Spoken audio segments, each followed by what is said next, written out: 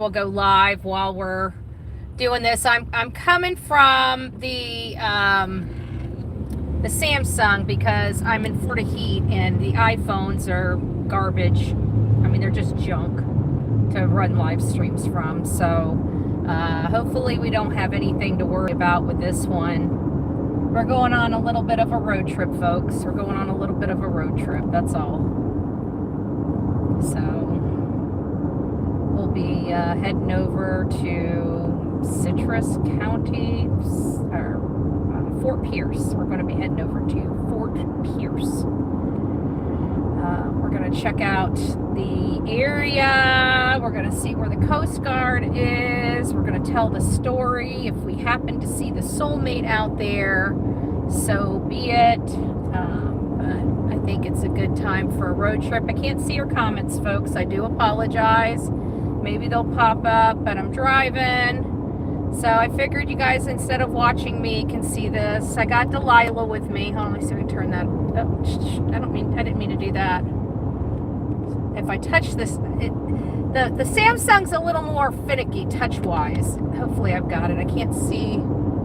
There we go. I think I got it. So if I flip you guys around, I'll have to adjust you guys again so you can see my face. Delilah's just over here. I don't know if she's cold or if she's just doesn't like, she's not really a traveling. She doesn't, I mean, she'll travel. She's got a little bit of anxiety when she travels, but she does okay. I just need to travel more with her. She was ready to jump in the car. So good morning, everyone. Everybody that's tuning in. We are in the process. Let me fit you guys around while I think I'm about to come up to a little thing here. Hi guys. I hope you're doing well. This thing's a little lower than I'd like it to be, but it is what it is. It's one of my adapters.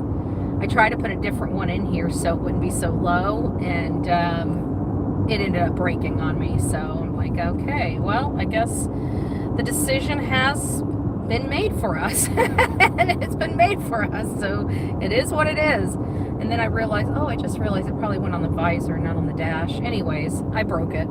So, but if it was a visor type of clip, it would never have worked. But I've got the Apple on the magnet, and you'll probably be able to hear it come through the... Is this up? Can you guys hear me? Just give me a thumbs up if you guys can hear me okay. Because I don't think this should be attached to the Bluetooth. It might be attached to the Bluetooth. I don't know. Let's see. I'm coming up to a...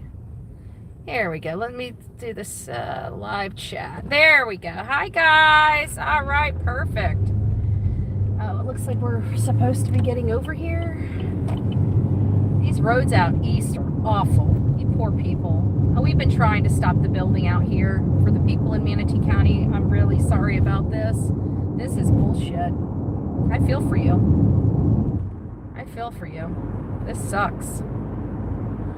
But they're at least putting new roads in, so we'll see how. Looks like they're not too far from finishing. So hopefully we'll get this area out here running well. So I'm past 75, so I guess this is on the other coast, I would presume, because I'm going out east, and so it seems like it's taking me over to the east coast.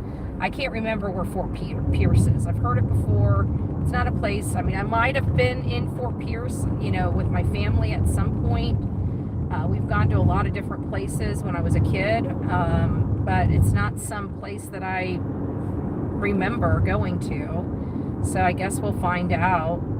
But it looks like the Coast Guard is like right on the water. There's some restaurants around there. So I figured, if nothing more, we can go get a lay of the land. We can tell the story of Lynette Hooker. We can, talk about the boat being seized. The boat was seized. So if you guys are new to this case, we are kind of traveling. So just FYI, we will have some dead zones here. We drop.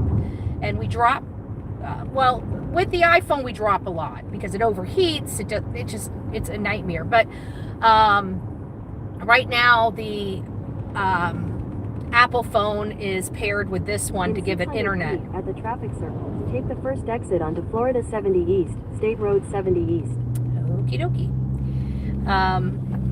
If this gets too annoying, I'll have to turn it off while we're driving, but we drop, and so Exit the traffic circle onto Florida 70 East. Yeah, we'll go ahead. Continue on State Road. All right. So it looks like we got a bunch of traffic circles. I hate, if you know anything about me, I hate traffic circles. I hate roundabouts. I think that some stupid engineering firm or teacher told people that it's a smart idea to put roundabouts for traffic control. First of all, it does not control the traffic. It's annoying as shit. And they went overboard with the freaking roundabouts. They put them it's annoying. They've ruined Honore in Sarasota with these roundabouts, completely ruined it. And I've been trying to fight them, and of course we've got idiots that run our county and run FDOT, so they vomit roundabouts. So I've got to go around all these freaking roundabouts to go out east. You know what I can tell you is I've seen a lot of fruit falling out. I've seen a lot of fruit on our roadway, because out east is where our farmlands are. And so they're just dicks. I don't like our government here. I think our government's crap.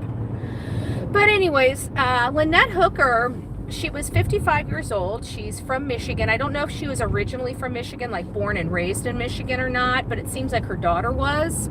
At the end of the day, her and her husband have been married forever, and part of their retirement or bucket list item was to sell everything and, sell around the world on a boat, and I've got to tell you, there's a lot of people that truly do have a bucket list item similar to that. And the only reason why I'm familiar with this lifestyle is because my aunt and uncle, they did the same thing. There is a complete and utter expat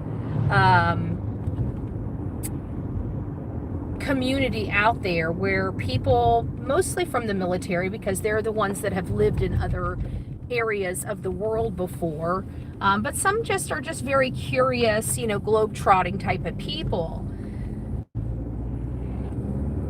But mostly, military knows how much cheaper it is everywhere else, because they've traveled with the military a lot of different places. And so, long story short, my aunt and uncle did pretty much the same thing. They sold their house. They put all of their, keepsakes and must-have items into storage, and they bought themselves a sailboat. They did this exact thing that the Hookers did. They didn't. I mean, my aunt, she's a photographer. She films and she memorializes everything. That's just the way she is. But they didn't really go live, and really, content creation wasn't like it is today when they were there. And of course, after I always want to say they stayed on the water for, I don't know, 3 or 4 years. I feel like they weren't out there for like a decade or anything like that. And at some point, my aunt was like, I've got to have a house. I've got to have a yard. It was fun at first. They were living out their dream, but as the boat, things break on the boat, it stresses people out, especially people that set a budget for their lifestyle, having a $15,000 part that needs to be done. And of course, my aunt and uncle probably aren't mechanically inclined. If I recall correctly, I don't think my uncle is. I think my uncle, he has everybody repair stuff. So long story short, marine mechanic work is very expensive. So if you don't have the knowledge yourself to fix your own parts and boat, it can be very costly. It can be very costly. I can't remember if they did some stuff themselves or they had to have it all done by a marine mechanic or not. But anyways, going back to this, we may drop folks throughout this journey to this other coast. I'm going to try to keep you guys on. If we go down too long, I'm just going to end the live. That's typically how we do. And then I set the live up again when I get there. So we are going to be poking around. So once I get there, I got you guys on a tripod. And then I've got my cameras. I was going to be out there earlier, but in all fairness, I had literally zero charged up. Everything needed to be charged up. My camera, oh shoot, I forgot the battery to my Lynette, my Panasonic. I left the batteries on the charger, so I didn't even get a charge. But I got my Canon. My Canon's the most important, because my Canon is, if I want to stills, my Canon's the best for stills first and foremost. But the Canon has the longer lens on it. I can't afford the type of lens I have on my Canon for my new camera, the Panasonic that you guys bought me, right? The lens that I have on my Rebel camera would probably cost me, I don't know, $3,000 for my Panasonic. Yeah, it's that big of a difference in lens prices because of the L mount versus whatever kind, I think the D mount or what E mount that I've got on my Canon. I don't know why the lenses have to be so much more expensive for the Panasonic, but it is. I mean, the lens I've got right now is not a zoom lens. It's, I think, either 24 millimeter or 35 millimeter lens on it, and that's it. It auto focuses, but it doesn't zoom in or zoom out. All of my lenses on my Canon zoom in and zoom out, and my Canon my Canon camera actually takes really, really, really good pictures. Not the best video, but really good pictures. And the good stuff about the Panasonic is it takes really, really, really good video and photos. It's a really nice camera. But I've got my Apple and I got my Samsung. I'm already starting to price out the Samsung. I'm going to a 1 terabyte phone, Samsung phone. I'm getting away from Apple. I hate Apple, guys. I really do. And I know there's a lot of people in my chat that are just addicted to Apple. I can't do it. It's too damn expensive to run Apple. And I know you guys might have a lot more money or don't mind wasting your money. I have a problem. I can't do it anymore.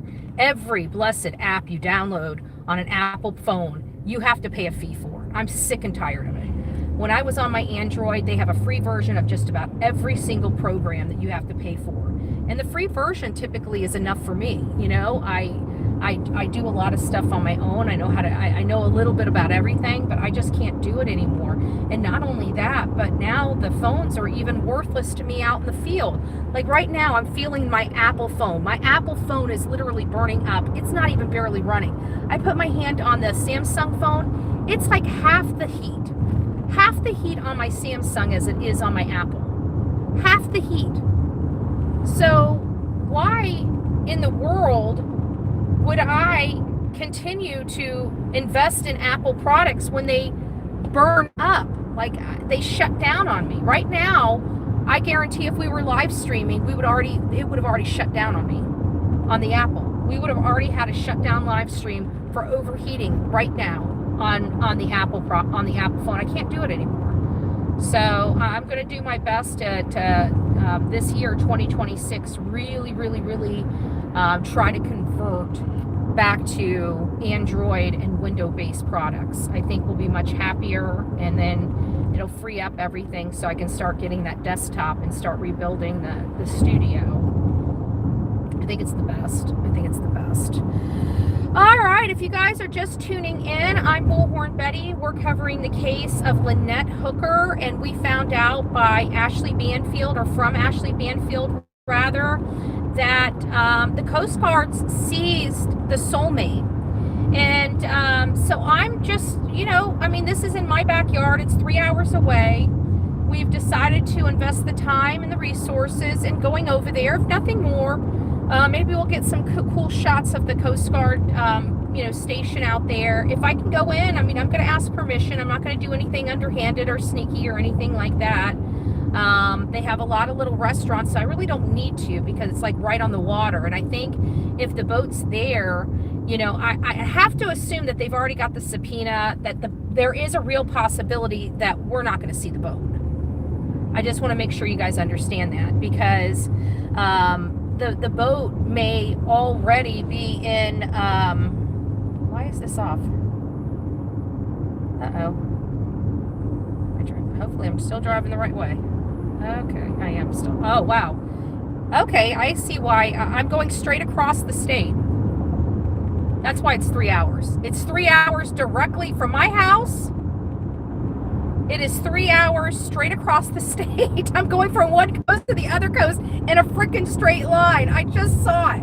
I wasn't paying attention to it the first time, but I just saw it.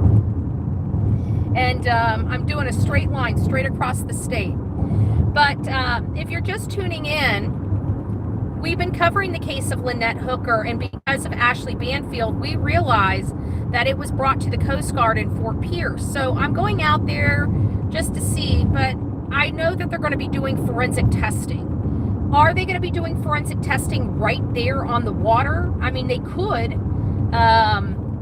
Or are they going to take it to a facility and therefore we're not going to be able to see it out there? I really don't know if we're going to even get a look at the Soulmate at the Coast Guard station, but we're going out there to try to get some footage, right?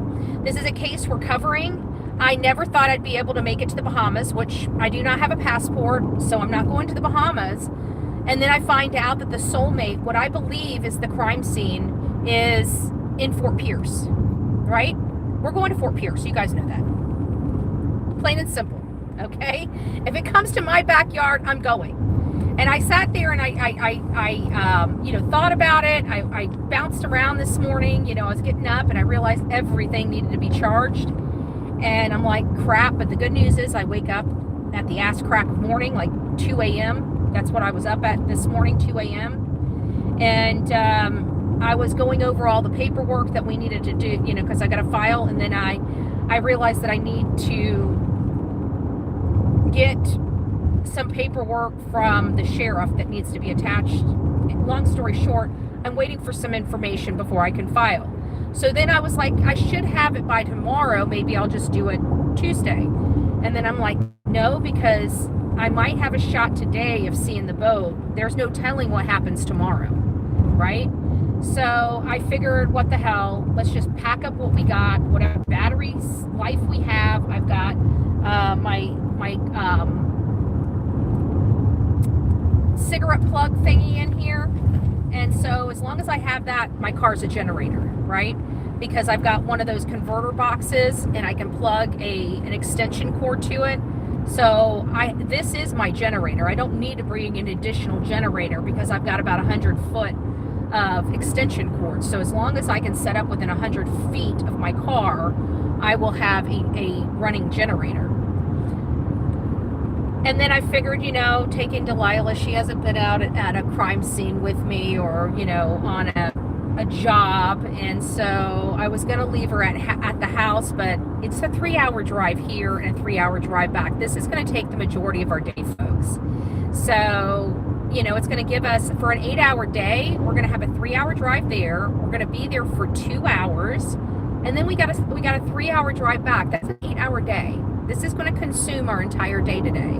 So if I can keep this live going, we're going to keep this live going as long as we can possibly keep this live going. So let me go ahead and flip you guys backwards because I think it's important that you guys get to see what I see for the ride. I'm sure you guys are curious what Florida looks like this time of year.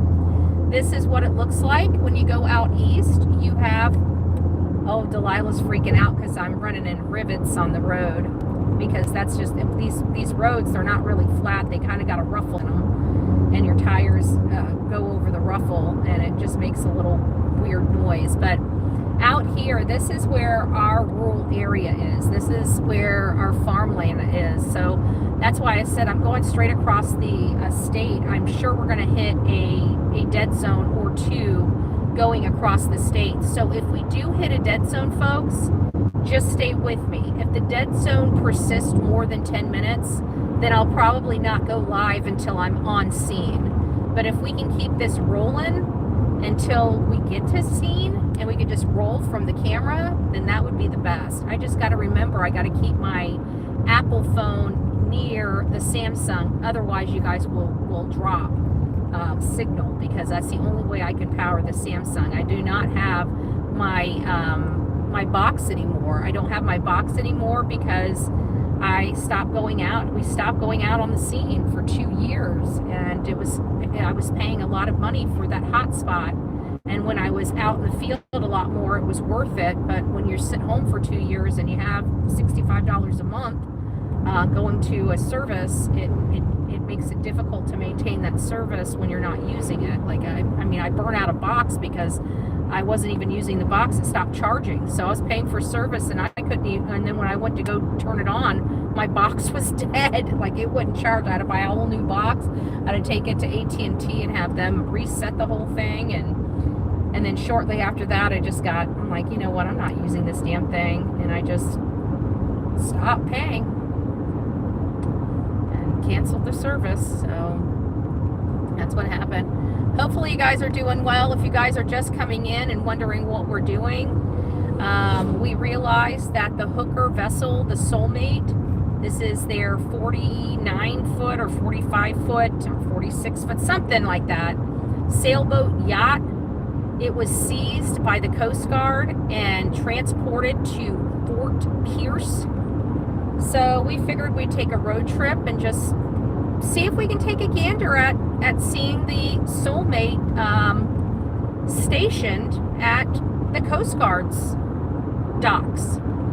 And I'm hoping that it is stationed there, but I figured, we haven't been out of the house in a while, and in all fairness, it is worth the drive just to see what we can snoop around and find.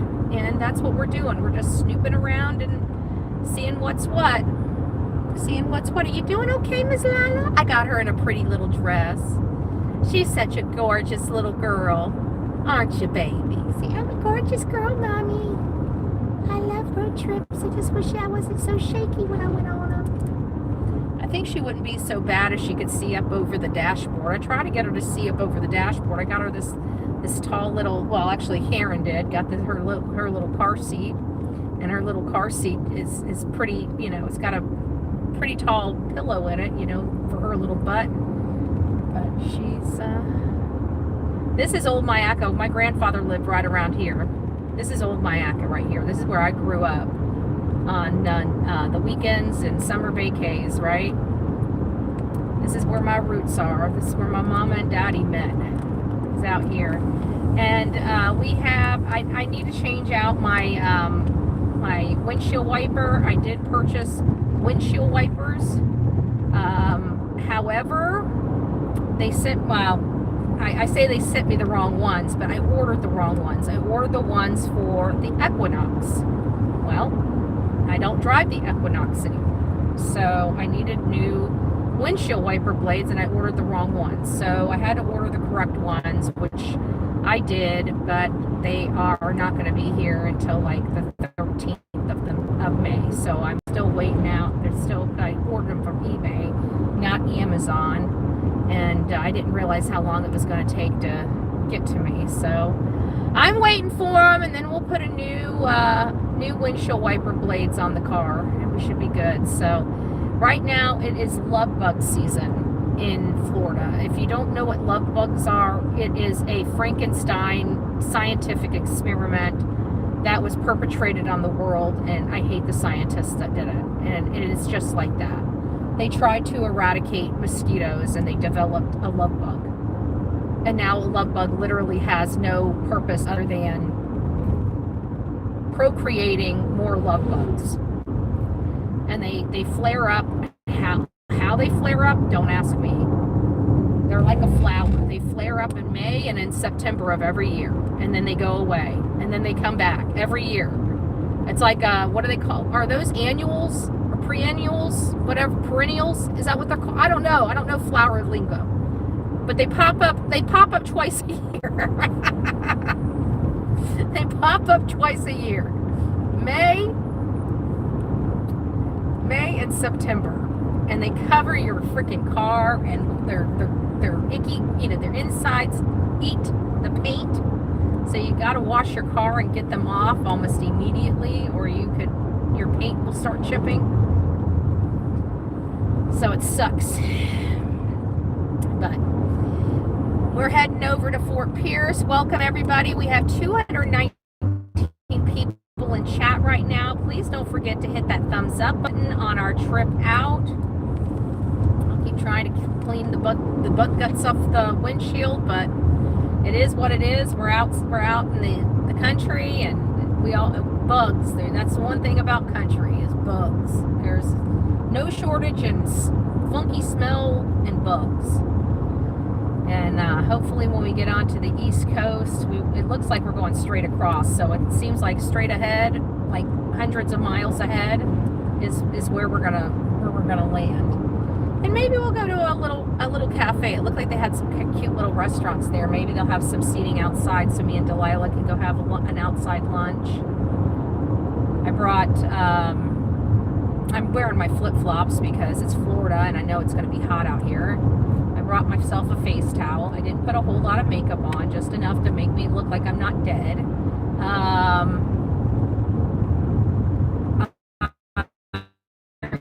Fairly cool clothes. And I've got a hat and a scrunchie just in case I need to pull the hair back and get the sun out of my eyes. So I think I've got just about everything covered. The only thing I forgot is the batteries for my Panasonic.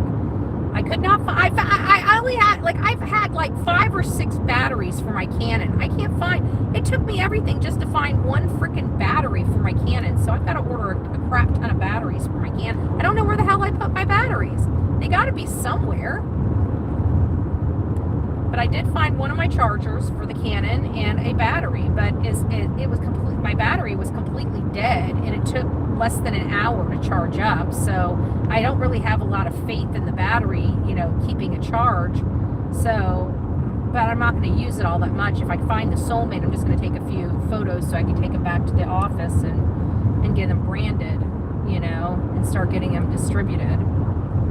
So that's really what I'd like to do. If anybody is in the Fort Pierce area that would like to meet me for a late lunch or something like that, email me at bullhornbetty@gmail.com, bullhornbetty@gmail.com, and maybe we'll grab a lunch. But it'll be someplace close, so to make sure you're not too far away, because I'm going to be out there on the dock, so I'll be eating at a restaurant somewhere out there. So if you guys, I can't read the chat, so that's why I said email me, because I can check the emails when I get there and see if anybody has emailed. But I'm always up to meeting people while I'm out getting some stuff done, because we can't be out here for forever. We're not here for any other purpose than just to see if we can locate Soulmate. And if we can locate Soulmate, then I'm just going to take a few pictures. We're going to set up and do a live, go through the case a little bit, all the things that are going on with Carly. I can't imagine Carly, this being a Mother's Day, and Carly doesn't have her mom to say Happy Mother's Day to. I can't imagine how somber and melancholy and just sad and agony that must have been for Carly, and likewise for Lynette's mom, Darlene. That's her daughter, and it was Mother's Day, and a mother doesn't have one of her children that she should have. We do have people in my chat that understands that pain. We do have people in our chat that understands the pain of homicide. We've had a lot of people over the years come through this chat and tell their stories, and it's rough. It's rough hearing it. Good gracious, I'm not going to have any windshield washer fluid left by the time I get back. We gonna have to wash the car. We're gonna have to wash the car. Good morning, guys. Come on in. If you guys are wondering, we're heading to Fort Pierce. We're heading to Fort Pierce to hopefully find or locate the Soulmate, maybe parked at the dock while they, do some testing. We can't obviously get close to it or anything like that, which is not our intent. Our intent is just to mark the journey, because it was just in the Bahamas. A beautiful lady, her name was Lynette Hooker. She was 55 years old, from Michigan, has a beautiful daughter that loves her. Well, she decided to go out there and live on the seas, the high seas. And there's a lot of dangers that come with living on the high seas. But the crazy part is they were in a very safe area at the time. And coming back from a local watering hole and heading back to their yacht, when, according to her husband, a lone wave just came out of nowhere and knocked her off the boat, but not him. Which again, we questioned. But somehow she was swept out to sea and never seen again. Once challenging or scrutinizing that story, there were a few things that didn't make sense. One, this was an area not known to have lone waves come through. The water was at a low tide, or lowering tide, I should say. The area there was shallow to boot, so it should have been very easy for her to swim to an area where she could have just stood up. Most of his journey across the channel, the Abaco Sea, so to speak, this bathtub, this 4-mile bathtub or swimming pool, whatever you want to call it, many of the areas that he crossed, he could have literally gotten out of his boat and walked to speed up the journey, you know? It was a very odd story to have. And then it's like, you know, people that have been on the water know that there are some wild things that just occur, you know, without really any knowledge of it before it occurs. But the thing is that you can always chart it. These things are still observed on satellites. These things are still observed on, you know, flow charts and maritime charts, you know, digital charts. And everything that he said, all of those basically said he's not being truthful because those events could not have happened in the conditions that were observed that evening at the time he said. And so we started looking into that, and that's when Ashley Banfield went out to the Bahamas. She was able to find some people out there. She was able to get some photos and really help tell the story of Lynette's last days and final hours. And then after she came back home, more information kept coming in from the people she made connections with. And somebody on Lovers Island, or this place called Lovers, had a house camera, surveillance camera, but it kind of poked out to the water. And so they were able to identify the Hooker's boat, the Soulmate. And there was a lot of weird things that happened. For example, at around 7:47, a bright flash of light came from their boat. What Ashley believes was a motion censored light, like a floodlight. We did observe some bright lights that could have been triggered on that boat. That was about 7:47. Then she learned from other people that it is possible, or no, excuse me, not that it is possible. She heard from multiple different sources, multiple people unaffiliated with one another, that identify seeing a flare go off at the Soulmate at 8 p.m.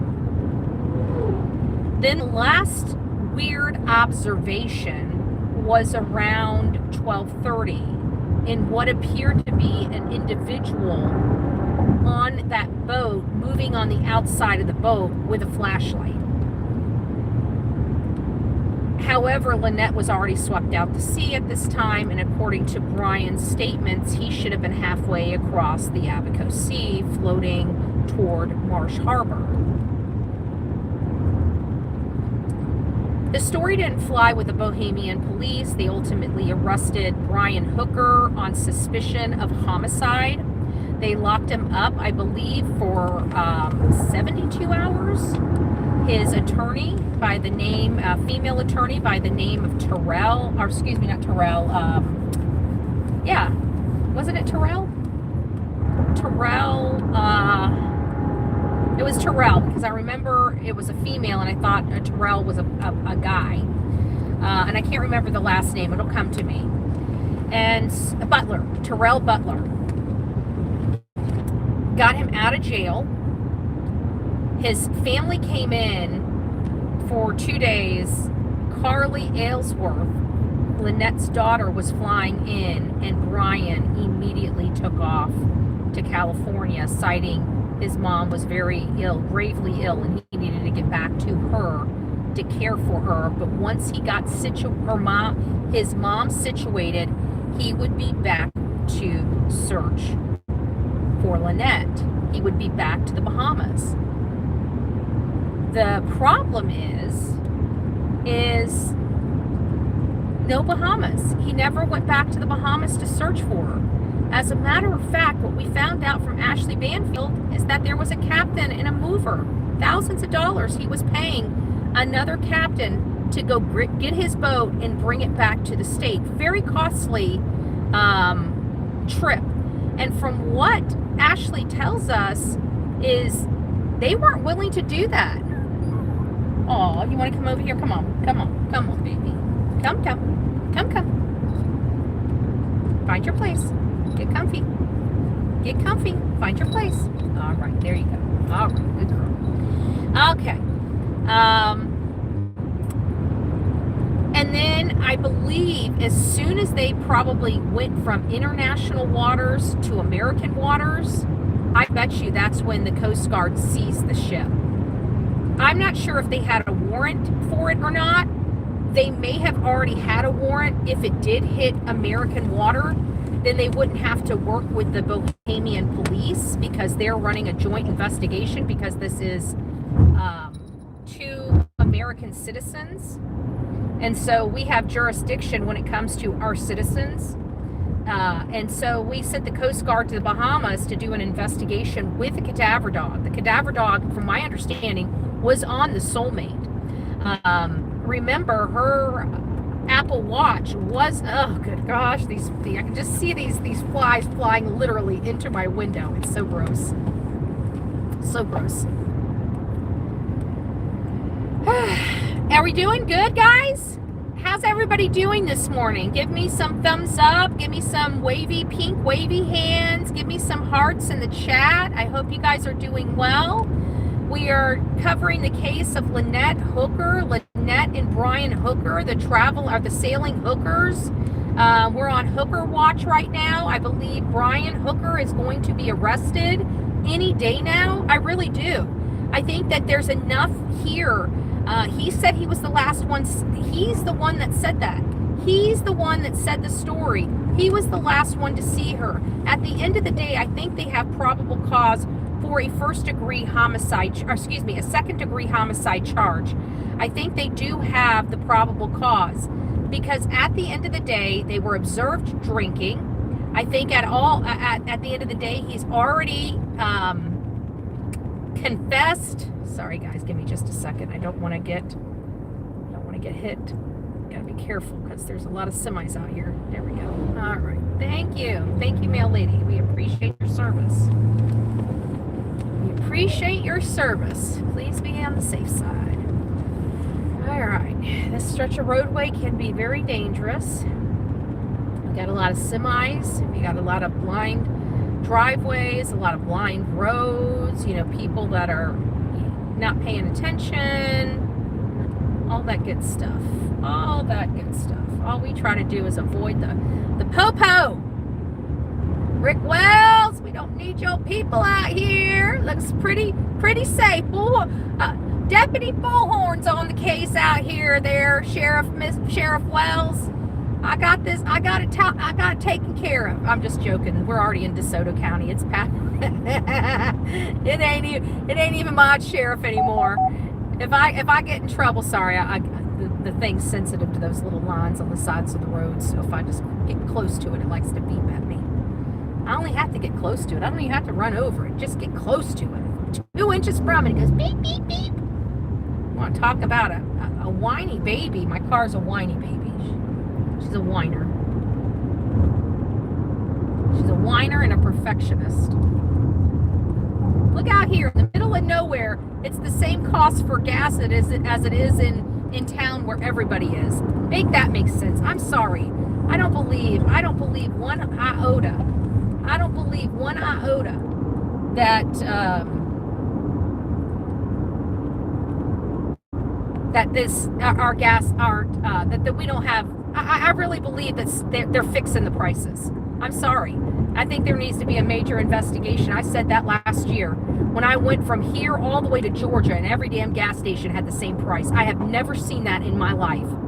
And everybody's like, oh, that doesn't mean that they're fixed. The hell it doesn't. You're telling me that not one of our gas facilities couldn't do it 1 cent cheaper. I call bullcrap. Every last gas station had the same exact price. It didn't matter where you were. I think they need to be doing, and there's so much fraud. I mean, you go to the gas station, or not the gas station, the grocery store. People are starting to weigh their food because they were caught cheating. Not cheating by a little, not just like a little half ounce or a little quarter ounce. No, pounds are missing. Pounds. Cereal. They're saying that there's XYZ cereal, weight. You weigh it, the cereal in the box don't even weigh what it has on the back. They've been robbing us blind food-wise, jacking up our food costs. We know that everybody and their mother is fraudulently taking from the American people because they're greedy SOBs. Do you really believe that the people that are doing our gas aren't doing the same damn thing? I don't believe it. I don't believe it. Just saying. I think they need to do something. This isn't even right. I mean, we're paying, and I can't even understand how we're paying so high at the pump either. Like, they should have still had some reserves over the crap that they had previously bought. They hadn't gone through all the stuff that they had previously bought. Why is our gas prices so high when it's already here in the United States? So they're doing something janky all the way around with our gases. And I don't know why, but I can figure out why. They're in the pockets, there's just some evil people out there that just want these evil people that will never have a chance of holding office to hold office. And the only way they can do it is by cheating somebody. I would never cheat. I think it's disgusting to cheat. Like, I want to succeed on my own merit. People should have pride in that. People have no pride in that crap anymore. They're fine being on food stamps and stuff like that. And if you need them, by God, get them. But some people do it not out of need, just out of greed. And those are the people. I'm just tired of it. That's all. I'm sure everybody else is too. We don't mind helping, but we don't want to be taken advantage of.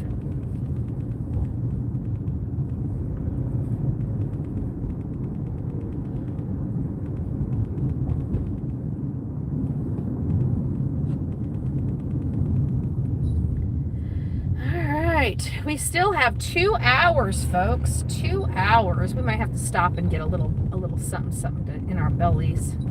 That's a long way for 2 hours. Good gracious. Don't run that stoplight. I got your I got your license plate on camera, sir. You don't want to do that. Well, hello guys. Who's all in the chat? The real me too. It's nice to see you. Sister Karen, Big Mac Mike, Sabrina, it's nice to see you. Good morning, ladies and gentlemen. Amber, good morning. Because we don't refine our own oil here in the United States, well, we need to start. That's stupid. We should be self-sufficient. If tomorrow the whole world disappeared or got hit by a bus, we need to be able to survive. And I don't think the way we're set up right now, we would get by. But, and I guess we would survive, but it'd be very uncomfortable. We'd go without a lot, right? I'm pretty sure most of our salads, we wouldn't be able to even eat basic health food like lettuce, tomato, and salad. I mean, there would be some, but we don't have enough farms to feed our nation if something went wrong. We don't have enough food to feed our nation if something went wrong today. So that's always scary. That's always scary.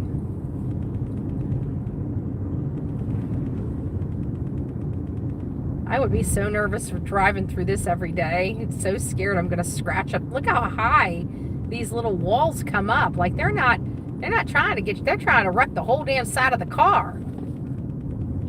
Look at that. That's like, damn. Damn, folks. Really? Gotta wreck the whole car? Just can't smack into it? Okay. Hope nobody's drinking and driving around here. Probably a lot of property damage. Karma's a bitch.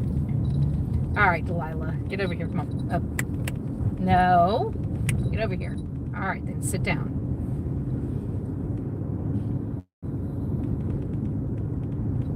She doesn't want to be by herself. She gonna have to because it's starting to get. She gets so nervous when there's so many little bumps and noises. Like even when she's eating her little treats, if they when she bites into it, it cracks, and it always shocks her. Like she eats these treats like 8 times a day. Not that many. I'm being facetious, or exaggerating. But at least 2 or 3 times of her eating those during the day, they pop, and she's still startled every time they pop.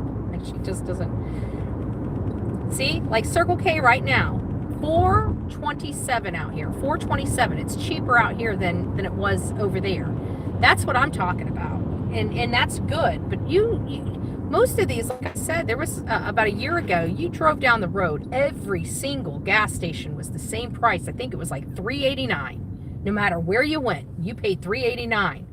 In town, out of town, on the interstate, the entire state of Florida. No matter what gas station I went to, every last one of them.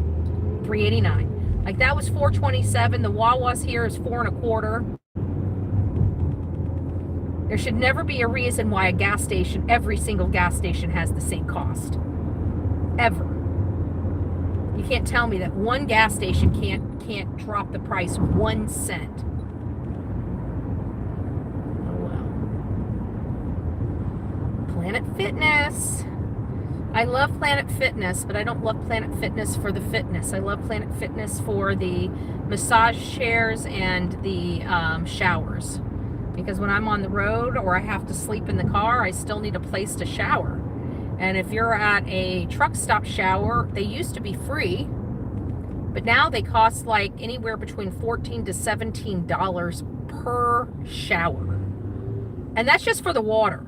That's not even for shampoo, conditioner. They don't even give you that in those showers. You pay $17 just to have a shower.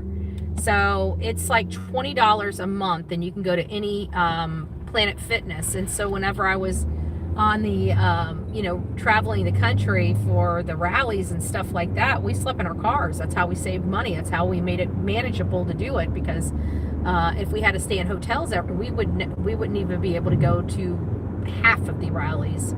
So we have to find ways to save cost, and that was sleeping, camping. We camped out. If we could camp out, we'd camp out. If we could sleep in the cars, we slept in the cars. But either way, that's how we managed to do everything.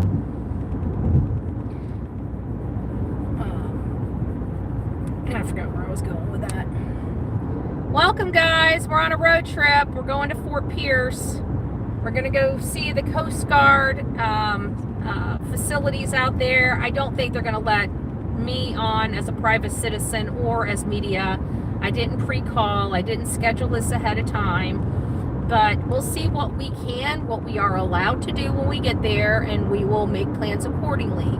Why are we going to Fort Pierce? Because we've been covering the case of Lynette Hooker, 55-year-old Michigan mom, was out on a day, Easter weekend with her husband, And he says that she fell off the dinghy and she's never been seen again. And we just don't believe his story. He's already been detained by Bohemian police on suspicion of murder. He was released without charges, so I have to make sure that we have the record straight. However, we believe it's the position of me, Bullhorn Betty, that she was murdered on the Soulmate. I believe they made it back to the Soulmate. Well, Brian was supposed to go back to the Bahamas to help aid in the search for his wife.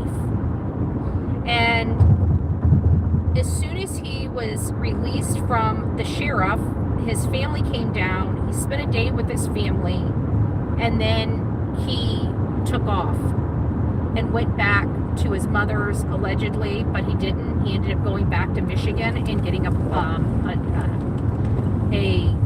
an attorney. So we have no idea. What we do know is that he went through most of his retirement, and Lynette has a sizable retirement. So it's making me wonder, has he accessed her sizable retirement for his money to pay for his attorney? I hope that that's not the case, but he might have access to her funds, and that's scary for me. It makes me wonder why she truly is dead, or why he truly had her around.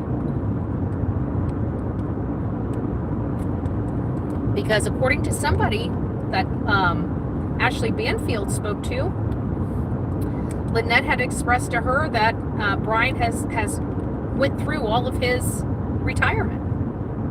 She was very concerned. And we're hearing that she had a very sizable retirement, almost $650,000. That's like a retirement that many of us would dream of having.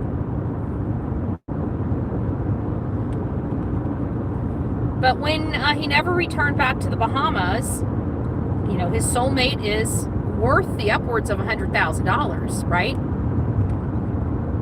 So he needs the boat. But he doesn't want to go back to the Bahamas. He's probably fearful that they're going to arrest him again. So he hires somebody. And according to Ashley Banfield, no captains would touch the boat. They turned him down. Everybody was turning him down. They didn't want any part of it. However, this one company, you know, it's business. And you guys got to remember that. You got to keep the lights on. You got to pay the bills. And sometimes you got to do the jobs you don't want to do. What's the difference between successful people and unsuccessful people? Successful people are willing to do what unsuccessful people are unwilling to do. So somebody probably charged him an arm and a leg to make the trek across the international waters back to the United States. It looks like they were trying to get it back to Florida at minimum. And on their way back, all of a sudden, the Coast Guard takes possession of the Soulmate. And we're hearing by Ashley's team that the Soulmate is now stationed at the Fort Pierce United States Coast Guard facility. So we don't know if we're going to see the Soulmate. We don't know if it truly is at Fort Pierce. But at this point, we've covered this case. It's a 3-hour trip there. We have decided to go ahead and make the 3-hour trip to see if we can mark the journey the Soulmate has now made from the Bahamas to the States. And if we can, it's just a little more factual information that we'll have about the case. And that's it. It's not really for any other purpose than just marking that, yes, it made it to the Fort Pierce Coast Guard. And yes, they are now fully in possession of it. We know they are. But we're just wanting to confirm. Because again, we saw the Coast Guard take possession of the boat. We have video from Ashley Banfield, Drop Dead Serious, showing the boat being led in by a Coast Guard ship, or vessel, I should say, I think would be more appropriate. And that was it. We saw it moving. And then, of course, the feed stop, because the people that were taking photos of this weren't following the vessel. They were just taking photos of it for Miss Banfield and sending it to her so she had record of it. Now, I haven't seen the boat stationed at Fort Pierce. Maybe, you know, somebody over there in the local news might be heading over there to document it. I don't know. Somebody, if you guys can see it, can send me some information. Let me look at my email real quick here. Let's see if we can see something.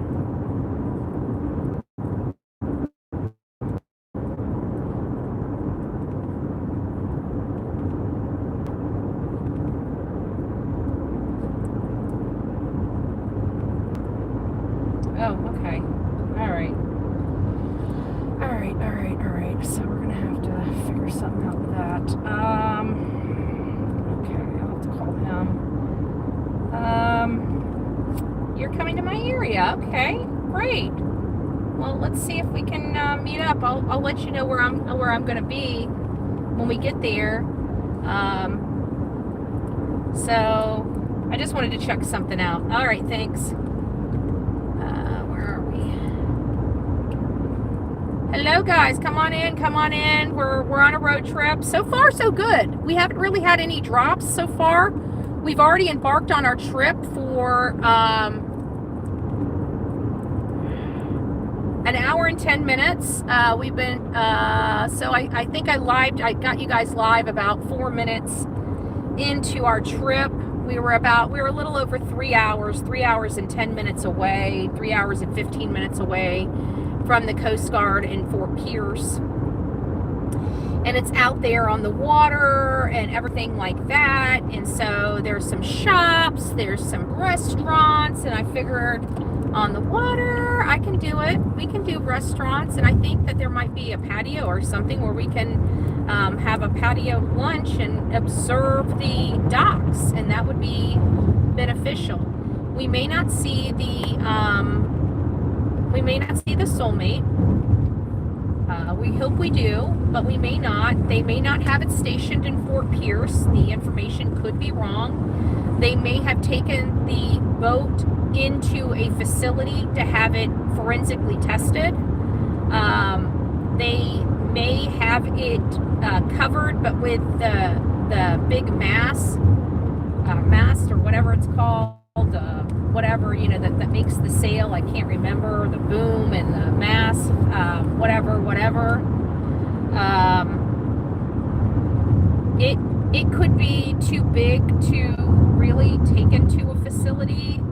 So we really don't know what we're looking for until we get there.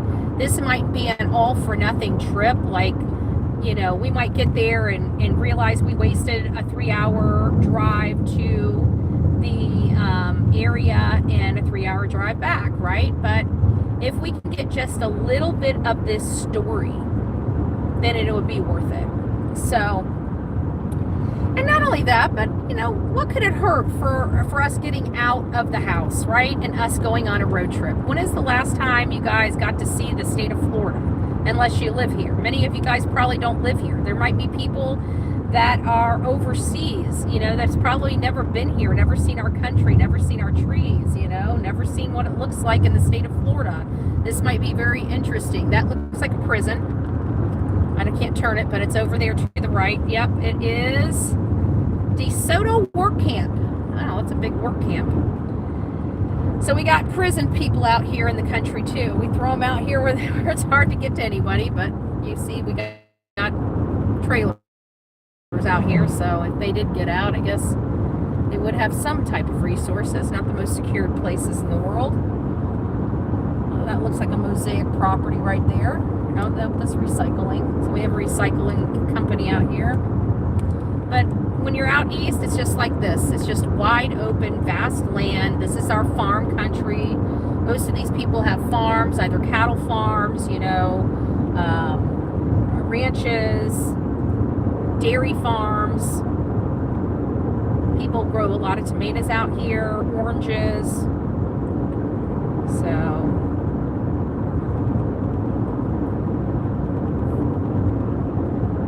used to be dead. We used to have no service out here. I can't believe they have Wi-Fi out here. This is just amazing for me. I cannot believe we have managed to stay live this whole entire time. We've been live this whole time, guys, without any interruptions. And like I said, if we were on our Apple phone, we would have already went down several times overheat. This is the difference between a Samsung and an Apple phone. I can show you every single thing you guys need to know about a Samsung and why you would never want to go back to an Apple phone again. I am done with the Apple products. They're overpriced. They charge you an arm and a leg. You have to buy every blessed thing. I'm sorry, but I can get a full terabyte for half the cost. Half the cost. A full terabyte phone for half the cost of an Apple phone. And I won't have any overheating attributed like I do with an Apple product. I feel that, yeah, like you guys are normal. I'm over here on my Apple phone is burning up, and you guys are live streaming, and you guys are not even half the heat of my Apple phone. Not even half the heat. So I've made my decision. This trip has sold me on we need to go back to Samsung. Just look at this. I don't know if it's pixely. It might be pixely a little bit. I don't know if it's pixely for you guys or not. I don't know if you guys are getting a good stream, but you guys aren't dropping. And even if you're not getting a good stream, you're probably hearing my voice. So, I mean, to me, that's awesome. That's awesome. Nope, it's fine, Betty. Wow. I'm going back to a Samsung, period. There's just no ifs, ands, or buts about it. I'm going back to a Samsung. I never had the phones overheat. I've had my Samsung overheat, but it was really overheating. Like it was, it was baking out in the sun. That's why I got those umbrellas to go up on my tripods to cover my equipment. And as soon as I got those umbrellas, I never overheated again. And then I'm like, why am I overheating all of a sudden? And the reason why is I forgot. I'm on Apple products now. And Apple products are notorious for overheating. And I heard that the 17 doesn't overheat as bad now, that they've got some type of cooling technology, but I'm not willing to risk buying another Apple product that I'm not going to be happy with again. So we know that the Samsung works. We know that we have low, shutdown of heat. We were obviously coming in clear. We would have already been having problems on the Apple phone. So it sells me on, we need to convert. We just got to get back.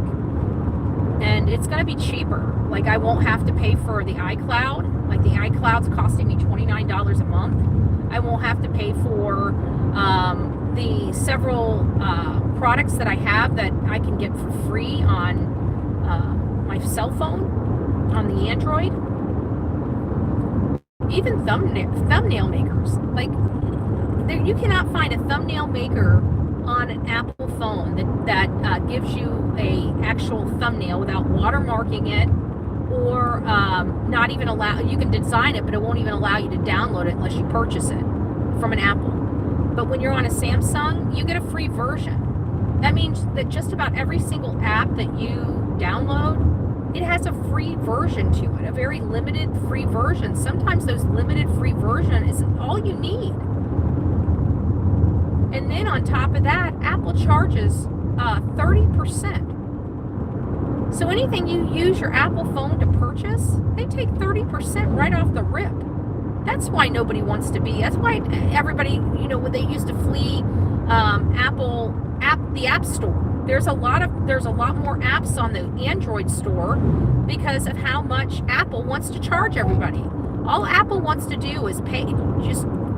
They want to make sure that you're stuck on Apple, that you can't use nothing unless you're buying Apple products, that everything is synced only on the Apple products. You can't get it from anywhere else, so you're locked into it. They make it absolutely miserable to go back to something else.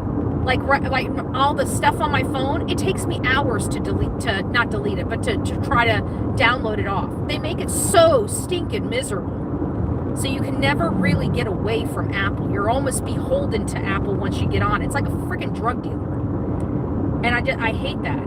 And so I've been complaining about it after I bought it, but I spent so much money. I mean, to convert over to Apple product, it cost the channel over $5,000, and we didn't even have the $5,000 to convert. But we managed to make it work, and we little by slow started converting over to Apple products, and then everything went through the roof. And I started spending so much more time editing, because on Samsung products, I can record forward and I can record backwards all in one stream without having to end the videoing on one way, like where you guys are looking out. Like I can do this, like this, while I'm live, right, like that. In the middle of me recording a video, I can record it going that way, and I can turn it around back this way. I guess that is the smallest. That looked really big. I don't know. But either way, we'll get back to it.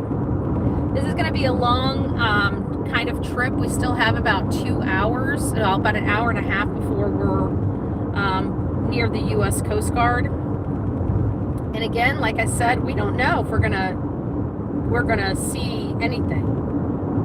We might not. But I figured it was worth the trip.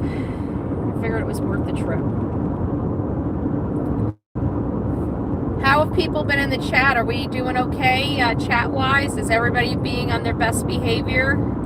You're not making my mods work extra hard?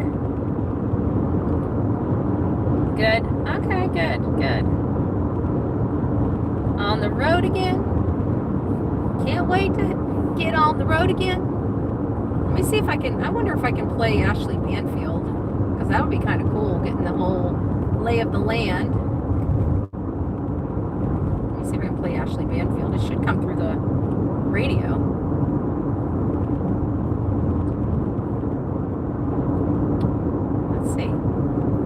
Let's see what we get on the tube.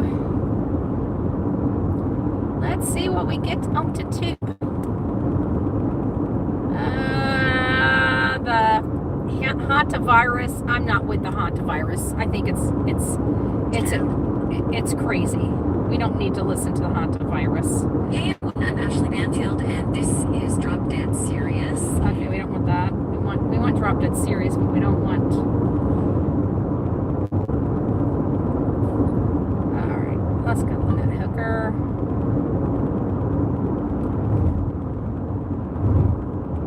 Sorry, the Apple's moving a little slow, and the reason why is because it's hot. It's overheated.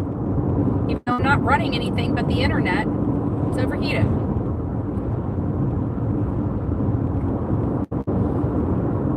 Once it sets up, I don't know if it's going to affect our streaming to try to run, because I've got the hotspot running through the cell phone. Hey everyone, I'm Ashley Banfield. Can you guys hear that? Serious, and it is Mother's Day. I would expect to be working today. Can you guys hear that? Mother's Day, but I am actually very happy to be working today on Mother's Day, and I would like to dedicate this episode to Darlene Hamlet and Carly Aylesworth on Mother's Day. If you guys can hear Ashley Banfield, okay, good. Okay, then we'll listen. Let's listen. Okay, because we've got big news for you and big news for them. Darlene will not be getting a call from her daughter, Lynette Hooker, to wish her a happy Mother's Day, because Lynette is missing and presumed dead in the Bahamas. Presumed dead, guys. And Carly will not be able to call her mom, Lynette Hooker, and wish her a happy Mother's Day for the same reason. But I will wish them a happy Mother's Day. And this gift comes courtesy of the United States Coast Guard and the United States Coast Guard Investigative Services, who grabbed Brian Hooker's 46-foot sloop in international waters, hooked that thing up, and towed it into America this morning. It is now evidence in a criminal investigation.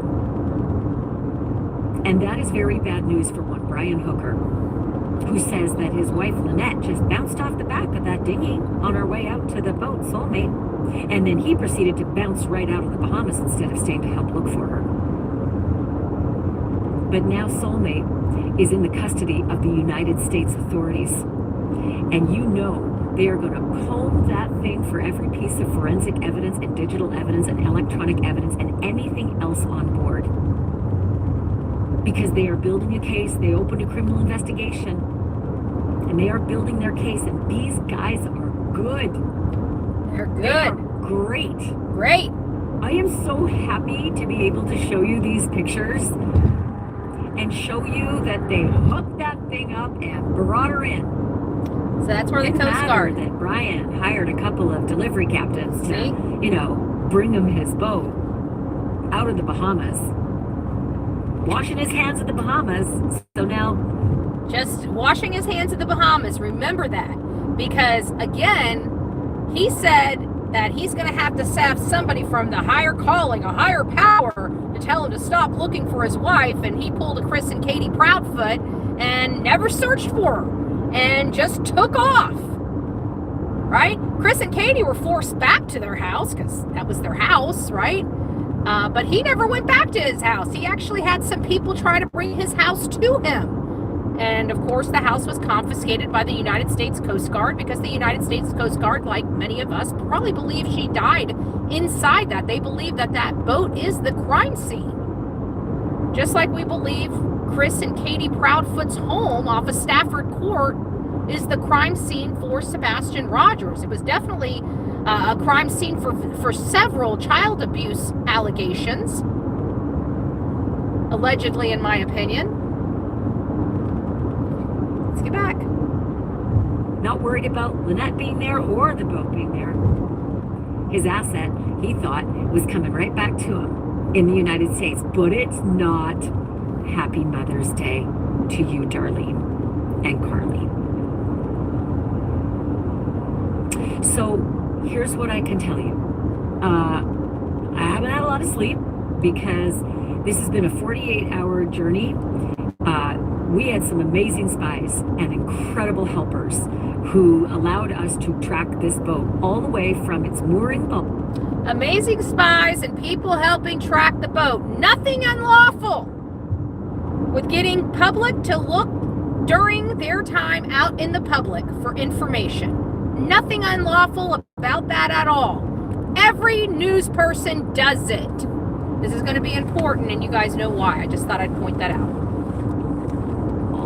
In Marsh Harbor to the Fort Pierce Coast Guard Station in Florida, where it is currently tied up. Fort Pierce, do you guys hear that? Let's listen. Let's go back a few seconds. I haven't had a lot of sleep because this has been a 48-hour journey. We had some amazing spies and incredible helpers who allowed us to track this boat all the way from its mooring ball in Marsh Harbor to the Fort Pierce Coast Guard Station in Florida, where it is currently tied up and will be absolutely reamed for every ounce of forensic evidence that it will offer. And I believe it's going to offer a lot. So here's what happened on May 6th. Soulmate moved off of the mooring ball that it had been on for weeks. May 6th. Since Bryant just, May 6th.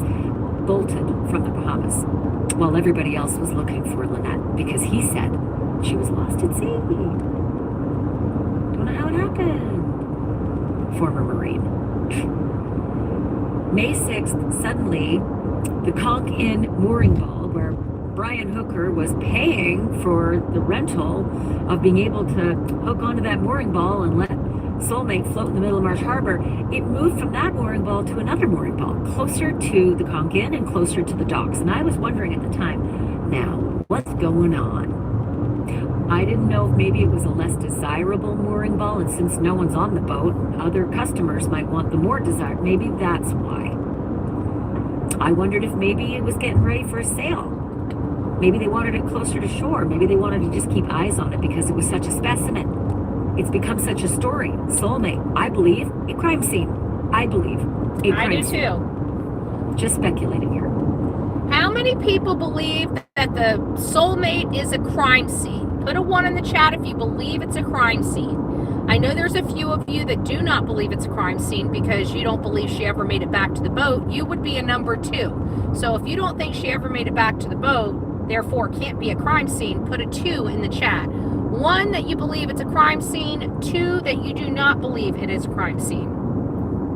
Oh, wow. We got some 1s. Majority 1s. We got a few 2s. Got a few 2s. And, you know, and I'm not going to beat anybody up one way or another because, in all fairness, we don't know what happened. In all fairness, we have a situation where we saw Brian head back to the dinghy after drinking at the bar, but we never saw Lynette again after her being on the, poolside at the Abaco Inn. That was the last time the public, the third party, saw her. We didn't see her cross the road. We didn't see her get in the dinghy. We didn't see the dinghy leave.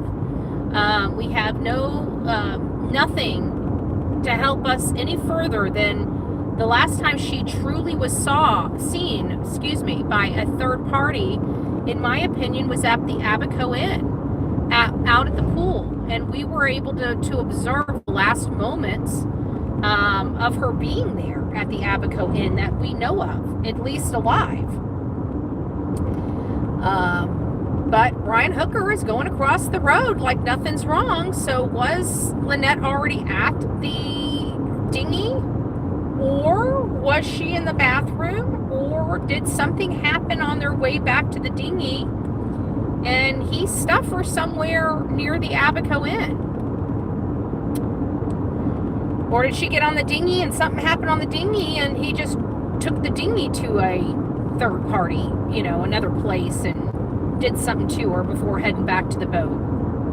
I don't know. If we believe they left at 7 and it took 15 minutes, well, then he had 30 minutes before he ever made it back to the boat. The reason why I say that is because we have evidence that somebody arrived at that boat at 7:47. The floodlights, the motion sensors, what we believe, let me put the caveat, what we believe is motion sensors on that boat came on. You can clearly see a huge bright light surrounding the boat, as if lights were triggered to come on. So we have to reconcile that, but that happened at 7:47 at night. Sorry, guys. That happened at 7:47 at night. So if that happened at 7:47 at night, then if they left when we saw him cross the road at 7:04 at night, and it only takes 15 minutes to get back to the Soulmate, they should have been back to the Soulmate by 7:19, right? Somewhere around there. But they didn't get back to the Soulmate, or at least the lights didn't turn on the Soulmate as if somebody had gotten back there, until 7:47. Again, another almost 30 minutes later. Almost. I think it was 29 minutes. 29 minutes later. So there's a 29-minute gap.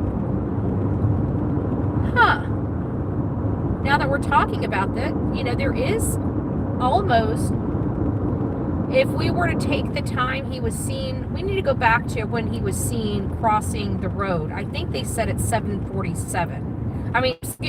7:04, not 47, 7:04. 7:04. 7:04. All right, let me get my glasses on. Let me get the glasses on. Hello, guys. Come on in. Come on in. Lay down. Bed. Bed, Delilah. Bed. Good girl. Good girl. Let me put this little thing there. Oh, little Yanni. Oh, the baby. Oh, dear goodness.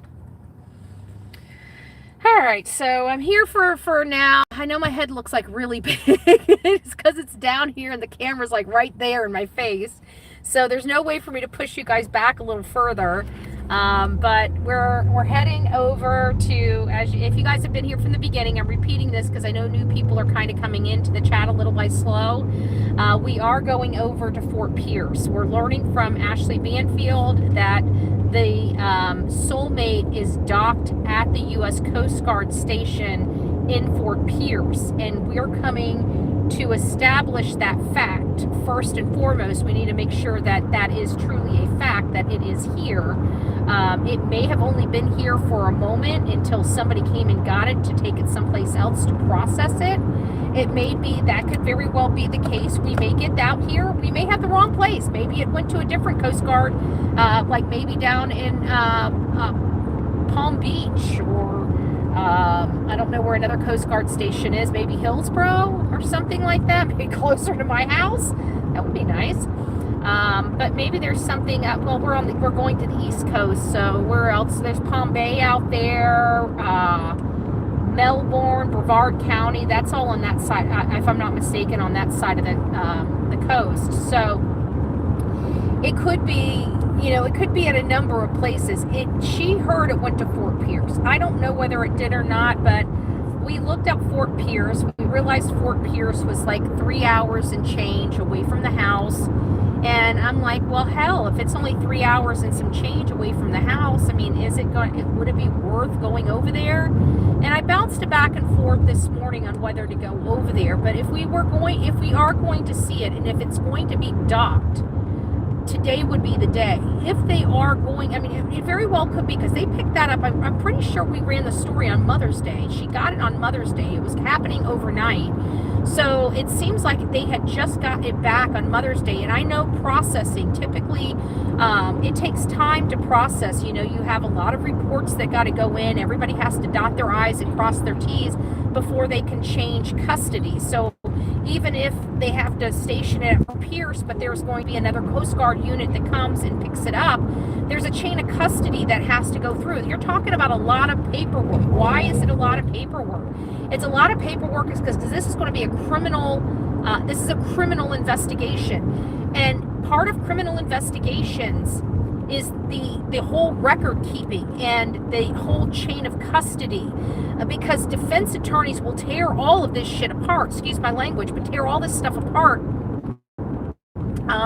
to save their clients. So all their ducks have to be in order, and I do believe that it's going to take some time. Oh, I know you want to be in mommy's, she wants to be in mommy's lap so bad. Oh, the baby. Oh, the baby.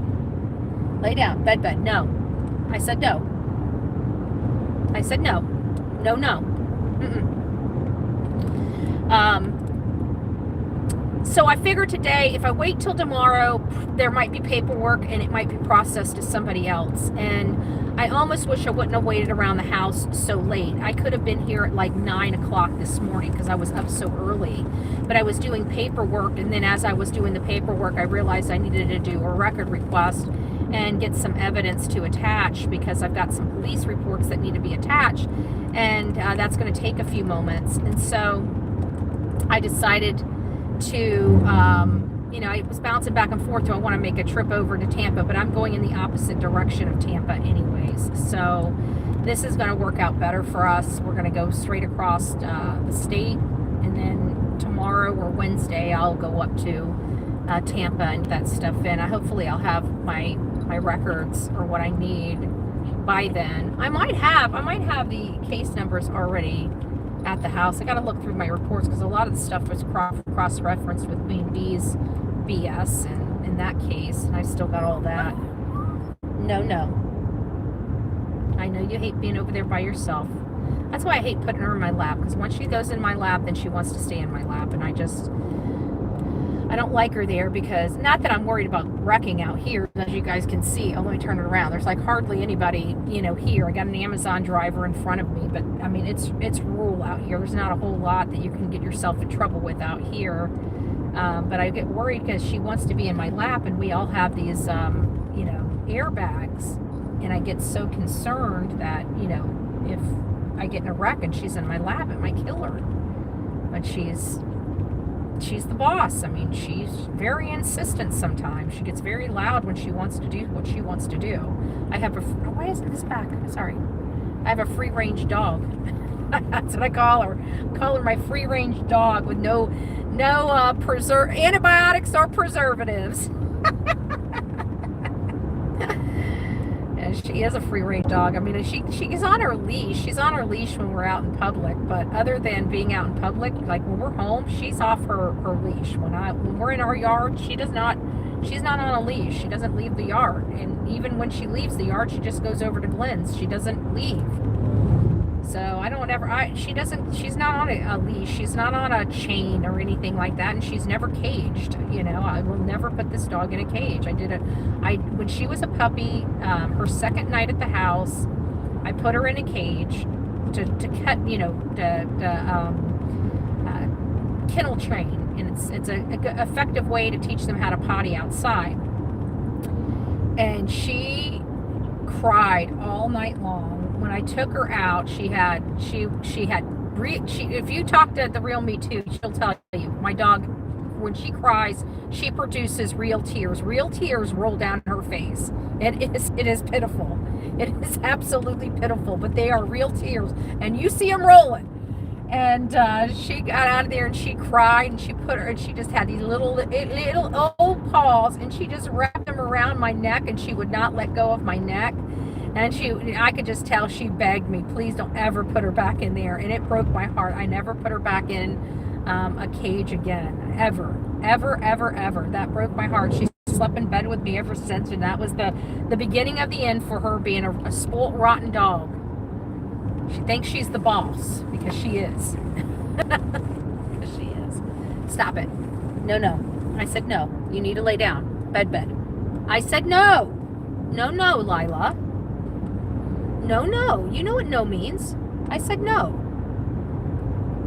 Spoiled this dog. Now I can't unspoil the dog. I'm putting my foot down. Why did this kick off? So my Bluetooth keeps, not my Bluetooth, my map keeps kicking off for some reason. Maybe, I think I exited out of it. I think that's what I did, because the map's running through the Apple. So we're about an hour and 18 minutes away as we speak right now. Our arrival time to the area is going to be right about noon, which I'm kind of excited. This is the first time we've had a road trip across the state where we didn't drop, like, significantly. So I'm like super stoked right now. I'm going back to a Samsung phone. Wow, just the difference. And I'm charging the phone too. That's another thing. When I charge the Apple phone and I'm running a live, it burns it up quicker. And I'm charging the Samsung. Wow. It's live, and it's barely even getting hot. I mean, it's warm, but it's not like, I mean, the Apple is on fire, which is crazy. Can you guys see the windshield? We had a clean windshield this morning. Oh, I would never be on a motorcycle out here. Oh no. Ugh. Oh my gosh. That almost makes me want to in my mouth. Some people on motorcycles should not be out east this time of the year. Absolutely not. That person has got to be eating bugs. Just straight eating bugs. There's no way you're driving down these roads on a motorcycle without eating a bug. No way. I would never do it. Why am I saying that? Because I used to ride on a motorcycle. And if I'm not coming down, there's so many freaking love bugs out here. My poor car. Poor baby needs a washing. Poor baby needs a washing.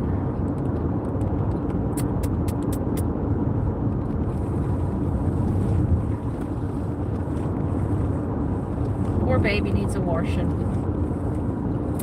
Hello, guys. Full face mask.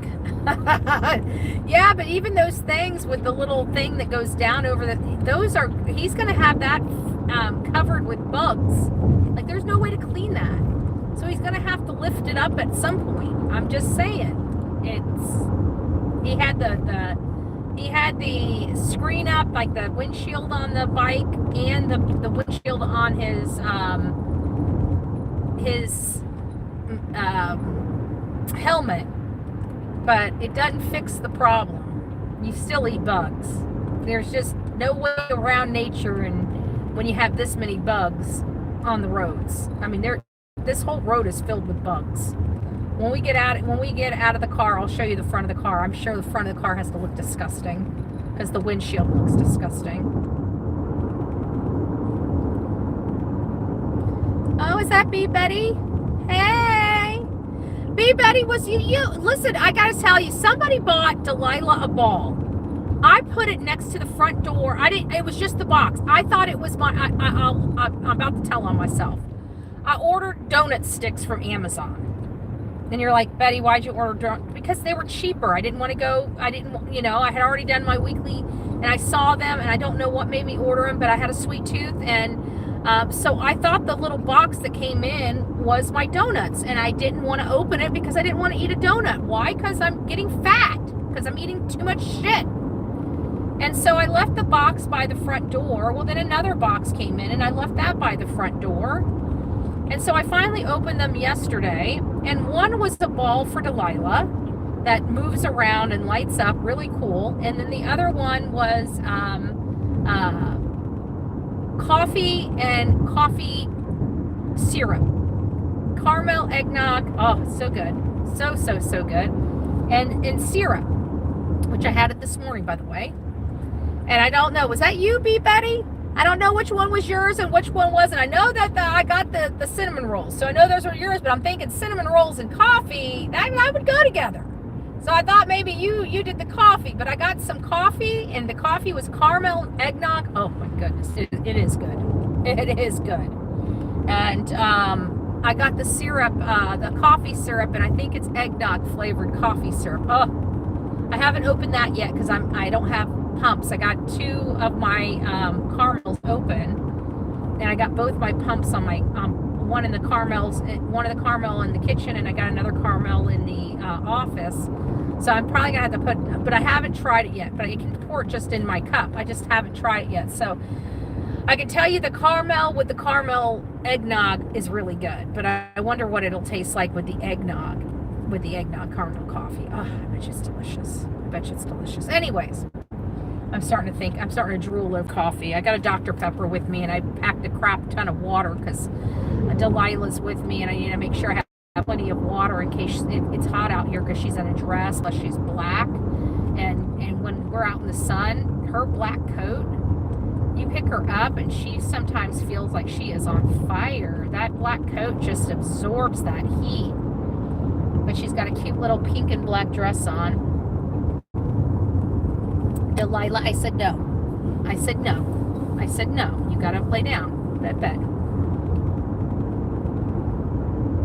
I put her in my lap too long, and now she just wants in my lap.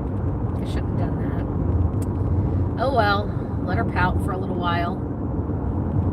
It was green eyes. Oh, okay. Thank you for telling. Well, I got him.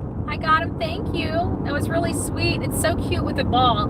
The first ball we had that came like that, it was too hard and it made too much noise on the wood floor, and it freaked her out. But this one has a soft shell on it, and it vibrates. So Delilah actually went to lunge for it. So she's playing with it, and then when it starts moving, like she'll grab it in her mouth, and then it'll start jumping around, and she'll start barking. It is the funniest thing. She is cute. She doesn't know what to do with it. She really doesn't. I'm like, get the ball. She'll go over there, and then it'll start moving forward, and she'll drop it and back up and start, ow. She's got the cutest little bark. Look at this, guys. OMG, this is like rural. There's nothing around here, folks. I'm surprised we ain't down yet. I'm surprised we're not down, guys. Well, I'm glad we're not. They definitely have done a lot with our infrastructure out east because we've got internet out here. We're running live. I do see some towers, and they're strategically placed throughout this drive, but it's just nice. It's just nice. House phones are dinosaurs. They're extinct. We don't even have house phones. And pretty soon TVs are gonna almost be extinct, because we're gonna have our phones and we're gonna have like little thing to magnify it on the wall versus, you know, having to buy hundreds of dollars worth of TVs, you know. And just to let you guys know, look at Amazon. They're the gift that keeps on giving. This Amazon driver has been with us for like 20 miles. So even Amazon hits it out here. Ooh, we got Brighton Bay Casino. Who's feeling lucky? Maybe. Well, we can't take you in the casino. We can't take you into the casino. I'd be arrested for doggy abuse. Contributing to the delinquency of a puppy. Can't do that. Can't do that. It says 53 minutes to Fort Pierce. We're almost there, guys. We're getting there. Except the Amazon driver doesn't know how to drive the speed limit. He likes to drive under the speed limit, like almost 15 miles an hour under the speed limit. Are we speeding up? Anytime soon. Speeding up. Speeding up. Do we have other people coming? We do not. Okay, I'm going to try to get around this Amazon driver.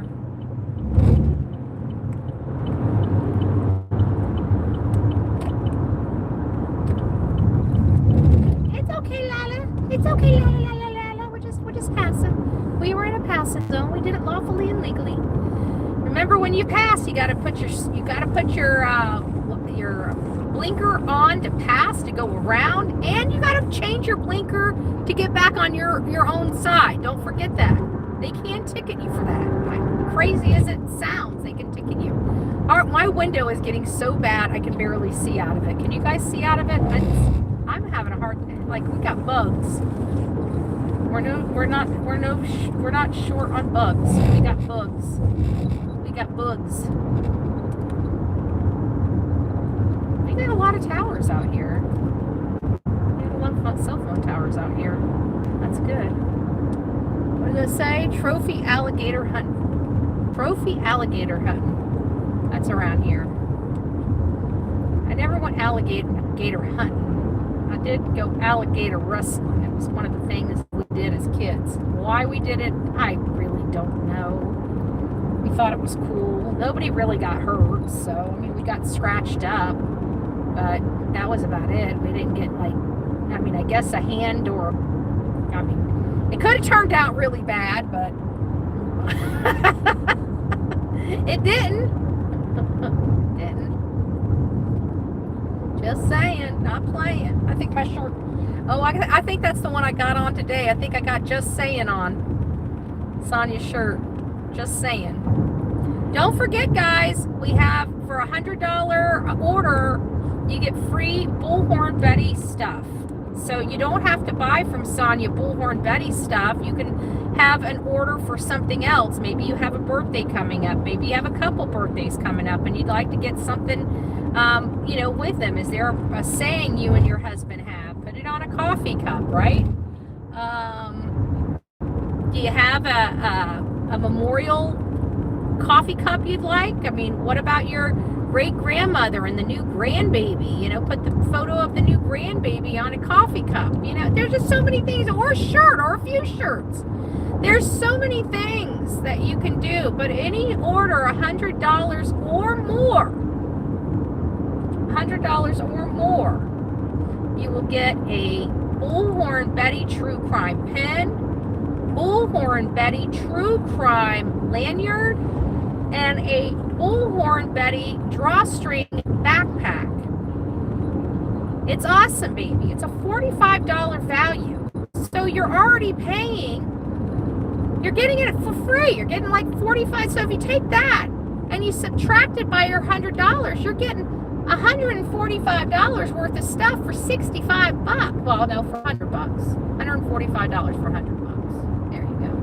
But it's about half the cost of what you're spending. So you're getting it back. That's all I'm trying to say. You're getting it back. All right, guys, we're almost here. What is this one called? This is called Coco. Cocoa sod farms. So this is where your grass in the state of Florida most likely comes from. We have a grass farm here. And I'm not talking about the funny kind either. I'm talking about the sod kind. Your Bermuda bluegrass, your bluegrass, your Bermuda, what is it? What is the other one? Crabgrass? I can't remember all the grasses. St.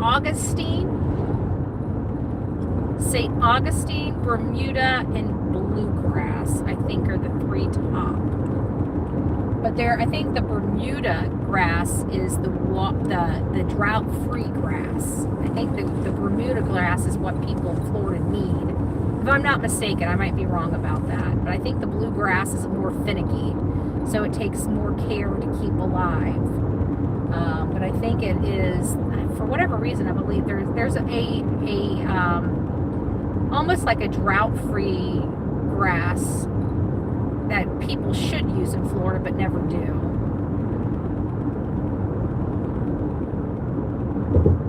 You're doing so good, Miss Delilah.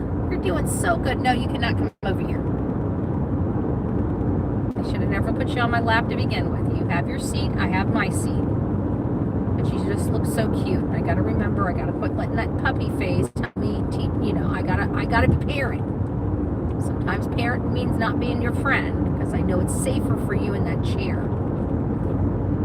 Stop it. Stop it. You're working yourself up for no reason. You're working yourself up for no reason, little girly girly. Little girly girly. She just wants to be on me. That's all she is. I bounce back and forth whether to leave her at home. The only reason I didn't leave her at home is because I would be gone for like 8 hours, and I thought that was a little too long to leave her all day by herself. I did go over and tell Glenn that I might take her with me, but to check on her. Oh, I forgot to tell Glenn that I took her with me. Either way, he'll figure it out when he gets there. But I thought it was a little too long to go without her, and I figured her being out wouldn't be too bad. But now she wanted to be in my lap, and now she looks like she's a freaking umpire waiting for me to call her over. She's like, ah! You guys just see her. She's just la la la la la la. Lay down, stop, lay down. I said no. You're looking like an umpire over there. Don't. Okay, thank you. Thank you, la la la la la. Oh, applehead. My mama got an education in the differences in applehead, a merle, a deer head, and of course you have your short hair, your long hair.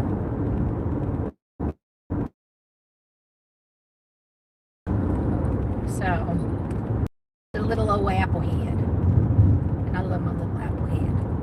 Laura's the deer head. You can tell hers because hers got the snout.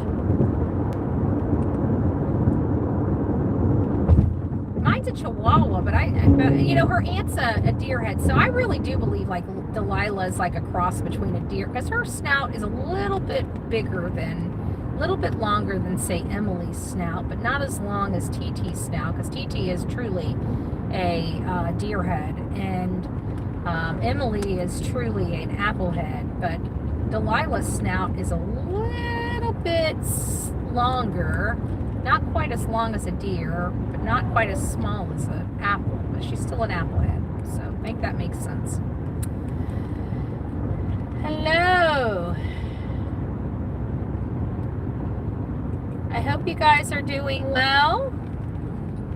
I don't know how many of you guys are, we got about 213 of you guys in chat. There's no reason for that thing to go off. I'm not even off the road. Every time I get near the white line, just like the way the trailer is up there, oh, he's crossing, about to hit it, but I get close to it and it starts barking at me. I don't even cross it and just get close to it. I get like an inch away from it and it starts barking at me like it thinks I'm going to run off the road. He's got such a crybaby. I got such a crybaby. So.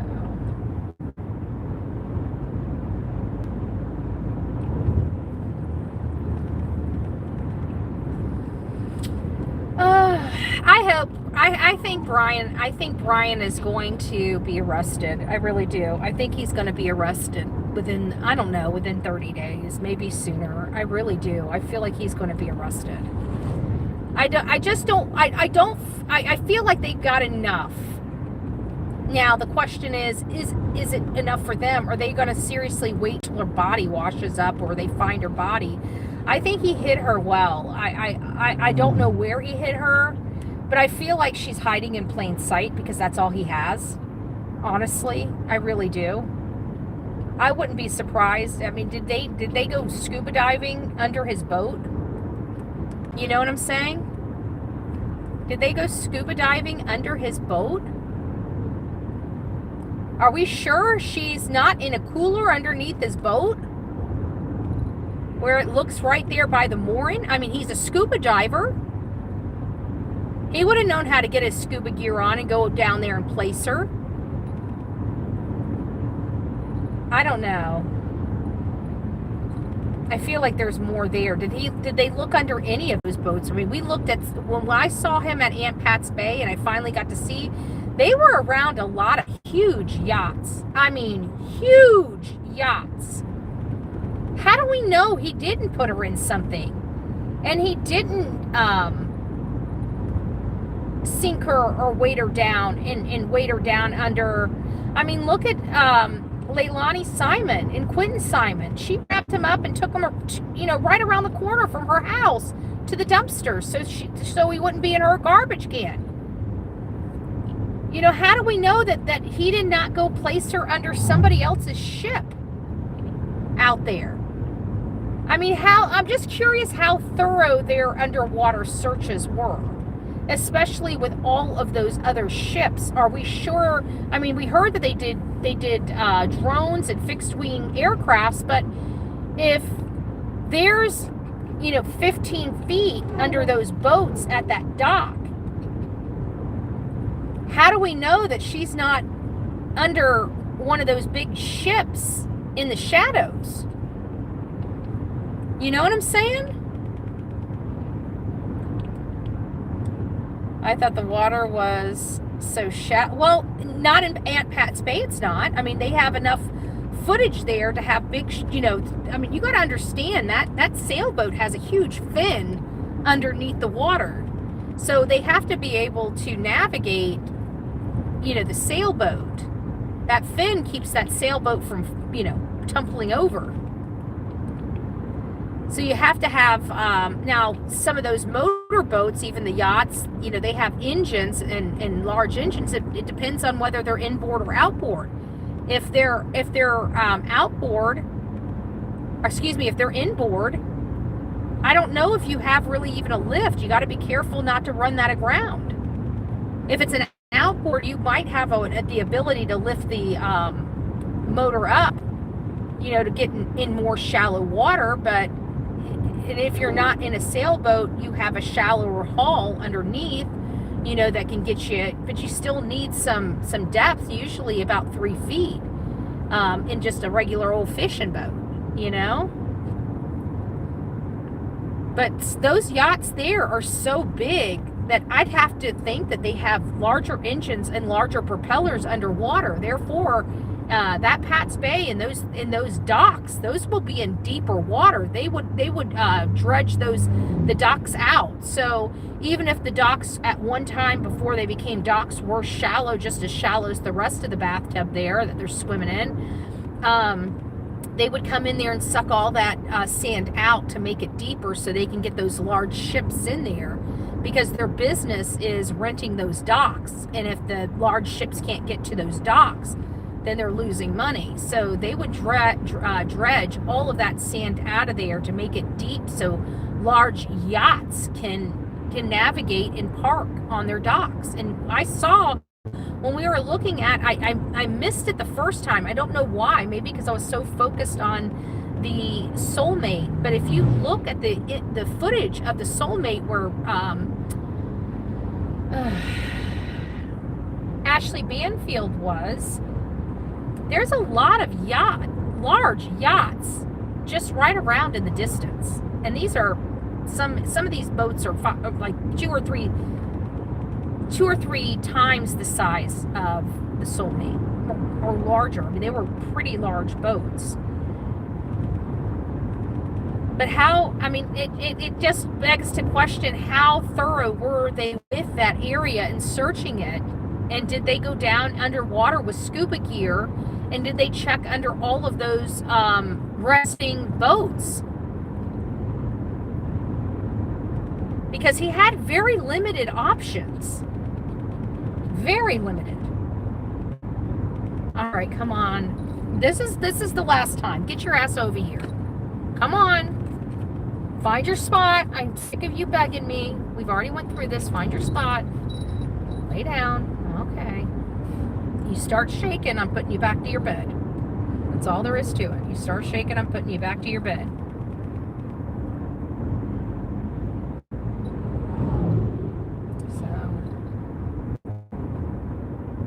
All right, guys, we are about less than an hour away from our destination. We have not dropped. So far, I think we've had pretty good service all the way out here. The phone has cooperated. We're not on the Apple, we're on the Samsung. So we didn't have any overheating attributed with that we have with the iPhone. So I figured if we could keep on this phone, I just got to keep the iPhone with it, because the iPhone is powering the Samsung. Not powering like power, but internet wise, because the Samsung's not hooked up. So we'll see what, oh good gracious, excuse me. Excuse me.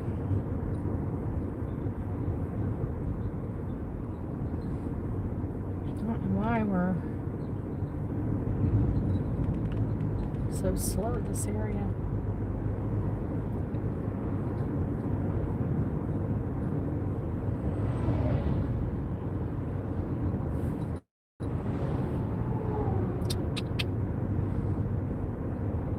This looks like a little cute, quaint community. Got a little storage store, a rental truck place, a liquor store. Got all the little necessities they have. A little gas station around here. They're robbing people blind, 20 extra cents per gallon. Just because they can.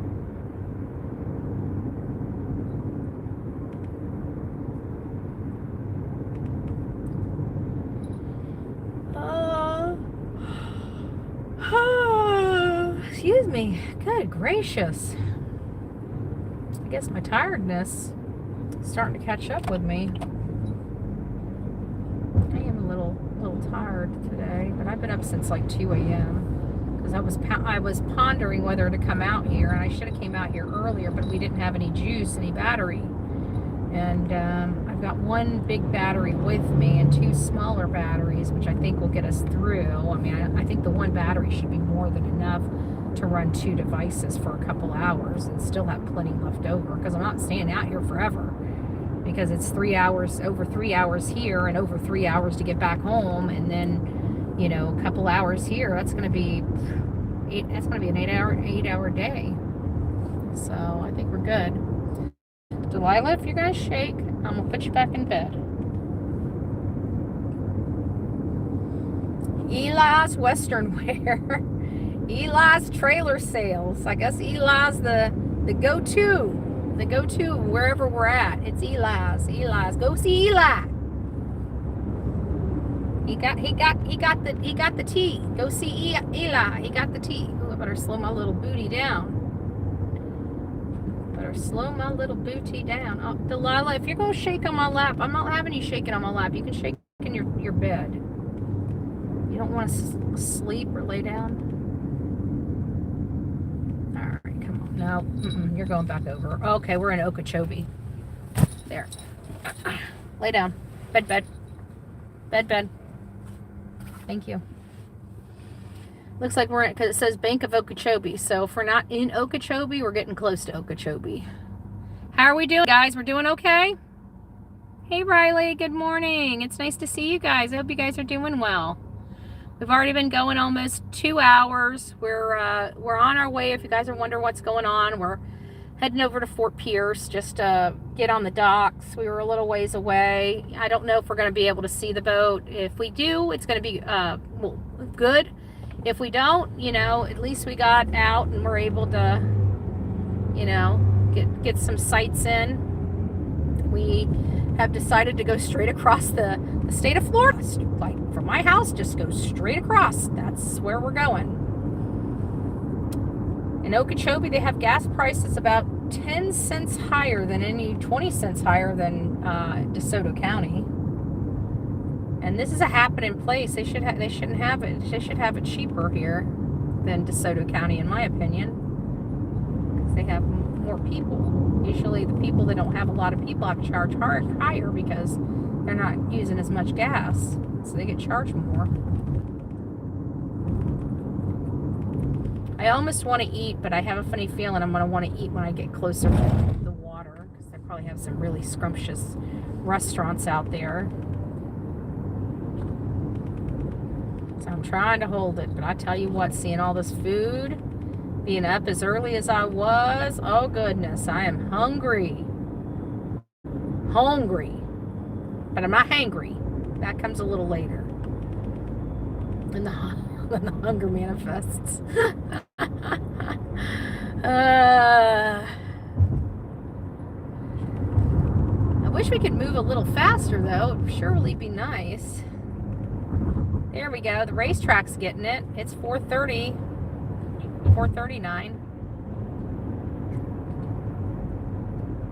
Usually the Wawa competes to racetrack. I'm surprised Wawa's was more expensive. I like Wawa's. If I can go to Wawa's over a racetrack, I will. But I will always go to the cheapest gas, whichever one it is.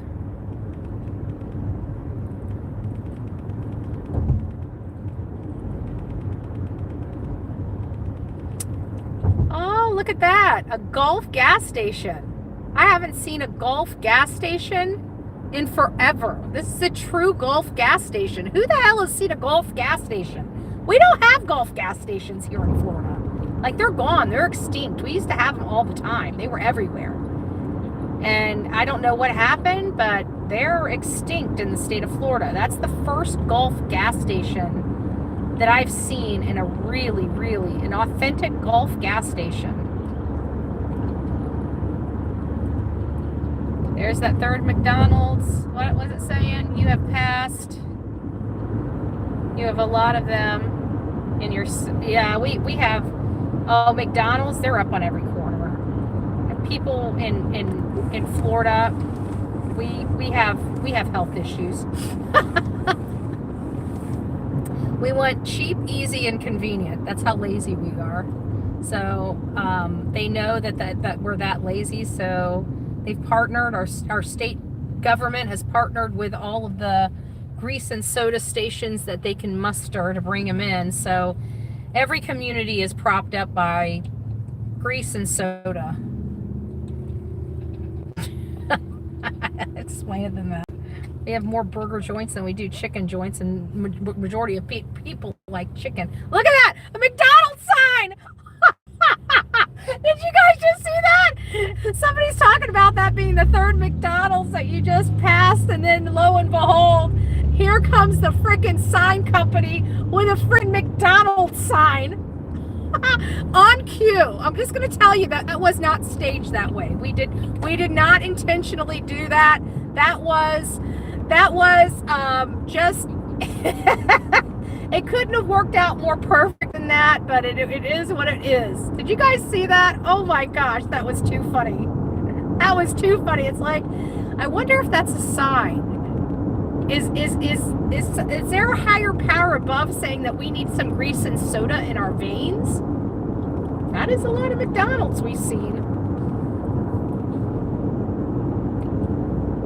Nah, I'm going out. Maybe that's the word. They're probably saying, nah, they're giving me the signs that when we get out on the docks, it's going to be so overpriced.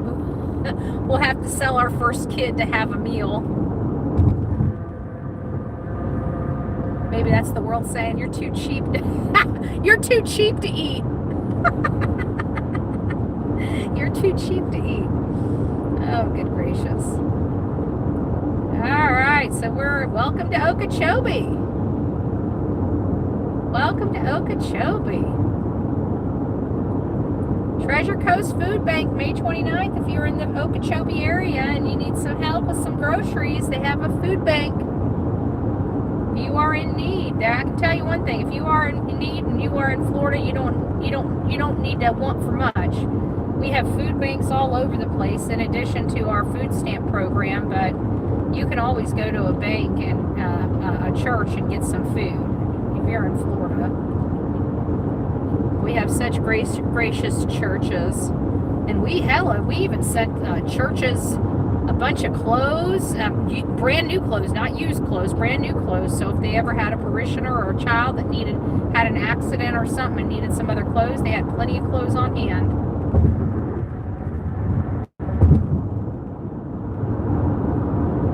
We have Metro Gas that looks like a little country store.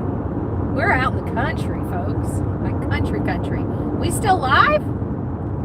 Holy smokes. We are still live. I am thoroughly impressed that we are still live right now. I'm just in awe.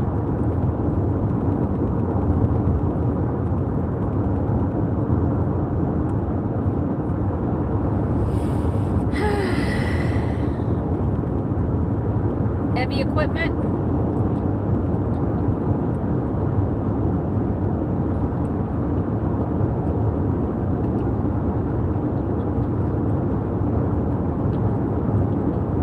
Oh, they got cows over there. They got little shade for the cows. They got these little pop-ups for the cows. You go get some shade. That's sweet.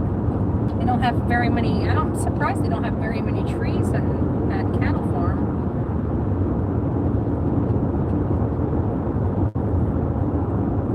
How are we doing, guys? You doing good? Are you guys getting out? Are we there yet? I'm ready. 45 more minutes. It seems like these last 45 more minutes is gonna just make us go insane. It's like these last 45 minutes. Stop, Delilah. No. Go to bed. Bed. Good girl. Yeah, she doesn't want to be in her chair anymore. We haven't stopped for a break. I bet you she probably needs to go potty. Probably need to stop, but she's got her potty break pretty much on mine, so we'll stop up here in just a second, let her go potty, and then maybe get a little bit of gas, maybe a snack. Oh, that's what I could do. I could get a little snack, some potato chips or something. I like that the best, but whatever.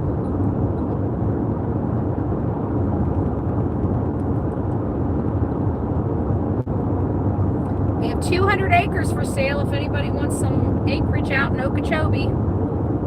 You guys want to be Farmer John? We got Farmer John land here. We got Farmer John land.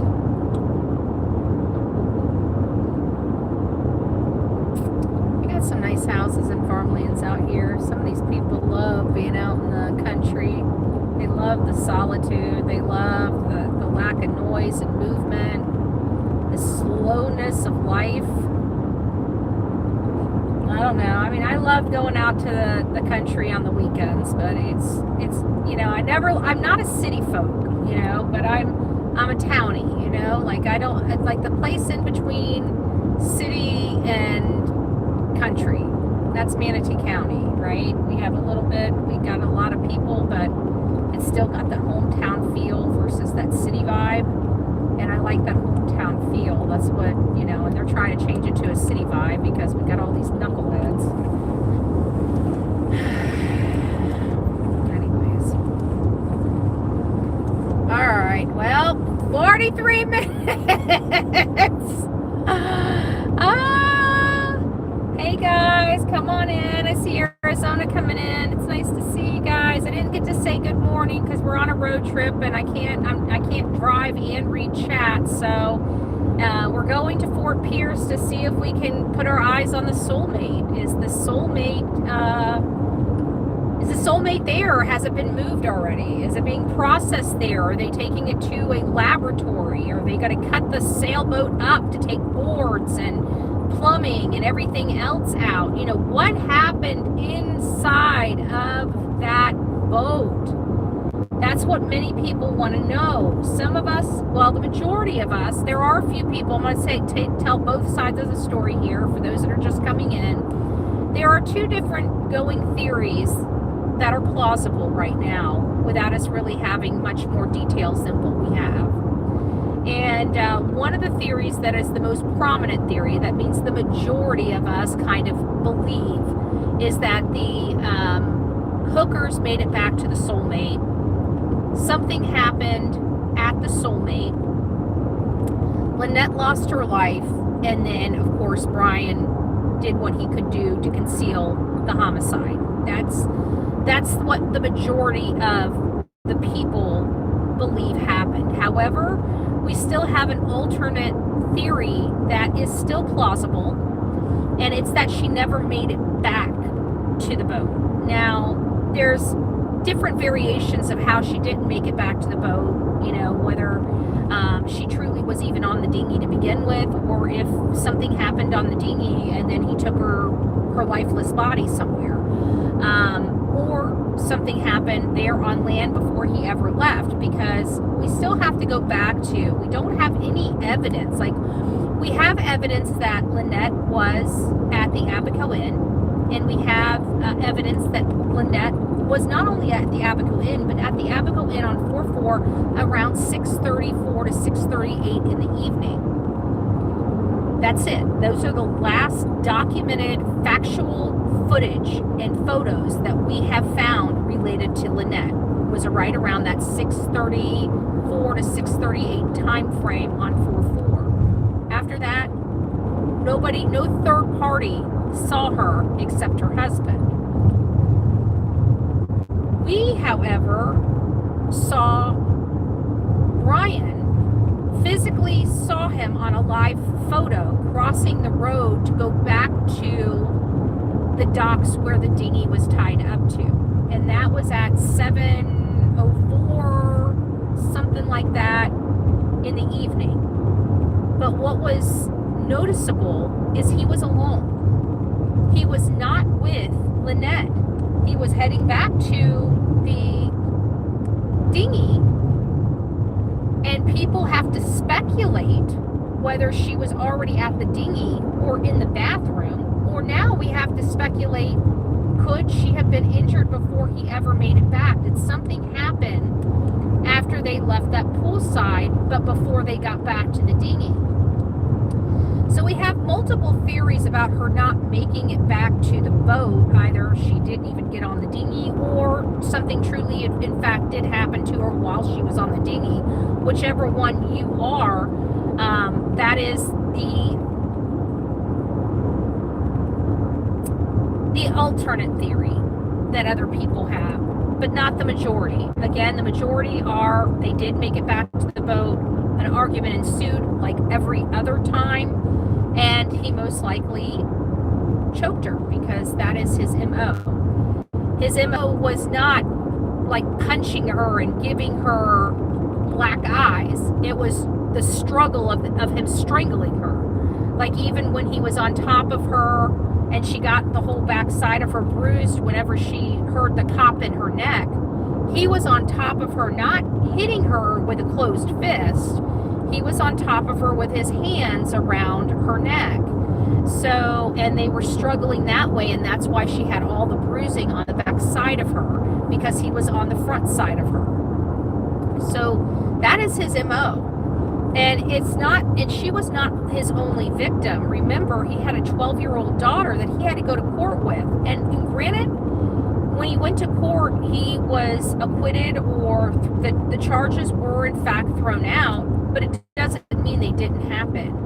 And I truly believe Carly, now that she's old enough and she still remembers that event happening and she still talks about it, that makes me realize that, I don't believe she was lying about that. I do believe he is a strangler, and he's an asphyxiator, and because of that, he most likely strangled her. So there's not going to be a whole lot of blood. It's not like going to be something where you have a gunshot or a knife stab. I mean, it could, you know, it could. But I really believe from all the other injuries I have seen on her, the one thing I didn't see was broken skin, you know, bloody nose, busted lip, those types of things. I didn't see those types of things. We saw the bruising on the back. That was pretty significant.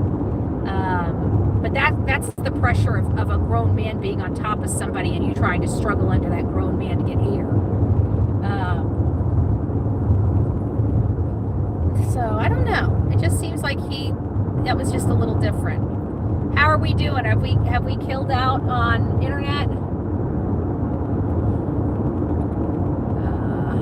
Make sure that's not off. I didn't kick off too much. Hold on. Are we still doing good?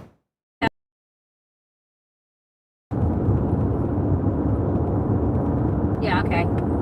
All right. Sorry, I gotta check here and there. Okay, let's see. Let's listen to more Ashley Banfield.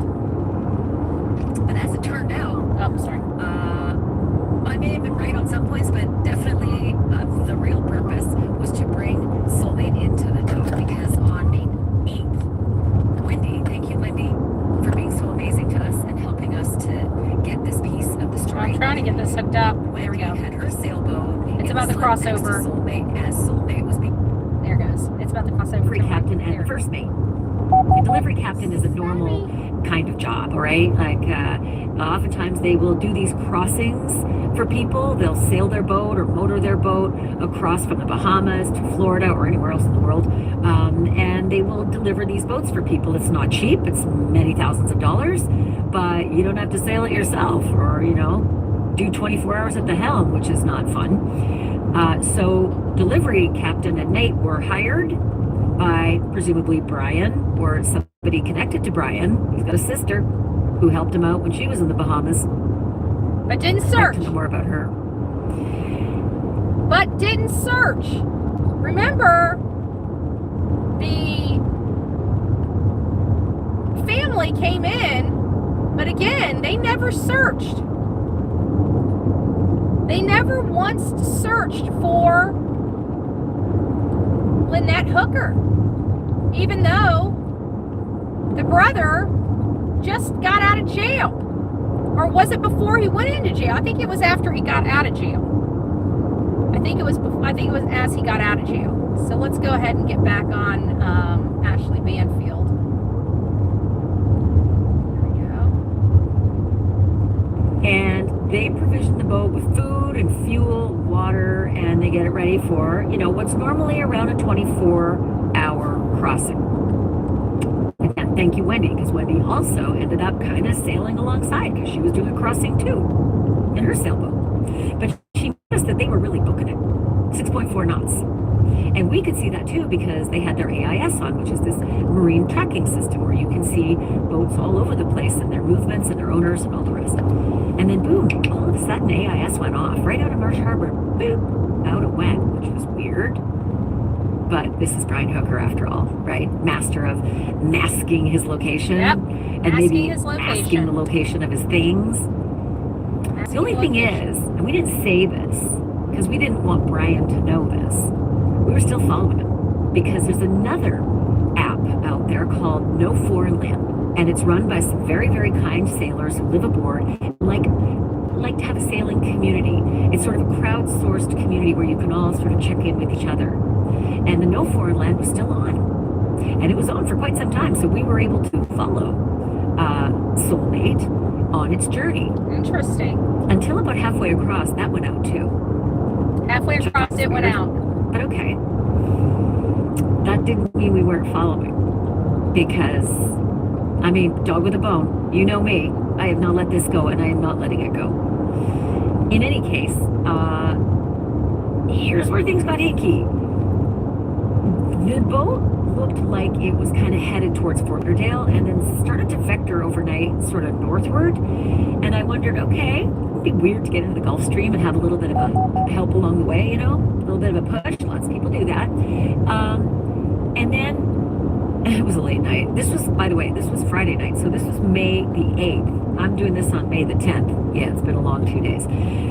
So overnight, boat turns off the no foreign land, actually more towards the daytime. But the vector starts turning northward. So I'm like, where is this mofo headed? And I don't mean the captain, because he's just a delivery guy, right? He's just a hired hand. But can I tell you a little something, something? As they say in the Bahamas, this is a little sip-sip. Ronnie, thank you for giving me that term, sip-sip.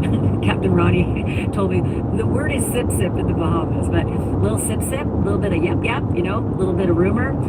The talk around Marsh Harbor weeks ago was that Brian Hooker was shopping for delivery captains. And I knew that. I did not broadcast that because So he's been trying to get his vessel out of the Bahamas for well over a week. Interesting. Didn't want to tip off anybody that this might be happening, because it's better that this boat is in American hands at this point, just given the stuff that hasn't been going on. Agreed. The forensics that haven't been, Agreed. you know, mined with the boat where it was my opinion, better that that boat have its freedom to journey. I think she's right. Think about it. The vessel was out there in the Bahamian waters. Nobody was doing anything with the boat. Law enforcement out there obviously don't care about a missing American. It's pretty clear that, I mean, they did arrest him. Don't get me wrong. I appreciate the people, but they just don't have the fortitude to really investigate. Otherwise, they would have already processed that boat. They have not processed that boat. Okay? That means the Bahamian law enforcement has not processed that boat. They haven't even acted like or even considered that they made it back to the boat, which is, again, frustrating, but we've all seen it just dangling out there on the mooring for weeks.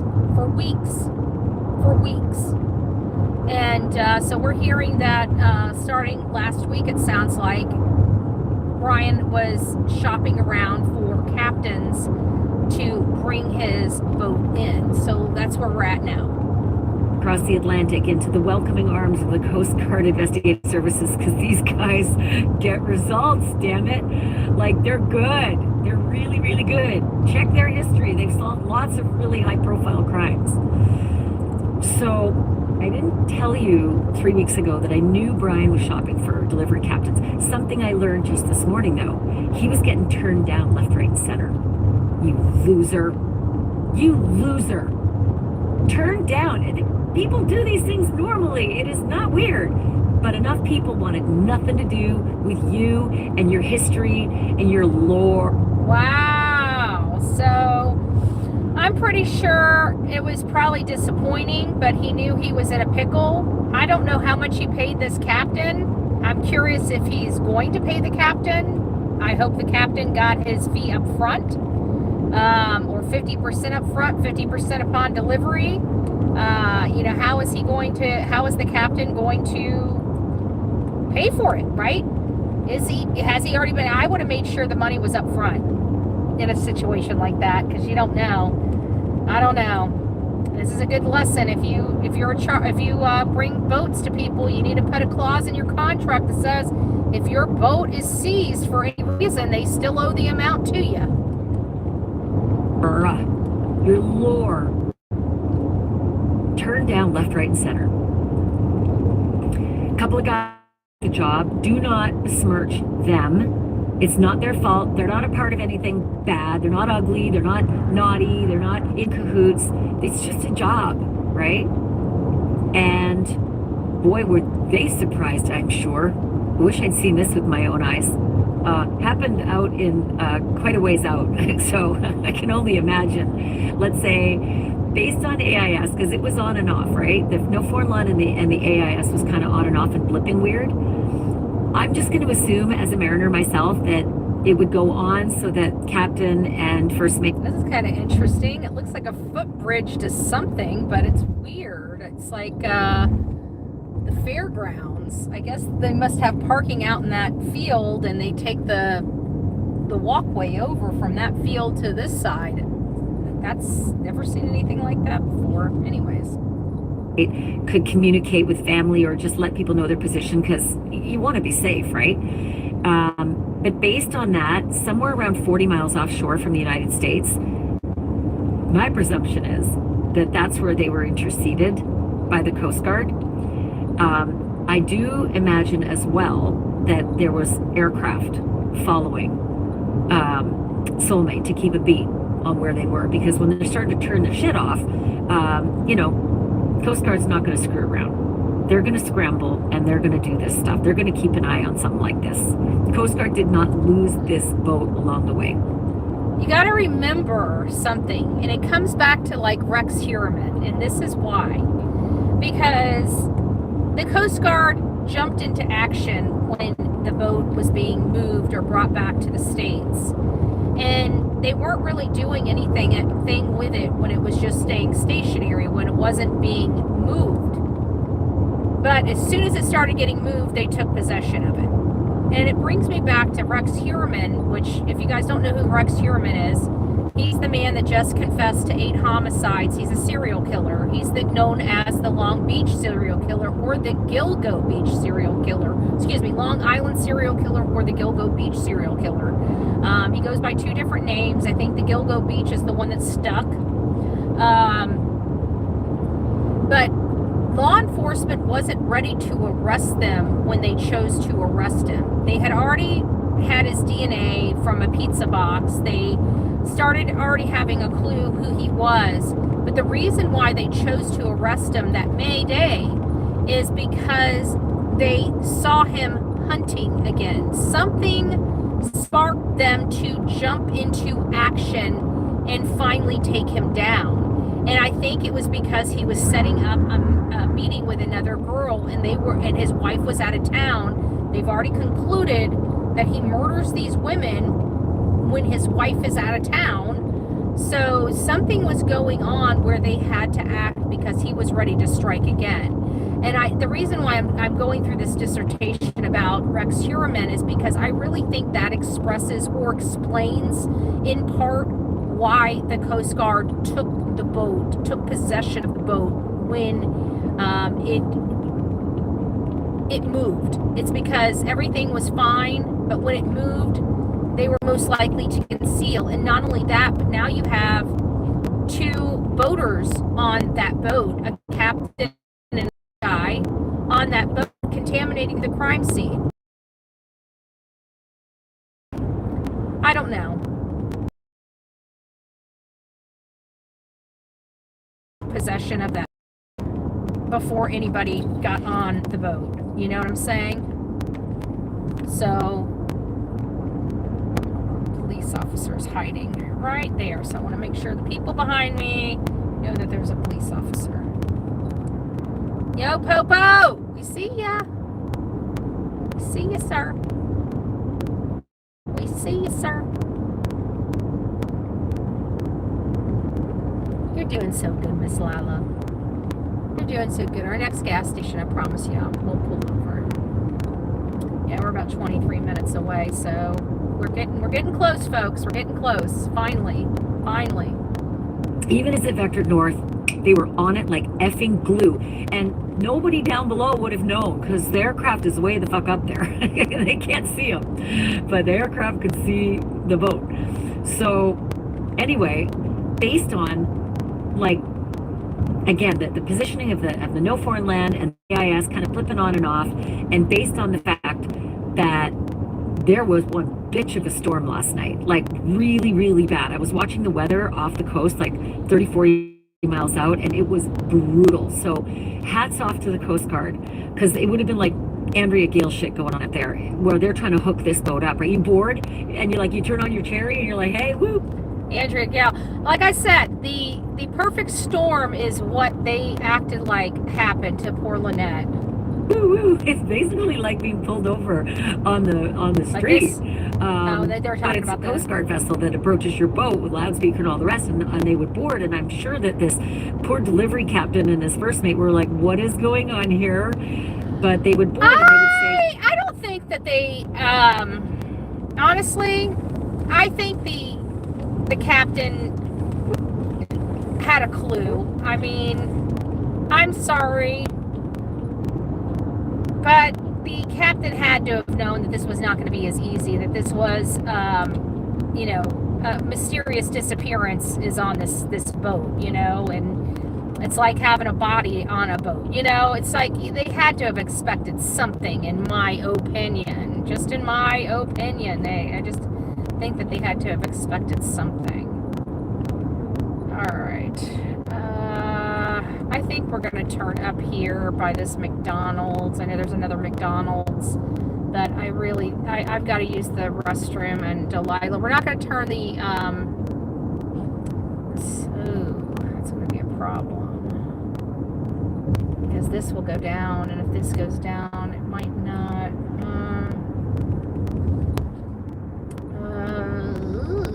How do I want to do this? How do I want to do this? Okay, let's go pilot.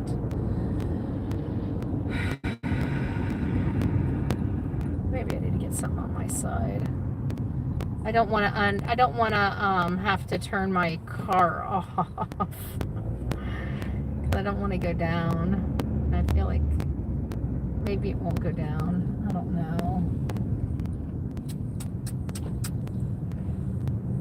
Look at this. We have a McDonald's at the pilot store, and right up here past the Marathon there's another McDonald's. Whoever's identified that we have a massive amount of McDonald's in the state of Florida, I think you might be right.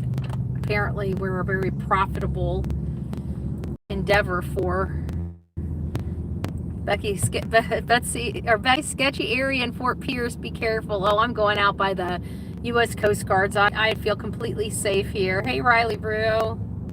Who else do we have? Maureen? Or Mari? It's nice to see you. Pebbles? Veronica, it's nice to see you. Sasha? Explore, it's nice to see you.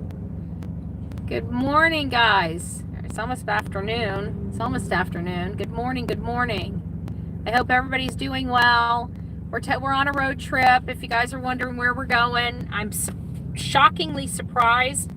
I think I made the right decision to run you guys through the Samsung. We didn't drop one time. We didn't turn off for overheating one time. So very, very pleased overall with what we've done here today. And we're going to go out and see if we can find the soulmate. I've got my long lens camera with me. So if I can get some photos of the soulmate, I'm going to try to get some snaps of the soulmate. You know, if I can get out in an angle, we might have to drive around until we can get a good view of the docks, you know, over there at the Coast Guard. I've never been to this area. I looked at some maps so I got some ideas in case it was kind of blocked from view. There's a way to kind of look around, but you got to go kind of around, and it's going to be a little further. So it was necessary to have the, you know, long lens just in case. I didn't want to leave without the long lens. I really didn't. That's what kept me at the house this morning, because I'm like, if I come out here and I can see it, but I can't get a good picture of it, that's gonna suck. So I brought everything I need. Hopefully, I thought I had battery juice for my Panasonic, but I forgot to grab one of the freshly charged batteries. So West Palm Beach, Daytona. I'm surprised they didn't go somewhere there. They brought it to Fort Pierce allegedly. Allegedly to Fort Pierce. Hi, Miss Lala. Are you ready for something to drink? Ooh, where is your drink? There's your water. Let me get your water out. Let me try to get you some water from the bottle. You want to try to drink from the bottle? Here. Want to drink? Oops. She's not wanting to drink from the bottle, so I'll have to get her. I got these little silicone bowls that they lay flat, but they pop out.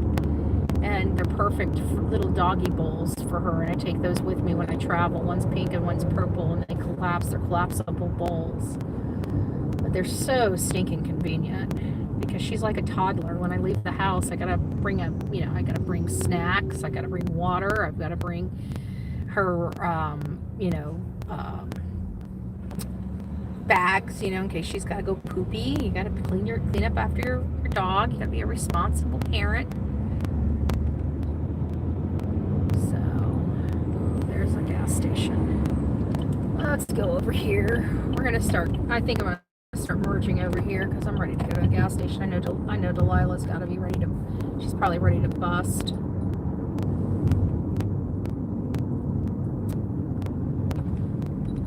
Oh, please don't tell me this is an Aldi's. Okay, no, it's a gas station. Good. And it's a Wawa's. Woohoo! Woo-hoo-hoo-hoo! All right. Oh, stop your whining. I'm going to get you out. Guys, I'm going to leave you guys parked. I'm not going to turn off the car. I'm going to leave you guys parked and running. I'm just going to step out. I got to try to get her to use the potty. I'm going to put her back in the car. Then I got to try to use the potty. So, let me flip you guys back here. So, just bear with me. Just bear with me. All right, come. You ready to go potty? You ready to go pee-pee? Come on. Come. Ah, here's my little baby. Here's my little baby.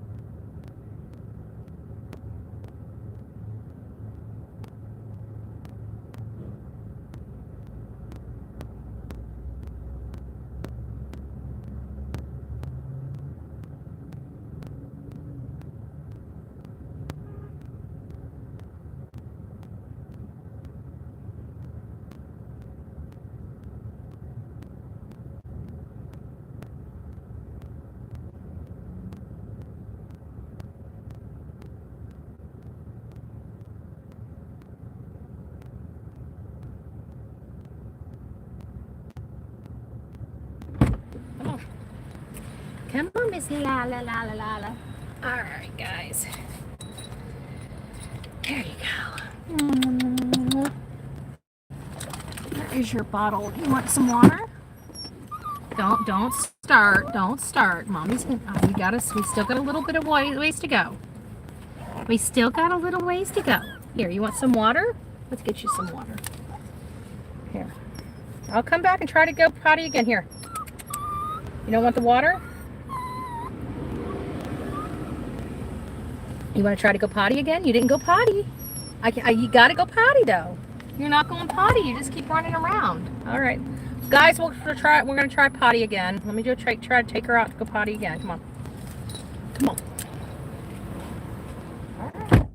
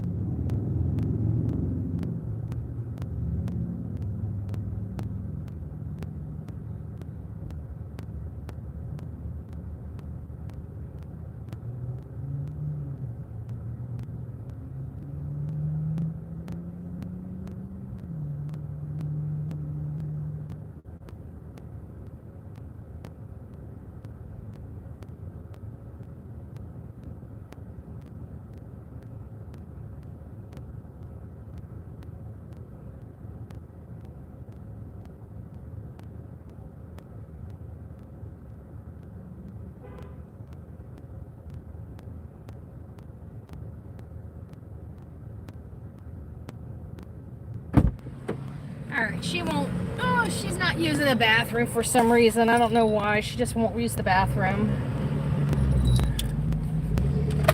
You want some water? All right, here's some water. You want some water? All right, guys, I'll be right back. I got to start gassing up, and then I got to run to the place for a restroom break.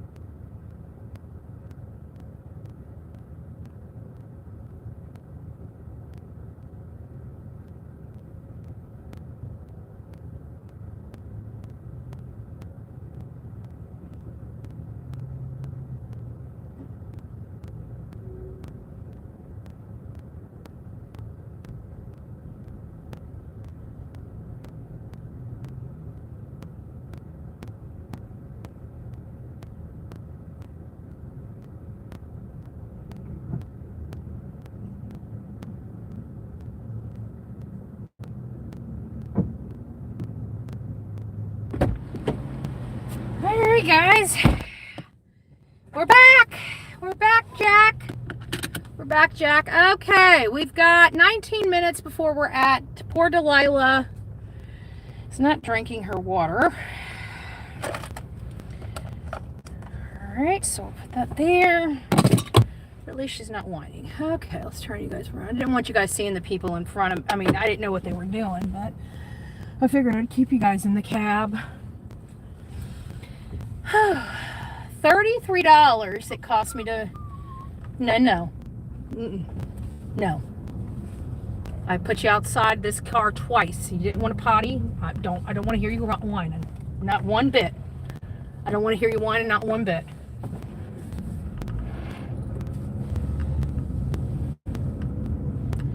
All right, which way do I need to go here? Shit. Okay.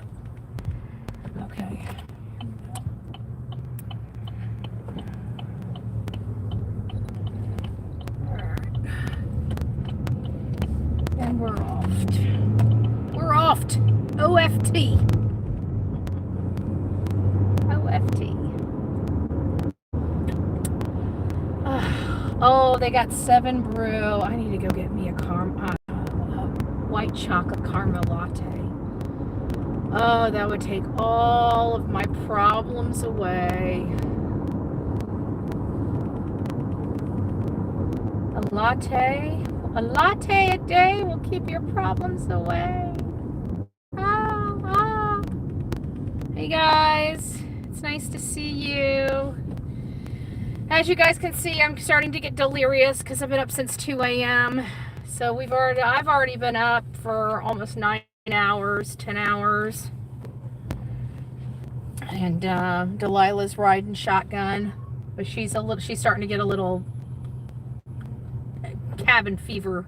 She's starting to whimper a little bit. I think she did pretty good all the way here though.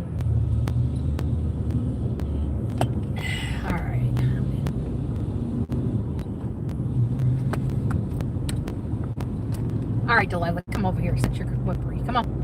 Come on. Let's go. We're going to have to do this another day because I'm not going to listen to you whimper while I'm live. All right, find your place. Good girl. She has her place. She's got this specific way she likes to lay on my lap when I'm driving. So she does this little turny thing. Oops. I need to turn to South 39th. I need to get over. I need to get over. Side. I don't know where the hell I am, but we're about 14 minutes away from where we're supposed to be, so I guess we'll find out where we need to be soon.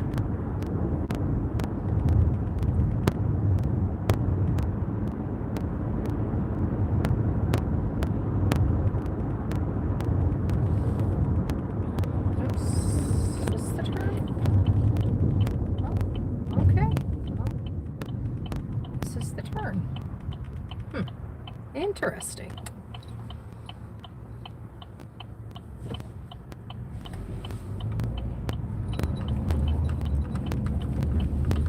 All right. Let's see.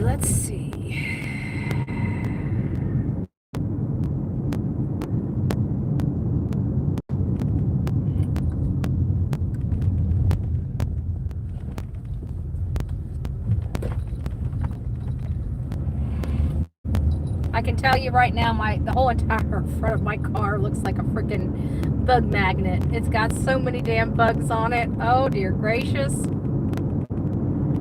Oh dear gracious. Bugs.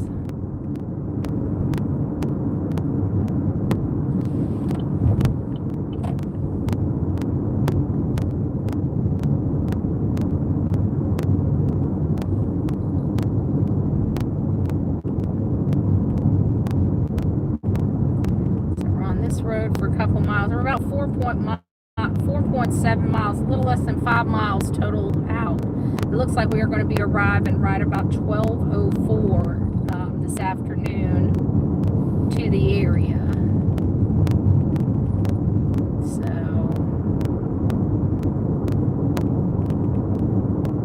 it looks like there is some type of traffic jam because my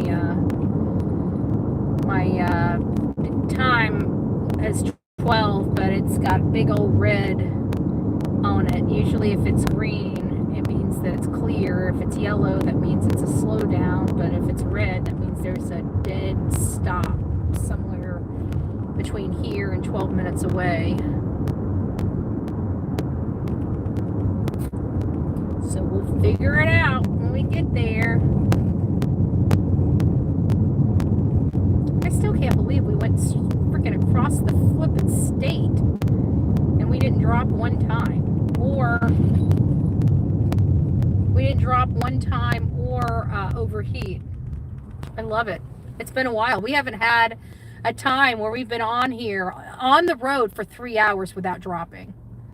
This is the first in a really, really, really long time. Why does this say top fan? Let's change that to, oh, those are my top fans. Live chat. Okay, there we go. Sorry about that. I don't know what I did. I hit something and it took me someplace else. Can you guys hear me? Sorry, I changed screens. I went to a Google, some type of Google screen. It's nice to see you guys. Hopefully you guys can hear me. Yeah, headed to the dock. Sitting here resting my bones in this loneliness that won't leave me alone. Watching the ships roll in as we watch them roll away again.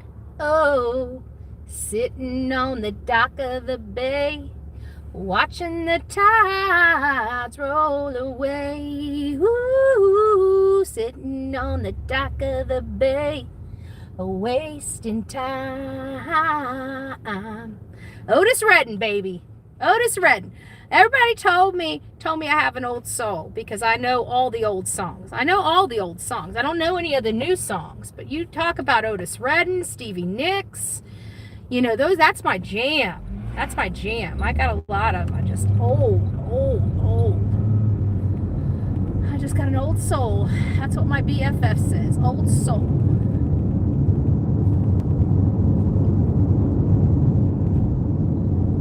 Old soul. Careful. You guys got Betty in town. You don't just start pulling out in front of me. I might hit you. I don't hit the brake too often. Don't be pulling out in front of me. I might accidentally mistake the brake for the gas pedal. Just saying, not playing. Just saying, not playing. Wow, this is not too bad, but I mean, out of all the places we've seen, this is kind of looking a little more rough. But it looks like good, hard working middle America here, you know, just looks a little rougher. That's all. Got an animal hospital, a funeral home. Yep, it's middle America, all right.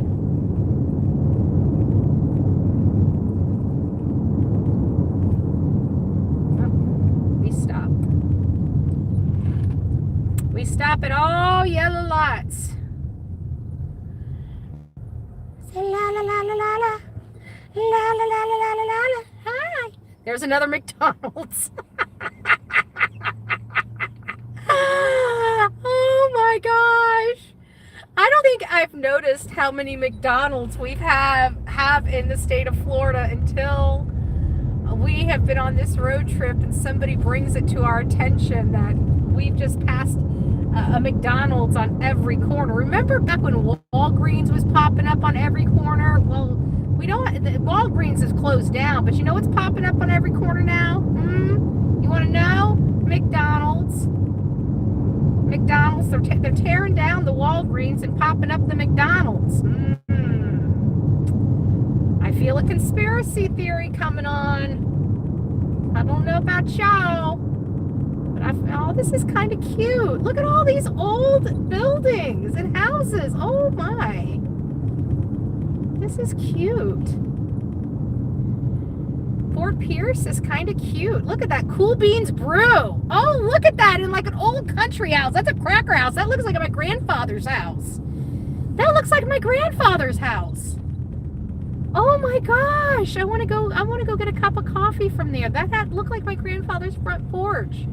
The one, you know, when we passed Mayaca and I said my grandfather lived here.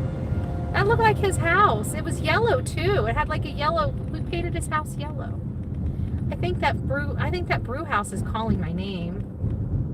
But will they be open this afternoon when we're coming back? I hope so. Aw, this is so cute. They got a hair lounge. They got an attorney at law with some outside music and booze. Look at that. The attorney's right next door to get some representation if you drive drunk or get in a bar fight. Aw. Love it. Kind of cute and quaint. All right. Oh, and they got a Save-A-Lot. I love Save-A-Lots. You got to bring your own bags, but bags or boxes, but they have great price. I usually get my T-bone steaks anywhere between $4.99 and $5.99 a pound at Save-A-Lot. Somebody told me they're like at a steak and they're like, ooh, that looks expensive. I said, no, not really, because I buy cheap steak and I tenderize them. I don't buy expensive steaks that are already tenderized. I buy cheaper steak and tenderize it. I get my T-bones. I got my my New York strips and stuff like that. All right, guys, we're getting closer to the water. We gotta identify the Coast Guard, and then we gotta find out how we're gonna look at the docks. I think there's some public docks out here where you can actually walk out on the docks. Wouldn't that be cool? If we can walk out on the docks and just look over at the Coast Guard's facility, that'd be kind of cool. But I don't know what to expect. We're gonna try to get some angles. If the Soulmate is here, we're gonna find it. Okay, it's hard to hide a sailboat that's that tall. They may have taken possession of it, but I don't see how they're gonna be able to take it to a lab. They're gonna have to bring the lab to it. In all honesty, that's what I believe. I don't even think that'll fit into any place, because our Coast Guards have fast boats. They don't have tall boats. I mean, we do have some big boats, like wartime type boats for Coast Guard, because they have to be equipped, but we don't have sailboats for Coast Guard. I don't know if our Coast Guard has the facilities to hide a sailboat. I mean, they can dock it, but can they hide it? And I'm starting to think maybe not, you know. But we need to find a place to park and get out and start walking. That's where Darlila comes in, because we're going to have her. I got to make sure I have water with me and her little bowl. And we're going to get out. We're going to walk and try to get on to some places. And we're going to take you guys with us. This will be interesting. Very, very interesting.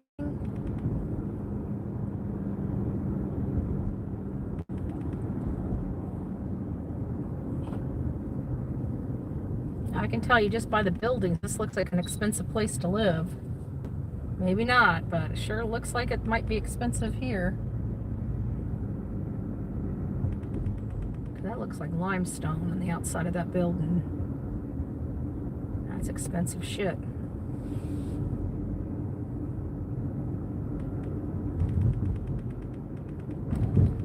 Cheap Sleep, discount mattress store. The only probably discount they got out here.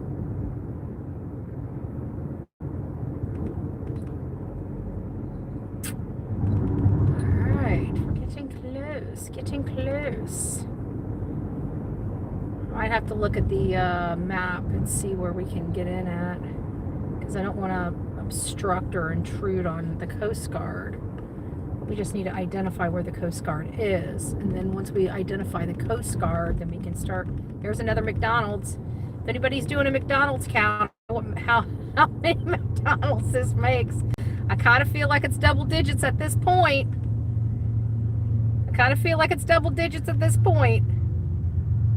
They got trains going through the middle of downtown. What the flip?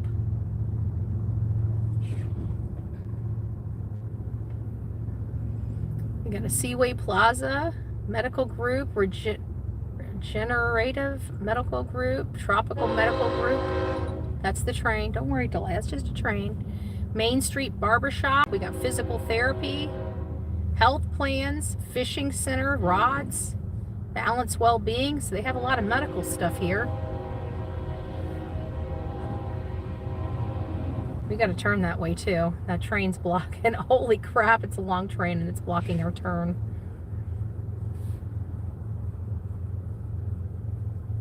Honk honk. Can you guys see it in the distance? See, there it is, rolling right over there. So turn this to this ever so slightly. You guys see it? It's going, looks like it's going into the building. It's not.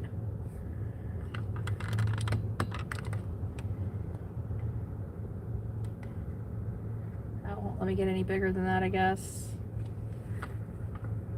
Yeah, that's about as big as it's gonna get. Okay, well, whatever.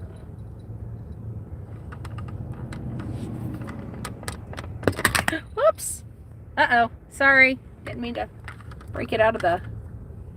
There we go. Turn it this way. There we go. So, accidentally take it out again. Hi, Miss La La La La La. You doing okay, sis? Are you doing okay, sis? I'm like, yeah, Mama, just as long as I'm on you. I don't like being over in that seat all by myself. It's so scary. It's so scary, Mama. Okay. Oh, when we go back, after we're walking, you're going back in your seat because you're not going to be on my lap. You're not going to be on my lap. Hello, guys. If you guys are here, we are officially in Fort Pierce, and we are on the scavenger to see if we can find the soulmate. If the soulmate's docked here, we're not going to be disturbing. We're not going to try to encroach. It's obviously in a secured spot. We're just trying to see if we can get some eyes on it and make sure it's at this Coast Guard's office, just to complete the, you know, the cycle of this. It came from the Bahamas. We couldn't get out to the Bahamas. Ashley Banfield got out to the Bahamas. She made some connections. She was able to identify their boat. She was able to get a lot of videos and other types of footage that kind of explained what had happened the night, their demeanor, what was going on with them, etc., etc., etc. And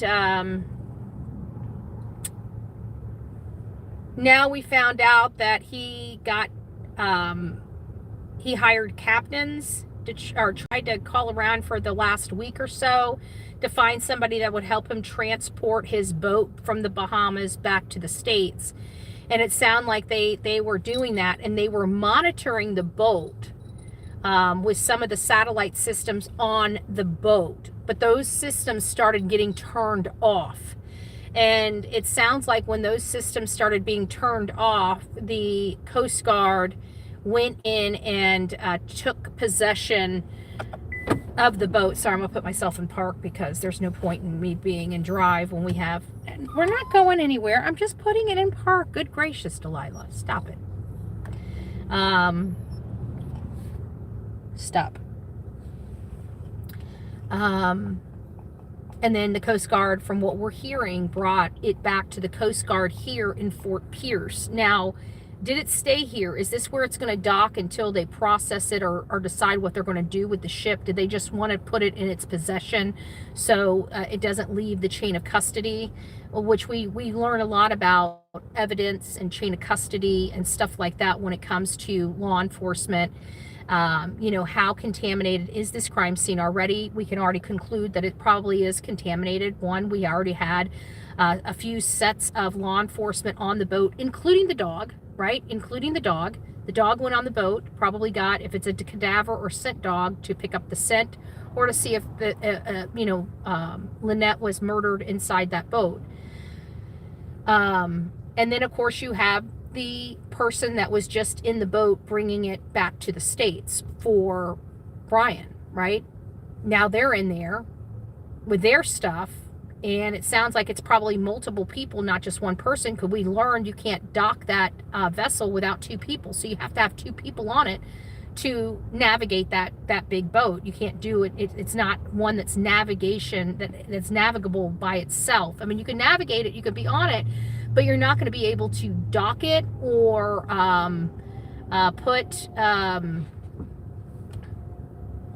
you're not going to be able to dock it or put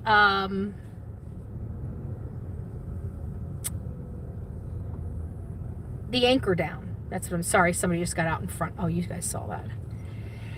This is a long freaking, This is a long, long train, and all of us have to turn. So this is just back. This lane here is just backing up.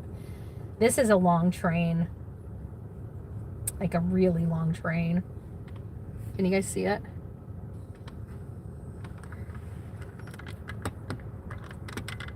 There it is.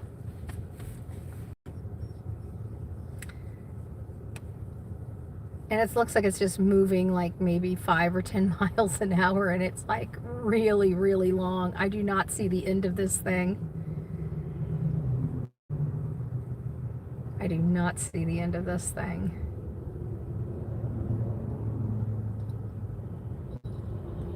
We're only 3 minutes away though. Once I turn on this way, we'll start looking for the docks and public docks, you know, where I can park publicly.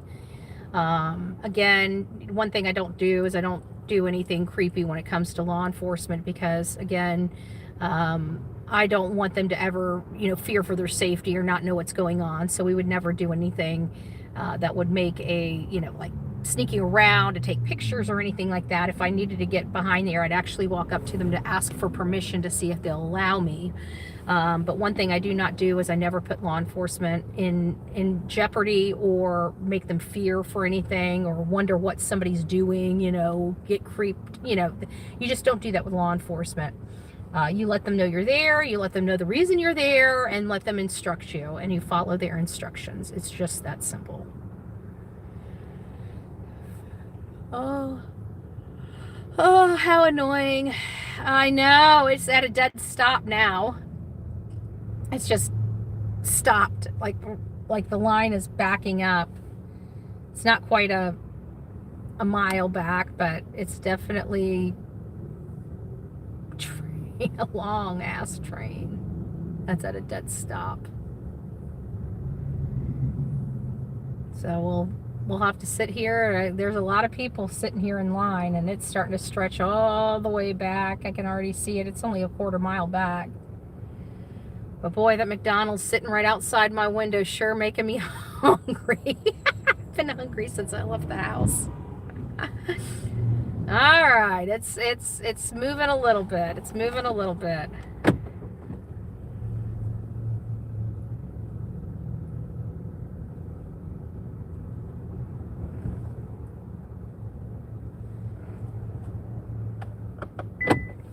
All right, we're just putting it in park. Delilah, stop. Every time I put here, you know what? Go back over to your chair if you're gonna sit here and make a big deal. Lay down. Lay down, little girl. You're fine. We're just sitting here. She doesn't know what to do. She doesn't know what to do. So we're moving again. I don't think it's helping because we got a long, there's nothing anybody can do.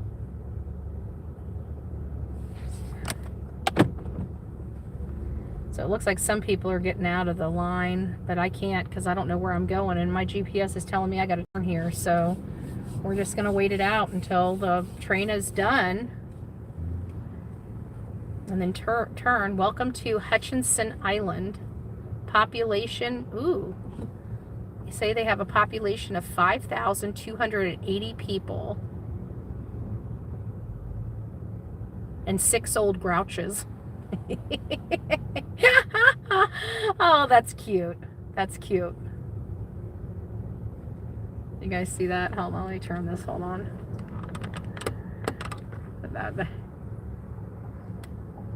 Right there. Hutchinson Island. Read that sign. Oh, that's cute. That's cute. And it says 6 old grouches. I wonder who the 6 old grouches are. Oh, Delilah's looking at the train too. Aw, you're just curious. Look at you. Oh, you're such a sweet little girl.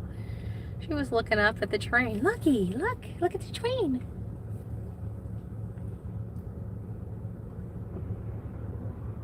Ooh, is that the end of the train? Ooh, I think I see the end of the train. Oh, no, I don't. No, I don't. It was a dark crate.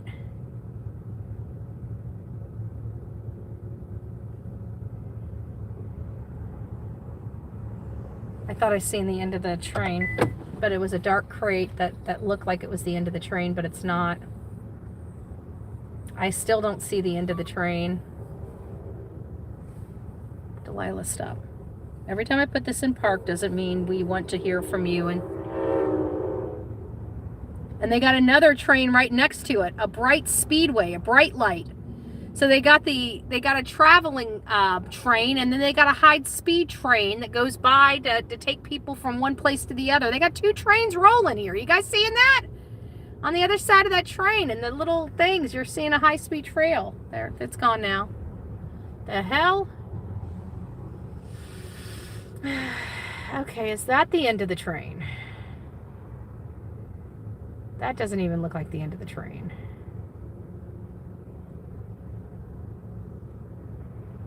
I think we have the end of the train. I think I see the end of the train. Do I see the end of the train? I think I see the end of the train, guys. I think we're almost done.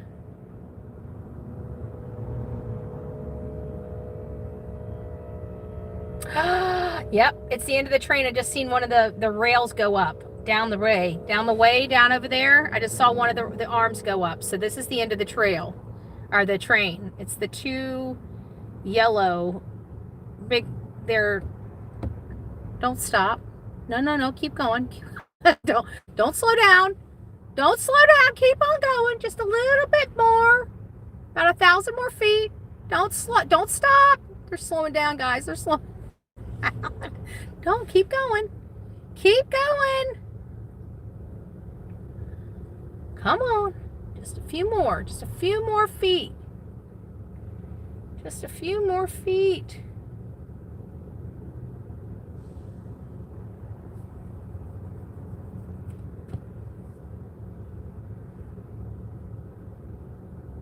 Just a few more feet.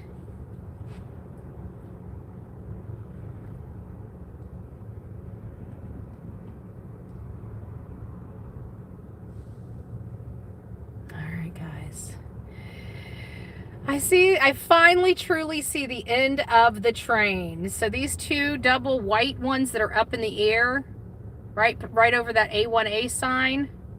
Right after that, there's a flatbed behind those two, the ones that are, all right, we're getting close. All right, yay! Not you.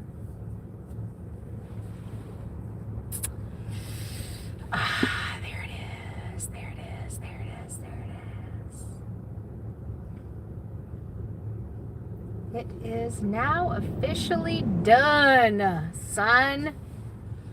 Woohoo!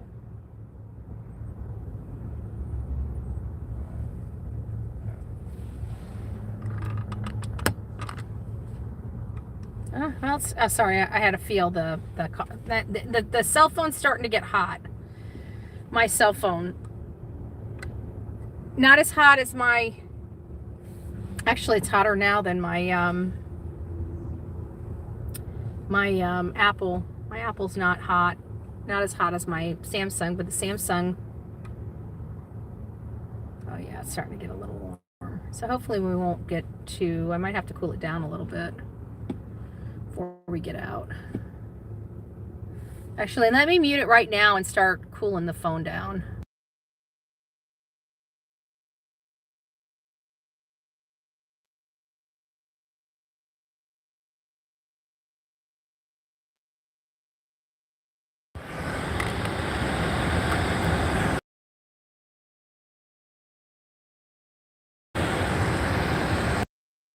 All right, we're back. I think we're back.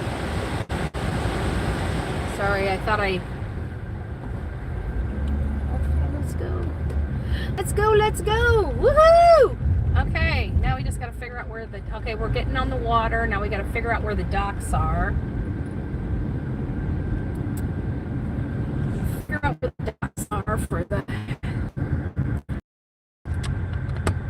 I think that's... Let's go to see the docks. We're just going to see the docks, baby girl. That's all.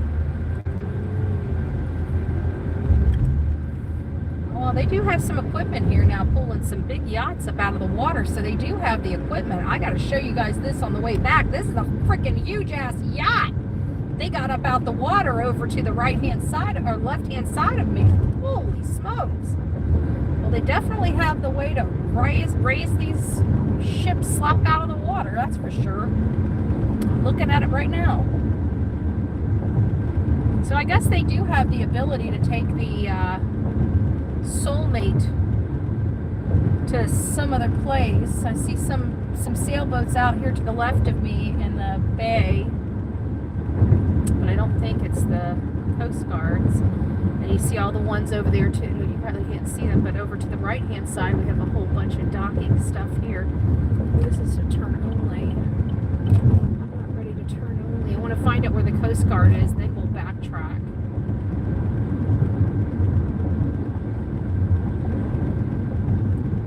And once we find out where the Coast Guard is, then we'll backtrack to whatever docks we can get on. There's some sailboats out there in that water too. I don't think they would moor in. I think they would have their, if the Coast Guard took the sailboat, they're not mooring it out in the bay. They're going to have it at the dock. They're going to have it where they can have it under lock and key and security. Just my opinion. I could be wrong about that. Maybe they have no other choice but to put it out in the water, but we'll find out soon. It looks like we're getting close to the Coast Guard. So the Coast Guard is right next to Chuck's here. So here's Chuck's. So where is the Coast Guard?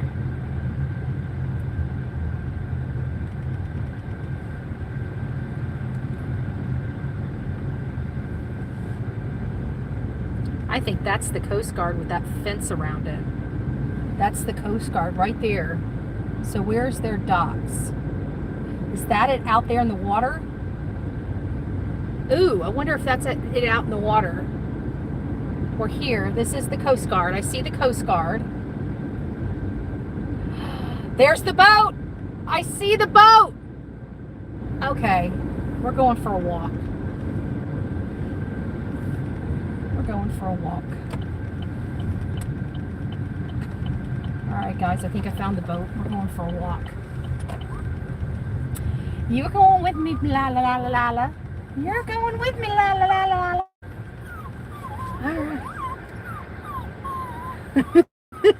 She's like, Mommy, you're not leaving me. Don't leave me. Don't leave me, Mommy. We're not leaving you. I would never leave you. Come here. Come give Mommy a hug and kissy. Come give Mommy a hug and a kissy. Oh, the baby. Say, I'm with Mommy. I'm with Mommy. She's doing good. I just want to see what's going on. Hi, everybody. I just don't know what to think of all of this. Okay. All right, let's get the keys. Knock it off. Or I'm putting you back. You know what? Go back to your seat until I'm ready for you. You can cry right in your seat. Mommy's got to get ready. I know. I got to get here's your leash. Here's your leash. And we need to make sure we have potty bags. I'll take a little bit of cash on this just in case. I've got my driver's license in my pocket. Stop it! I got a thank here, honey bunny. Yeah, I know. Do I need my phone? Do I need this one? No, let's take the handheld. I think we can put the we'll put the all right, guys, give me just a second. I gotta put you guys on something. You guys are gonna be upside down just for a second while I try to do this. Delilah, I think that's enough. I think that's enough. Okay, we know you're upset. We know you want to get out of this. All right. I think we got it. All right, I'm gonna have to take the cell phone with me. It's gonna have to go in my pocket so we can still have. All right, come on. No, don't jump out. I'll put you down. Don't jump out. Okay, sorry about that. I gotta tighten this knob so it doesn't do that again.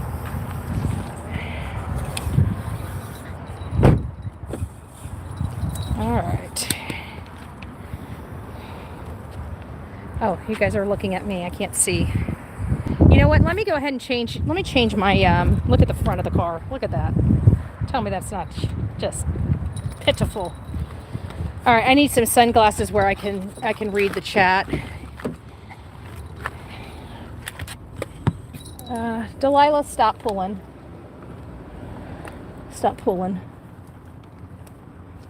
Golly, come on. Where are my... There they are. Okay.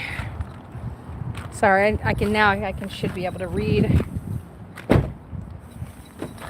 All right. There's the poopy right there. Hopefully she didn't poop anywhere. You know what? I forgot. Hold on. Let me grab your poopy bags. Come here, Delilah. I gotta grab your poopy bag. Because if you poop somewhere and I can't clean it up, everybody on this damn show is going to be chewing Bullhorn Betty out. So let's find your little... There they are. Just to let you know, for all the naysayer haters out there, don't want you guys having a canary. She's a little excited. She's like, where are we going, Mommy? Where are we going? I can't see, guys. Hopefully you guys can see. All right, come on. Come on, Delilah. Lala. Right around here. Come on.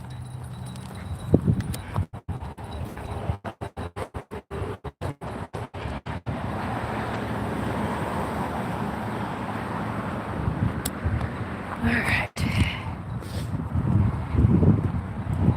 I forgot my camera. Shoot, I forgot the big camera.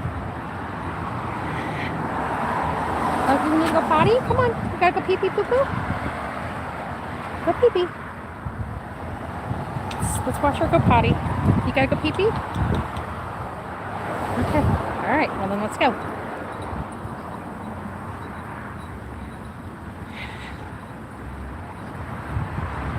There's two possible sightings of this boat that I think might be the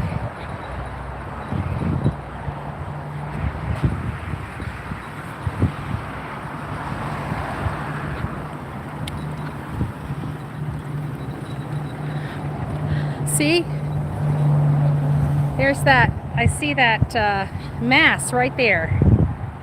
See that? I don't know if that's it or not. We're gonna have to go explore, but I can't. I gotta be careful. Cause I gotta. Hold on.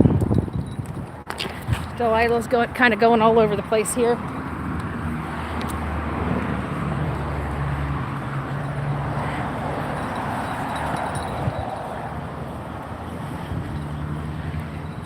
All right.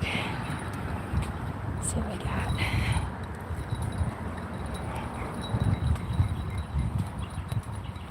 Maybe not. This is not the Coast Guard. There's one right there. Maybe that is the Coast Guard.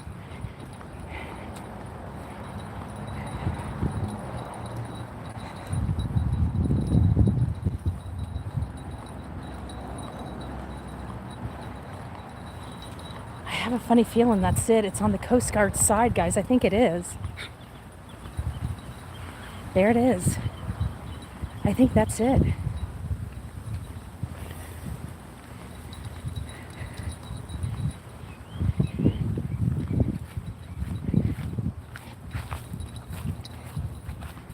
I think that's it. There it is. That's the mast to it. I can't get over there, but there it is. I wonder if I can... I don't think I can go out any further than this. Because I don't know if these are private docks or not, and I don't want to intrude. But there it is. We see the top of it right there. Right there. Ah, I wish I had a boat.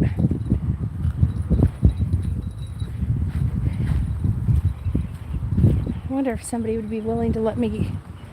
Let's see if we can walk down and get a better photo of it. It's here. I just saw the mast, or the boom, whatever the heck it's called.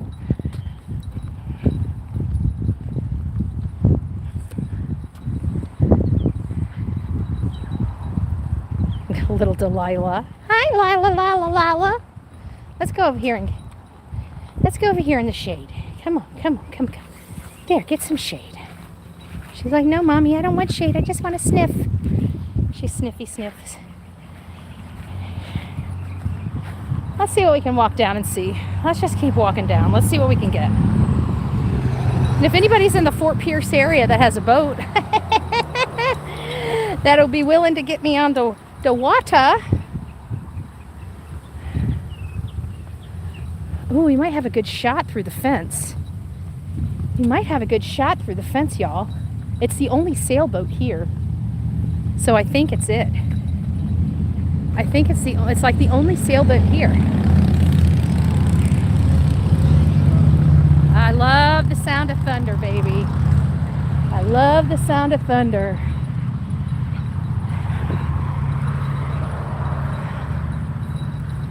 There it is, folks. There it is. Can't really see it.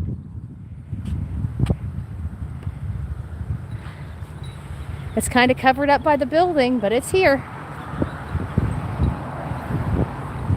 Guys, I'm going to sit you down just for a second so I can get my other camera out. I didn't bring my long lens. I don't need my long lens. But I'll set you guys up against the fence. Let's see if I can... There it is. Get you guys situated up on the... without falling over. Which I don't think it's going to happen.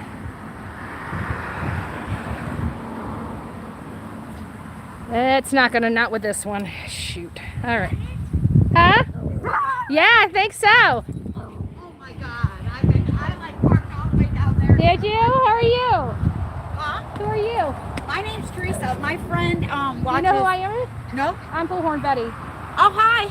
Okay, I didn't know if you were watching me on my live. I'm live right now. Oh hi. Oh, so that's the boat. You know, that's the Soulmate right there. It's the only sailboat they got over here. All right, guys, I'm gonna take some pictures. Give me just a second.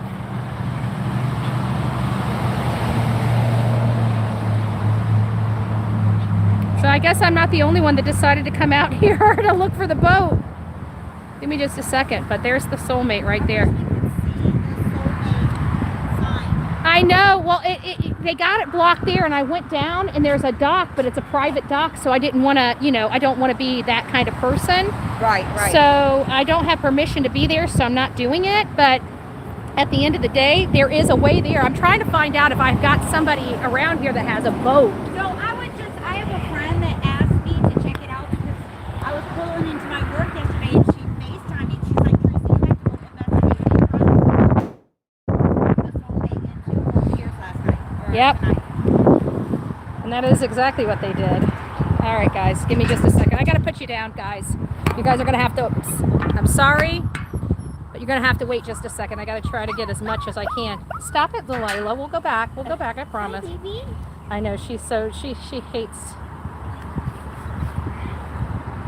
My phone is about to frickin' die. I know. Why do I do this to myself? We all do. I was cussing myself. There's the Soulmate right there. Okay, I have to call her now. All right, love.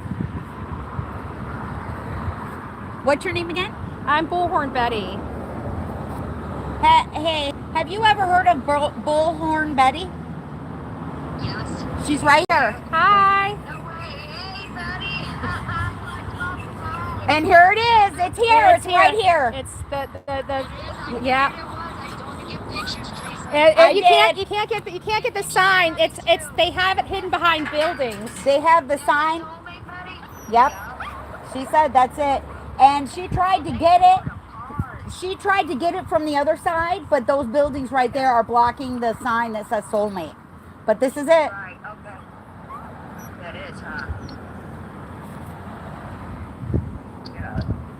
All right. I saw her taking pictures. I was like, is that it? Is that the boat? She goes, do you know who I am? I was like, no. I thought she was following me. I thought she saw me driving here, so I asked her. Crime scene investigator.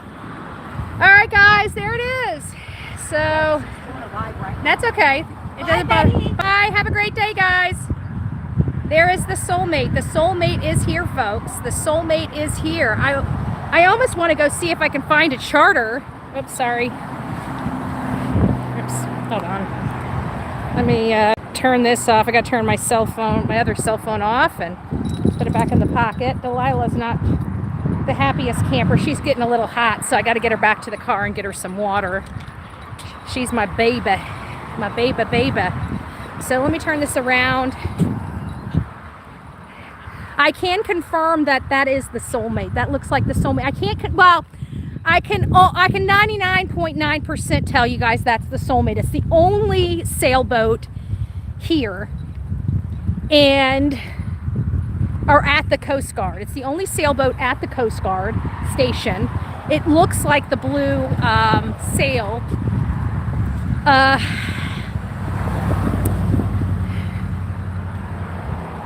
I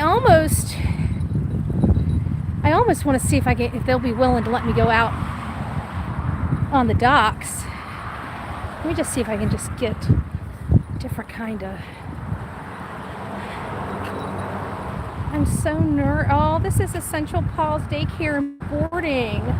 I bet you they'd let me back there. Let me see if I can walk back there where I parked. Maybe there's something where I parked where I can walk back there.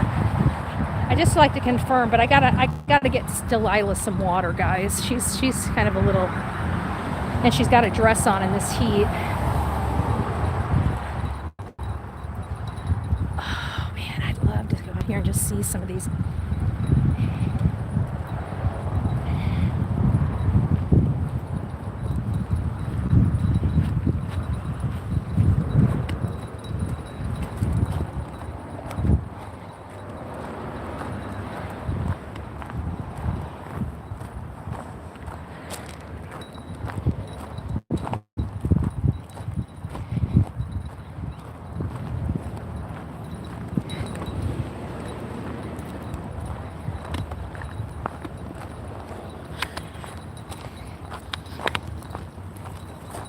Alright, let me see. I think I'm getting too far out where I'm. Oh no, there's the vessel. Maybe I go down this side. Hold on, sorry guys. I'm trying to confirm the vessel.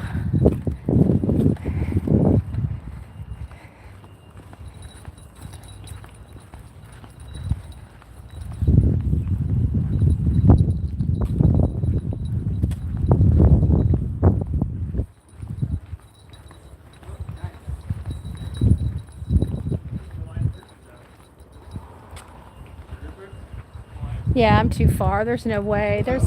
The only way I'm going to be able to confirm that that's the vessel is to find somebody with a boat that'll take me out there to confirm it. And I might have to call. Let's see about calling somebody to go out there so we can confirm it. Let's get you some water. We need to get Lila some water. She got her poor little tongue hanging out her mouth. So let's see if we can get a charter to take us out for an hour, or rent a boat for an hour, or rent a jet ski for an hour or a half day. All right, hold on, Lila. Come on. Let me see. Oh, there's your. Come here. Hold on. Let me get you some water. Guys, give me just a second. Oh, sorry. I'm twisting you all over the place. Sorry, guys. Just bear with me. Good gracious. There we go. Just bear with me. Come on. Drink some water. Lila, come here. Come here. Lila. Drink some water. Drink some water. Come on. She won't drink any water either. I poured it on top of her head because she won't drink any. All right, let me get this car cranked up. We'll make some calls from here. See if we can get out on a charter or something today. Okay. Whew. That's hot. It is freaking hot out here, guys. I will tell you that.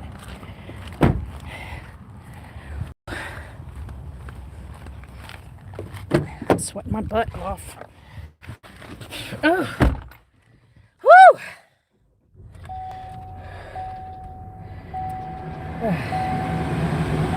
Here, Lila, you want something, just some water? All right, let me take you out of here and put you guys back up.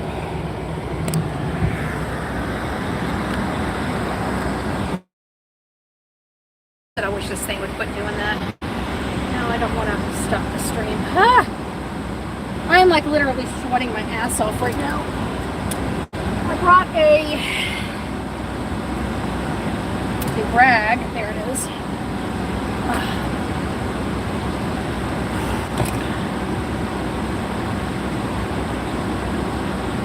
So I am almost 100, I mean 99, I'll say this, I'm 99.9% sure that is the Soulmate. And here's the reason. We got confirmation from Ashley Banfield that it's here at Fort Pierce. It is the only sailboat they have in their custody back there. It's the only mast and boom. Vessel, I don't know what language they would use, Oh, but basically sorry. they say, sucks to be you, but basically we are seizing this vessel as part of the investigation. Oh, sorry about that. It just starts playing sometimes when we're here. Let me go ahead and put this back on the charger. Are you ready for some water now? Put you up here. Hold on, I gotta try to give my dog some more water. I think she might have been too hot at first. Here. Delilah, drink some water. Why won't you drink water? Why aren't you drinking water? Come here. Come on.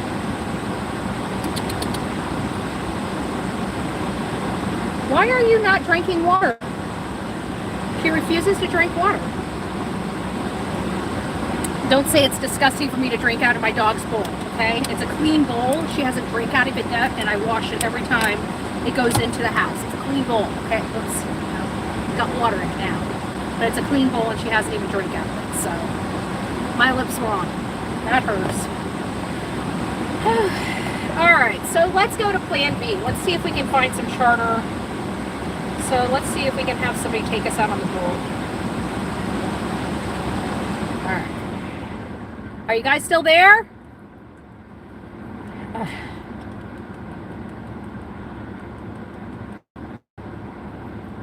Okay. It is hot as you know what out here. So, boat.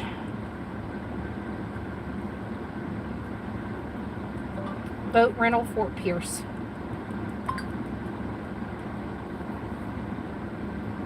Jet skis and boat rentals for $99. Let's see what we got.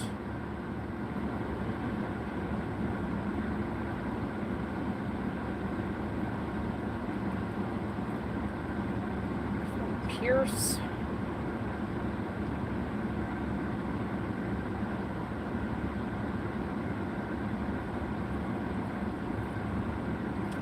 I need something more than a jet ski because I got Delilah, so I need a boat. Boat rentals. Book. 9 foot. 22 foot, 20. 25 and 23. I only need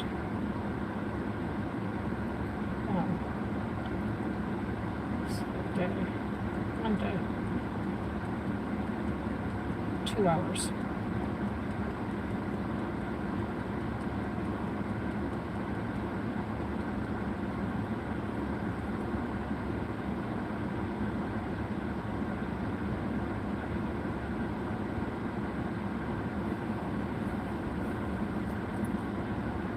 Gosh, I just want somebody just to take me around the corner.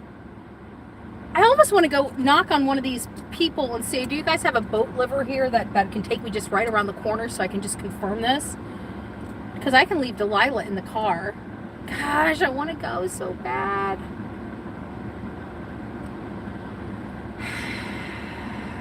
Maybe I should go over to the Coast Guard and just have them confirm that's the Soulmate. That'll save us $249. We can take a boat out for $249 for 2 hours. And we can take it out today. And it's a pontoon boat. And I wouldn't even worry about it because I would just drive it to where I need it and drive it right back. I wouldn't even use it for 2 hours. But I'm right here and there's like 80 gajillion freaking boats here. I wish there was a dude. Is anybody in my chat from Fort Pierce? They have a boat? Do we have a boat or a drone? A drone? Can somebody meet me out here with a drone? You know? You got it. You don't know if you don't ask. Yeah, that's what I'm thinking. Is the Soulmate? I have footage. How to send it to you? You've got footage of the Soulmate? Bullhornbetty@gmail.com. Bullhornbetty@gmail.com. Dang, take Bullhorn Betty around the corner. Check for boat tours. Well, I've got a place where I can rent a boat for a couple hours for $249. You know.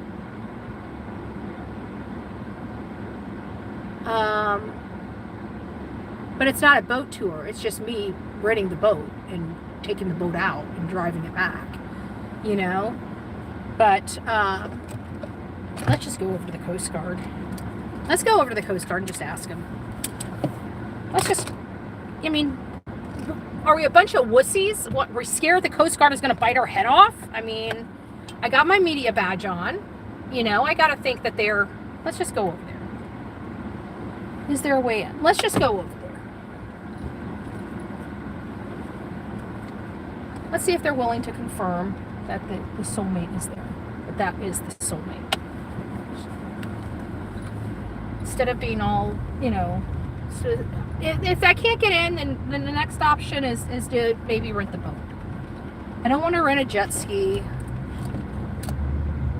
Let's just see what we can get done. All right. Yes, I probably should not be driving without my seatbelt on. That's bad. Leroy Brown.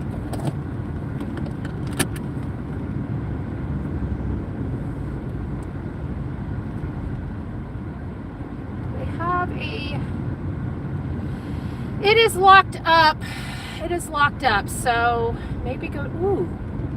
Ooh. What is this? Oh, this looks like a fire station for trucks. Parking for trucks, patrons only. Okay, well then, I'm going to go over to Chuck's so I can hook her up, Dano. Why does this keep popping back on? Why does this keep popping back on? I don't understand this. Why do you keep popping back on? Let's get. Oops, I just got off my. Okay, I think I'm at another spot. Let's park here.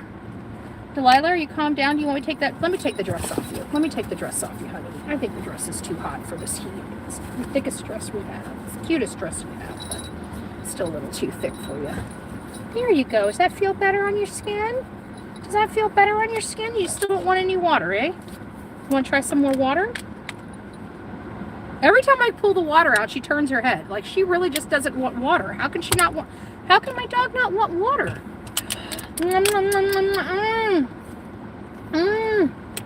Sure you don't want no water? She doesn't want water.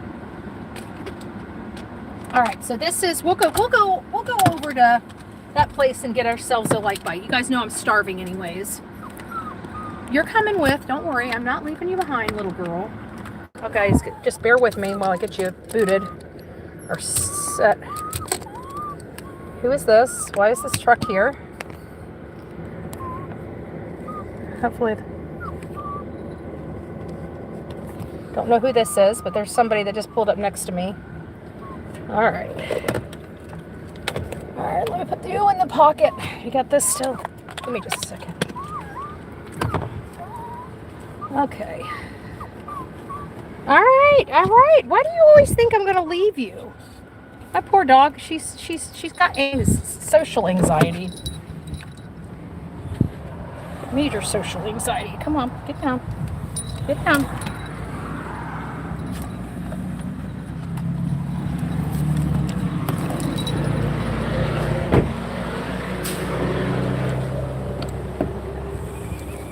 All right, I got her a little. I had to make sure I got her poopy bags.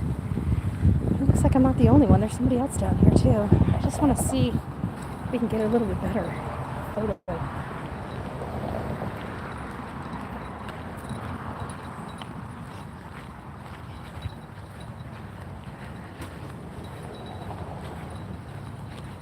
Alright, let's go.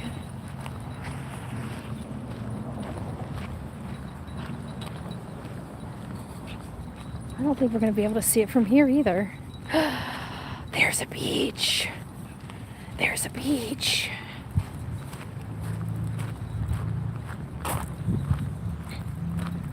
Where is it? We're not going to get out far enough to see it. It's way over there. They've got it secured. Like we can't get any closer than this without a boat.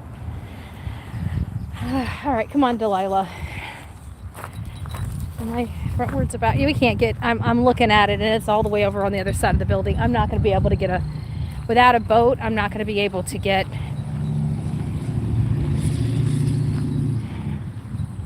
footage of it. We got the best footage we're going to get of the Soulmate. So let's call the Coast Guard. Maybe we can get them on the record. I can't get in there. The gates are locked. So I can't even roll up and ask them any questions inside there. They've got the gates locked. So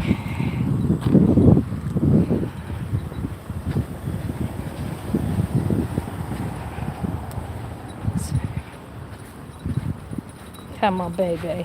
Right here. Yeah, yes. Yeah, my little la. Come here. Come here, little girl. Oh. That's a pretty little baby. Oh, this won't come off you. I'm having this. My hands are starting to hurt me. Okay. All right, guys.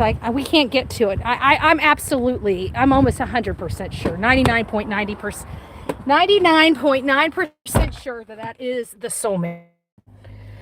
That's one thing about this. I don't have the cover on it, and every screen it just changes this. It's so difficult to work with. You need to have a cover on your Samsung. That's the only bad thing about it. Okay. Woo! Yes, doggy. I think I'm done for the day. This is freaking hot ass shit. We're gonna have to figure it out. The sailboat's there. I truly. Oh, this is the wrong one. Oh my god, this is for this one. This is for this one over here.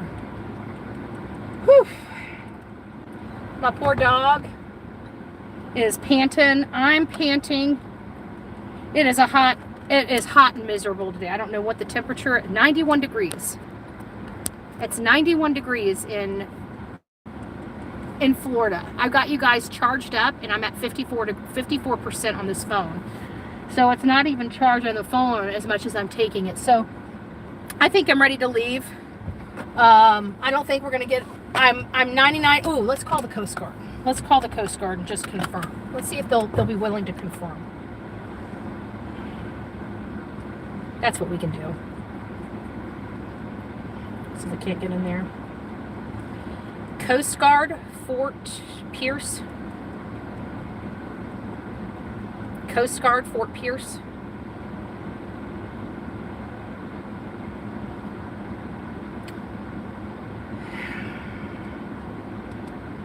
I say Coast Guard, and it says Coast Guard. Did I ever tell you guys I hate freaking... I literally hate Apple. I can't figure out how to say Coast Guard. That's pretty bad. Okay, let's call.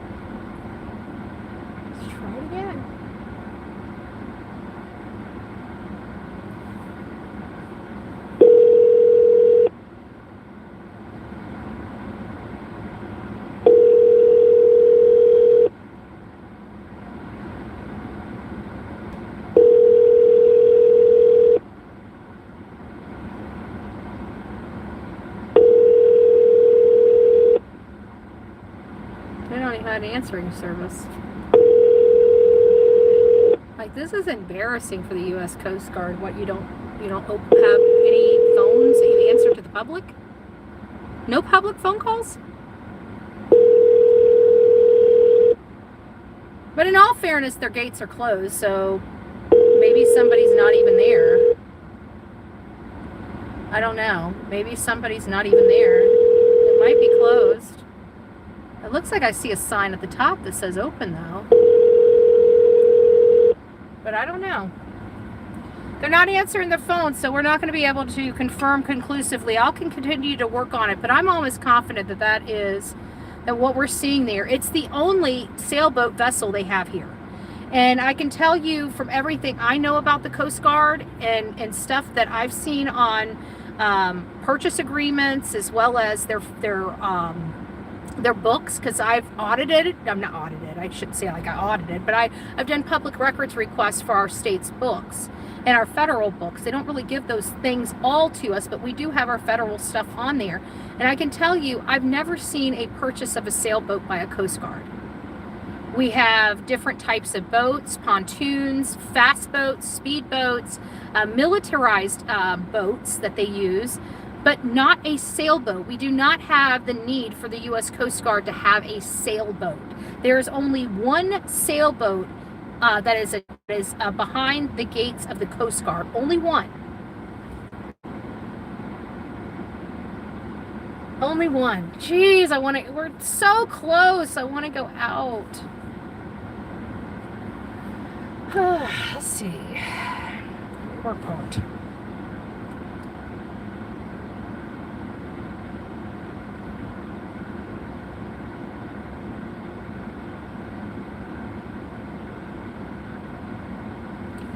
Boat captain.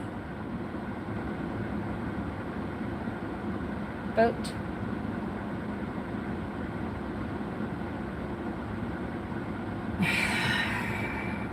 See, this thing's so hot, I can't even get it to work. I mean, it's insanity. I hate apples. If I can't prove why I hate apples so much, just trust me, they're garbage. I know you guys think the world of your Apple products. What the hell happened here? Here we go. You guys think the world of your Apple products, but they're not good. They're junk. Apple products are junk.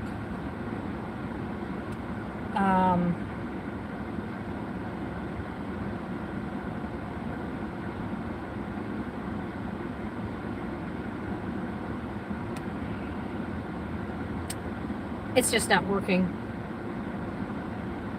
It's just not working. I can't get anything to work on Google. I don't know what to do, and if I reset, it's going to take us off the internet. So I don't know what to do with this phone. Well, let me just cool it down.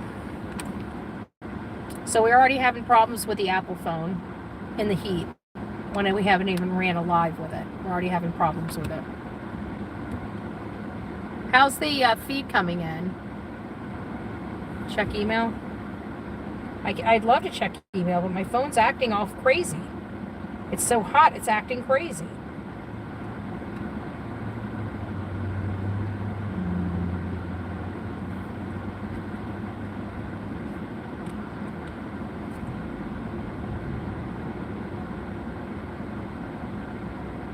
Oh, it's because we're on LTE out here.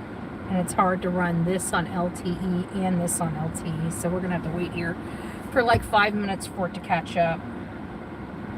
Soulmate footage. Okay.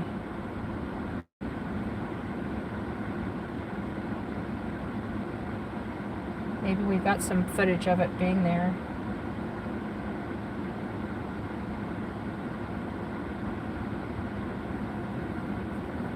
I got it. I'm looking at it. I'm waiting for it to come up. It just taken forever because we got LTE out here, so it might take a few moments. But we'll just sit and wait. We got no place to be. Are you ready for some water? You should post this to Oh, it is. It is the Coast Guard. There it is. It sure is. It is the Soulmate. It has been 100% conclusively confirmed. It is the Soulmate. What we were seeing is the Soulmate. You guys rock. Whoever is out here that did this, thank you so much. Maya, was it Maya? Maya, thank you. Thank you. We have confirmed 100% what we saw. Brian Enton is out there on a kayak. He's out there on a kayak? Tell him Bullhorn Betty's up on the dock. Tell him to come get me. I didn't even think of a kayak, but I got Delilah. We got Brian Enton out there. Uncle Brian's here. Come on, drink some water. Drink some water. Please drink some water. Come on. Please just drink a little water so mommy doesn't have to force it down your throat. You're seriously not going to drink any water today. Are you going to be that stubborn?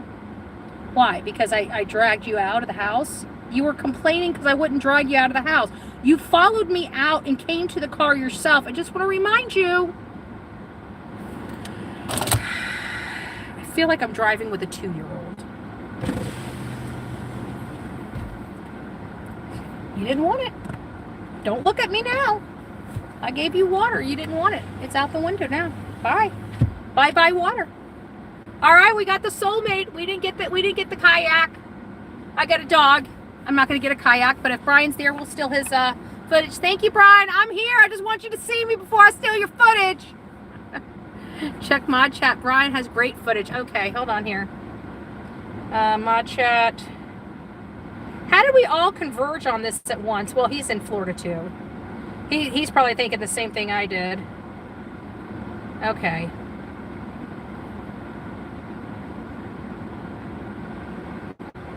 So Brian Enton's out here as well. Well, if he's out on the kayak, tell him to come over to that restaurant. Well, I can't. Oh, he's not. Is he on a kayak? That is actually Brian Hooker's there it boat is. Back there, Soulmate. Remember Brian Hooker, him and his wife, they were living on that boat in the Bahamas.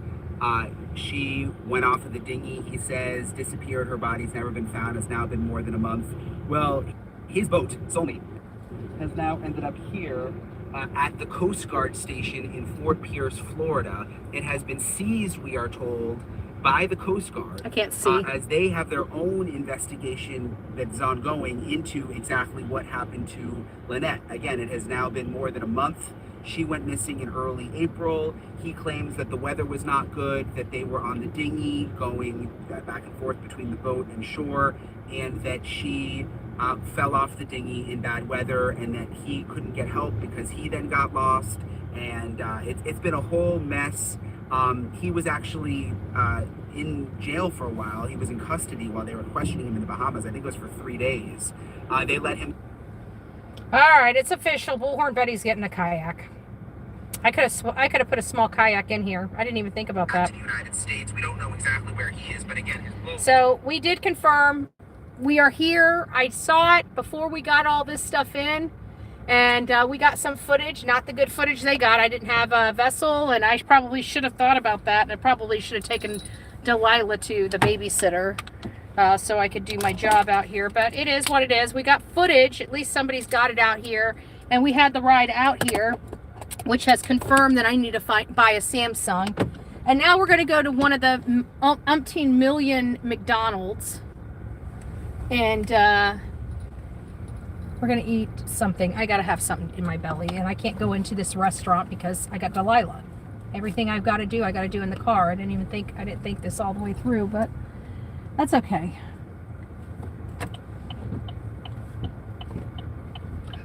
That's okay. Let's see, got footage. Yeah, we got footage. We definitely got footage. We got footage live, and we got footage on the other camera from of the boat. We were here. I didn't have the great footage. I didn't think to get the kayak was good. I wonder if somebody has a kayak. I will let somebody watch my dog. I'll pay somebody to watch my dog out here if I can get a kayak out there to go take some footage. But I don't want to paddle. I want to drive for $249 for 2 hours. That would have been nice. I should have thought about that before. I could have had it all set up. Just came straight here, went where I needed to go, and got on the freaking boat and went. Oh well. Oh well, we got out here. It was a great ride. We got to see the Soulmate. It is docked here in Fort Pierce. I think I might, I don't know, guys. I'm really, really chomping at the bit to go to Michigan. But we haven't located him. Usually Daily Mail is all over these cases. And Daily Mail, I don't know how they get their intel, but they get some pretty good intel of people. That's how they were able to find Dylan Mortensen. And, you know, just I think of all the people that the Daily Mail has tracked down. And so I've been waiting for confirmation from the Daily Mail, you know, for, oh, thank you guys. Who is that from? I can't see who that's from. I'm sorry. My glasses are foggy. I'm sorry. Thank you so much. I couldn't see who it was from. I apologize. Let me go. Let's get going home.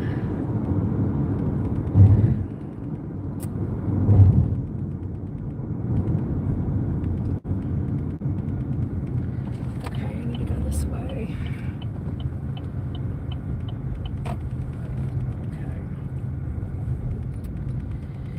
I'm so hungry. It's like 1 o'clock. I'm freaking starving. I've been up almost 12 hours and I haven't eaten anything. Miss La, you're so good. You're so good. I know what you want. You want to come over here and lay in mommy's lap. Come on. Come on.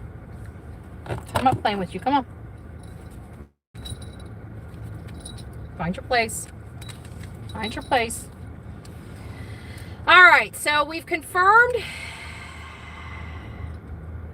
the ship is here. It is docked. They got it strategic. Like they can't like I knew they couldn't hide it, but I didn't know. So messy. But I didn't know. Oh, thank you. Oh, thank you guys. It's hot out here. I'm not gonna lie. It's freaking hot. It's hot. But oh, I can see. Oh, thank you guys. Let me go over here and just see who. I don't know what the hell is going on here. I just. Apparently, I guess I can't see the chats, the super chat. Usually I can just pull them up, but whoever has donated, thank you guys. I appreciate y'all. I'm so sorry I can't read them, but I appreciate everything you guys are doing. This was just something because we've been covering the case. We haven't been out of the house. Ooh, looky. There's a Mickey D's right there. There's a Mickey D's right there. Are you going to eat bacon? You're probably not going to eat any bacon. But I'm going to go ahead and get you bacon for later because I know you're going to want to eat bakey later. Miss Lala. Me all way up ahead. Okay, so the G-Wagon wants to go there, so we'll go over here. Bada bing, bada boom. Bada bing, bada boom. Oh, wow. Sprite Berry Blast. Hi, Miss La. Hi, Miss La. She's not in the mood to play. She's like, you know, she's not in a mood. Look at her. She won't drink. She's being stubborn. What we got here? Where are we? Miss Lala? You think I'm gonna go throw you away? Do you think I'm just gonna throw you away? It never happened. All right, go on. She hates going over into her. She puts her feet up. She fights. And go over in her spot. Fights me. But I made the mistake of letting her come over too soon. And now all she does is look at me and beg to come back over. No. All right. So what did we learn? We learned that Brian's he's screwed. That's what we learned. That's what we learned today. Brian is screwed. They've got his boat. They're not going to release his boat. They're going to. I believe that boat is a crime scene. I think the breaking news is they've made it a crime scene, right? If they never made it back to that boat, they would have never had probable cause to take it. I really don't believe they would have had probable cause to take it, guys.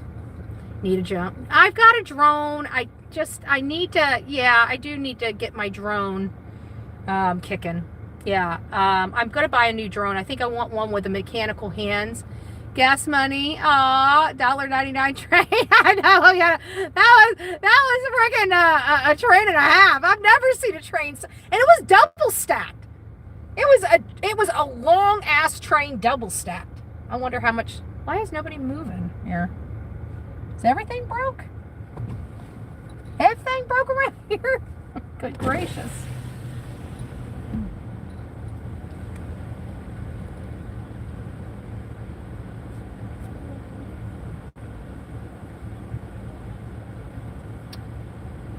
Let's see.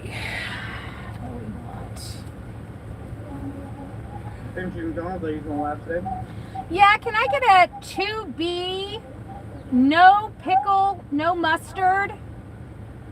And I'd like a order of bacon for my dog. In order of what? Bacon, just a side of bacon in its own little container for my dog. It's usually like 2 strips of bacon they charge me for. Yeah, that's it. And the number 2 is just the sandwich, right? No, it's the meal. Medium or large? Let's go medium, and I'll do a Diet Dr. Pepper. I do apologize, we don't have the Diet Coke. We should have regular Coke. The Diet Coke. Do we have any zero products? We have Coke Zero. Okay, I'll take a Coke Zero. And then lastly, I'll take a caramel frappe. What size? The largest you got. Large caramel frappe. Anything else? That should do me. Alright, first window. Thank you.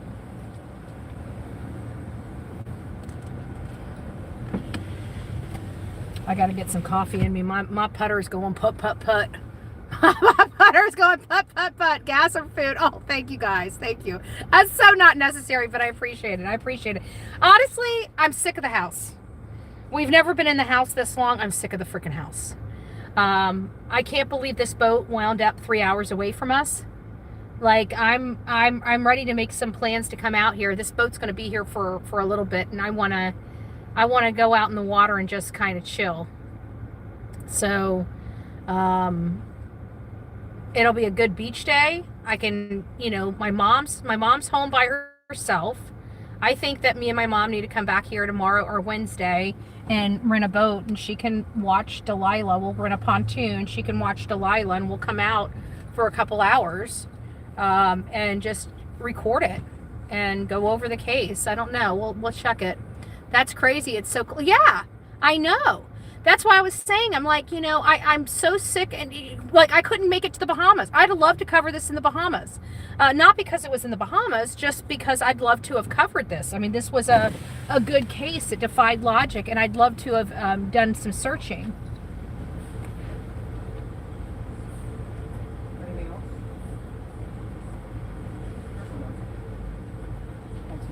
Thank you. Sorry for the wait. Last day. Thank you so much. No, I don't need one. You too.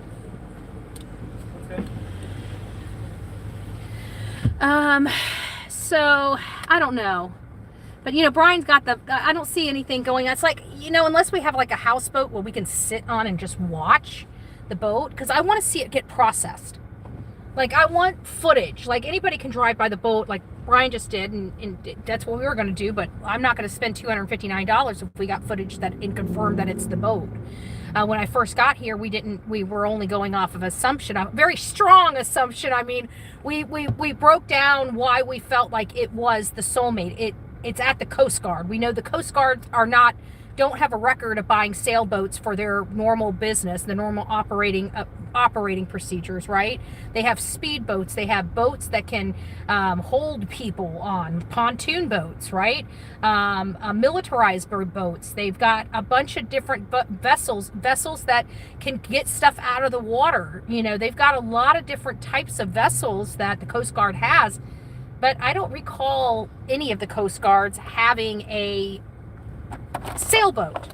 And so that's why we believe that it was there. It's the Soulmate. We heard it was going to be here at Fort Pierce. It's the Soulmate.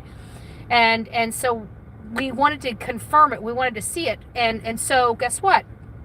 At the end of the day, Brian Inton confirmed that right outside of where we were, he was on a kayak, and it is the Soulmate. So that's what we came out to confirm. It was confirmed. So we did what we wanted to do today.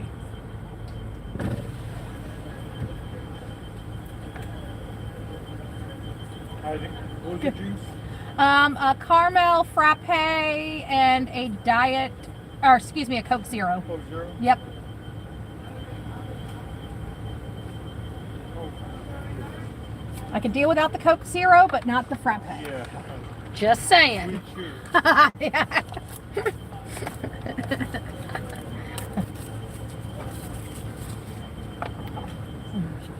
You want a little, here, you want some, here. You want some.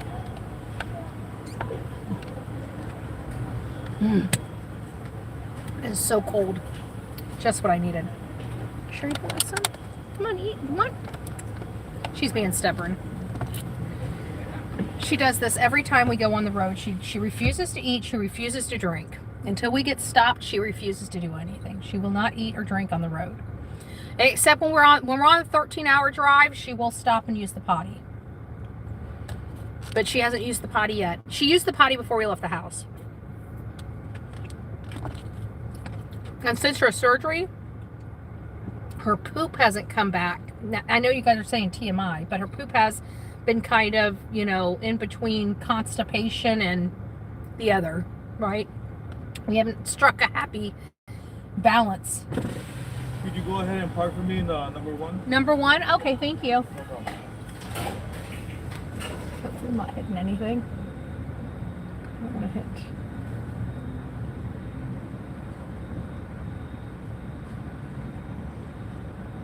Somebody's just checking their bag. I don't want to move and I don't want to like pull in front of them with them checking their bag.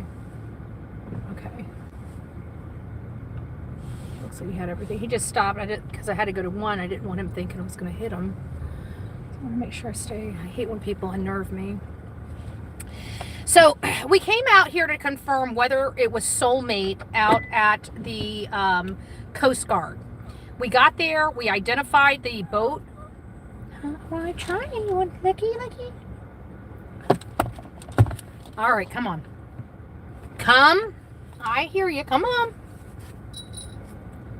She's such a spoilt brat. Such a spoilt brat.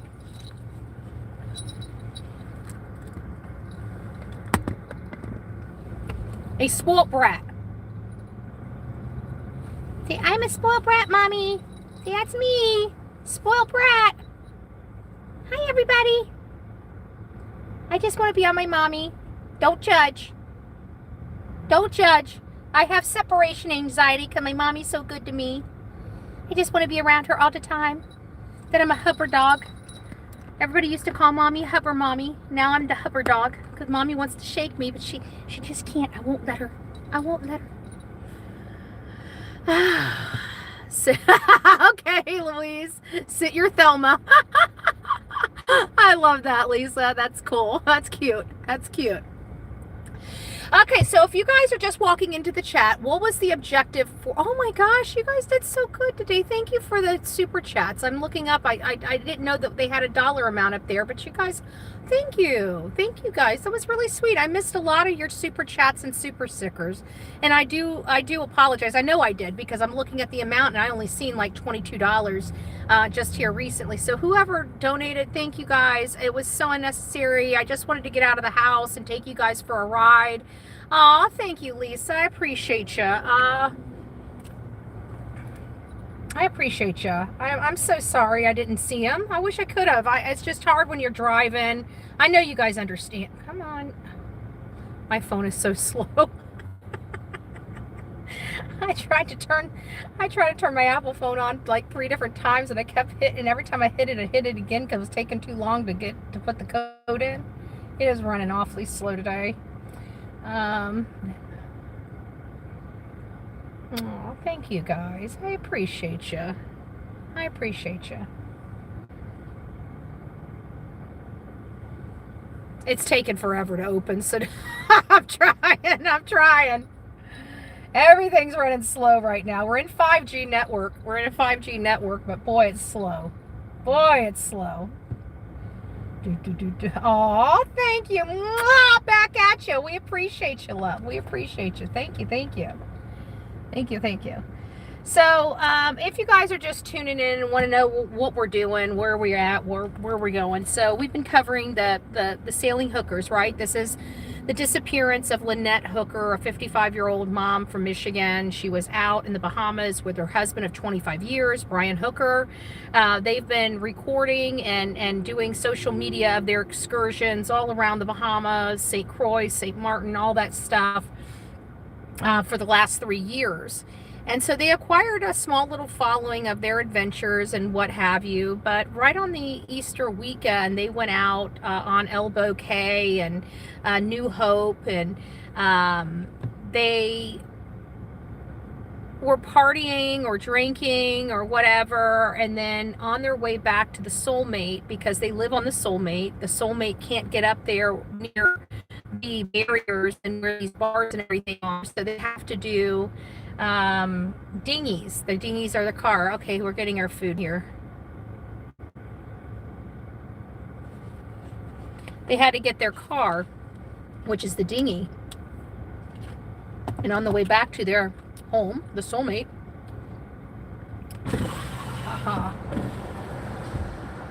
Thank you so much. No problem. Quarter pounder and extra bacon on the side? Yes, sir. Thank you. Have a great day.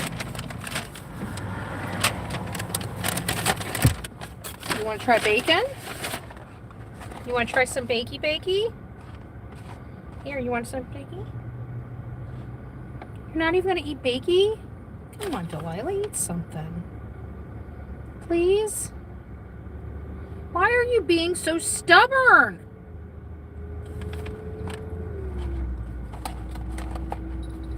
If you're not going to eat, I'm putting you back on your seat, because I'm not going to have you under me while I eat. Yeah, I will. Want French fry? No? Want a licky lick? Oh, there you go. There you go, Delilah. Licky lick. She licked some condensation on there. Come on, licky lick. There you go. Oh yeah, that's nice and cool. She still won't lick. She just licks. You want some? Here.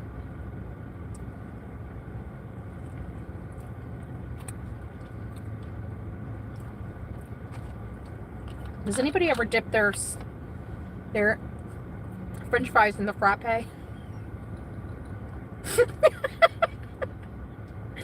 Sweet and salty, baby. Sweet and salty. What is Betty? Sweet and salty, baby. I have a sugary sweet side, but I sure do have a very, very salty side. I can tell you that. We got sweet and salty with Betty. With soda on the side, I know. I told him I could live without the soda, just not the frappe. I need some caffeine. I needed some sugar. I was dying. I was hoping there was more here. I mean, I looked at the docking system. It looked like there was a dock that went right out there that I could have gotten, but it said private on it. People are living on those. I didn't want to freak people out, you know. So we kept our distance. We did what we could do. And make no mistake, I'm a journalist. If I can step a toe over to get the shot, I will. Okay? And I'll take the responsibility of that not being the proper way of doing it. If I have to get a ticket, whatever, I'll deal with it. Because I know I did wrong, and there's no point in even challenging it because I did wrong, right?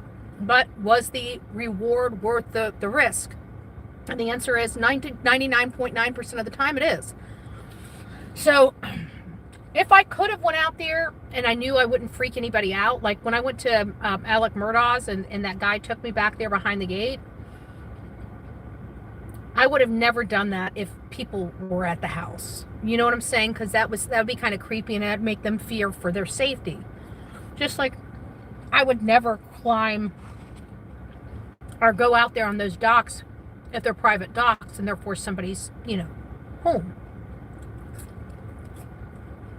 But if those are private docks and there was nobody living on their house, risk and reward. I might consider going out there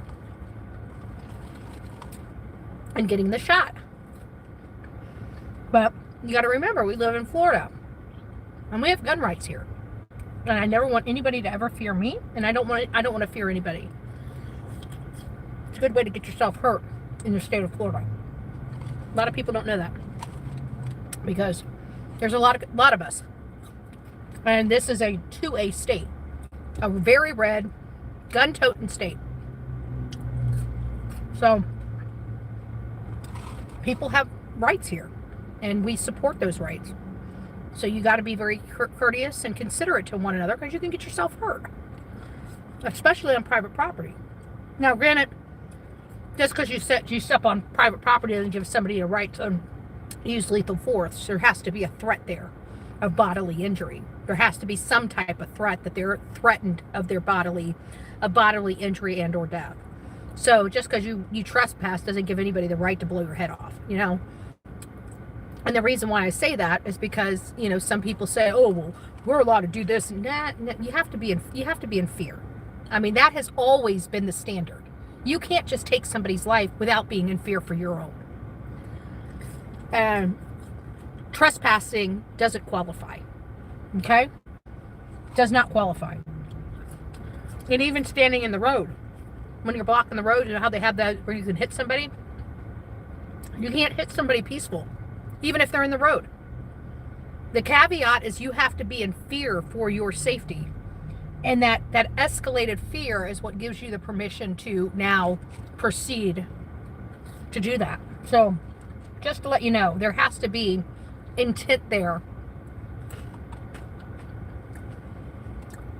Careful, Joe Doe. Veronica's my girl. Do not come in here. You do not want to stir up. This is not a free flow. Maybe you don't know, Joe. I'm Bullhorn Betty. It's nice to meet you, by the way. But one thing you don't do is you don't come in my chat, okay? This is not a free-for-all. Like, I make people subscribe and everything to make sure you guys understand the rules. So you can't come in this chat. We're not disrespectful to you. You don't be disrespectful to us. If you're disrespectful to me or my people or my mods, we boot you. You get it's a zero policy, because we believe that people in this world should be adults. And we expect people to handle themselves like adults. And if you don't handle yourself like an adult, I think you're a kid. And this is not a child channel, okay? This is an above 18 channel. So when you act like a child, it's time for you to leave, because no children are allowed in this chat. You see how that works? So we expect people not to parrot our, you know, you can have your own thought, but you can't be rude, because we're all here trying to figure something out, right?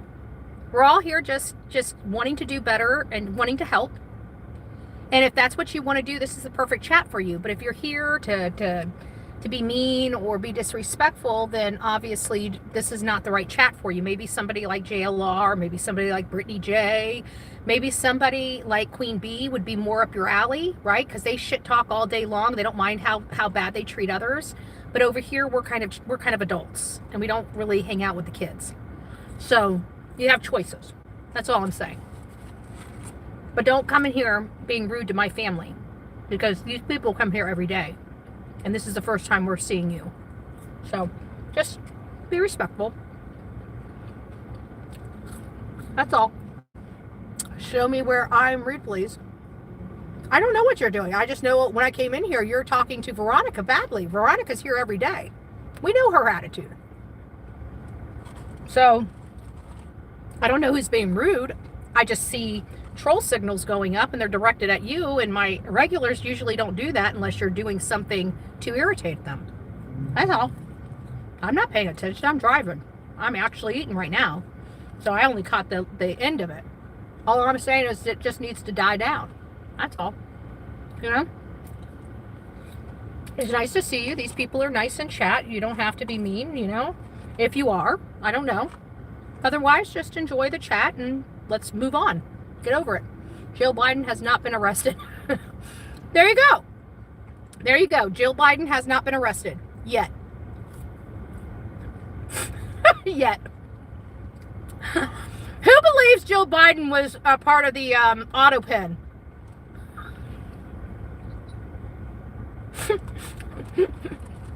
Yes, I called her rude when she called me out for no reason. Yeah. Let's move on. Time to move on. So, I think now that the Coast Guard has their boat, and their boat is secured, And it's kind of tucked back. Like I said, it was hard for us to confirm the boats here without us being out the water. Shout out to Brian Enton for getting out in the water. He saved me $249 today. So we always appreciate. I'm a cheap, you know what. It's been confirmed, which is what we came out here to do. And not only that, we didn't even know if we were going to see the boat. So even to see the boat there, it was a good day. Like it's here in the States. It's in the United States. That means Lynette's going to get justice. I truly believe Lynette's going to get justice. Now, they want the body. They want the body. But the body hasn't been found. Maybe we should go to the Bahamas. Maybe I should just start working on getting my and just pay the expedited fee to get my passport. And maybe we should really go to the Bahamas. Because you guys know I'm going to be surveying everything. Every single thing. From where they were to where I think his travels truly were. To mock runs of what he could have done that night. And where he could have done in the time frame he had. We do a lot of testing with theories when we're out there. More so than any other content creator I've ever seen. Will we find her? We haven't found anybody yet. We were a part of a party that helped find a little boy, JJ Rollins from Brooksville. Oh, thank you, Green Eyes. Appreciate you. But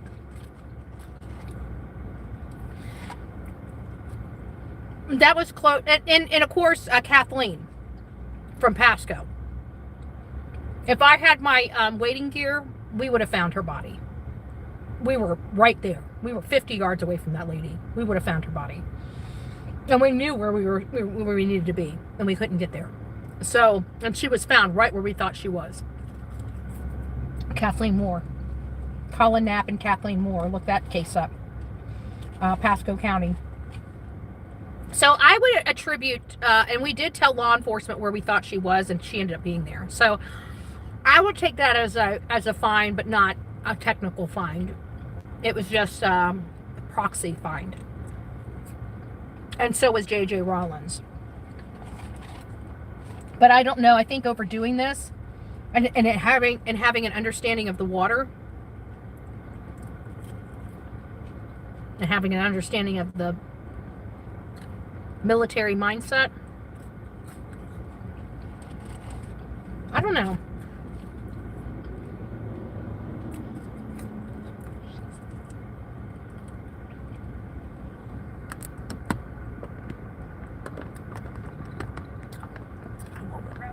She was asleep. She had her eyes so closed and everything. She was asleep when I moved it. She heard it move and she woke up. She was asked out too.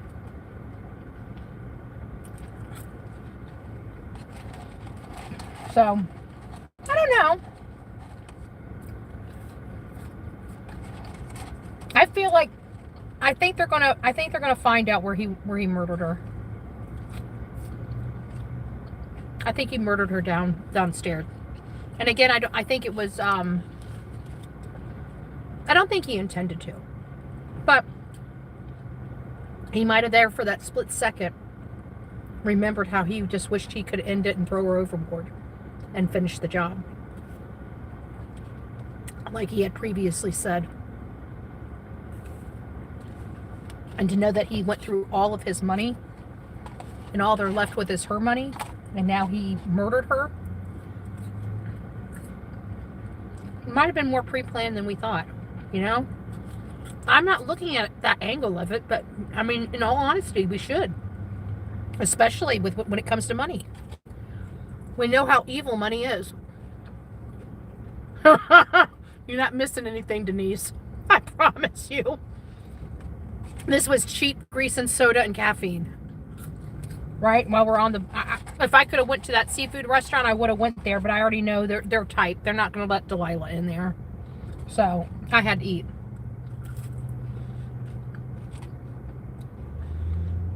Life insurance.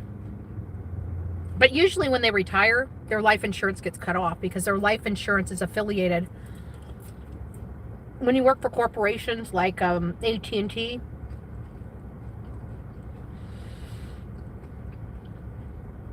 once you quit working there and you get off their insurance, your life insurance pretty much goes away, because your life insurance in organizations like that are typically tied to your health insurance, and they come out each week out of your paycheck,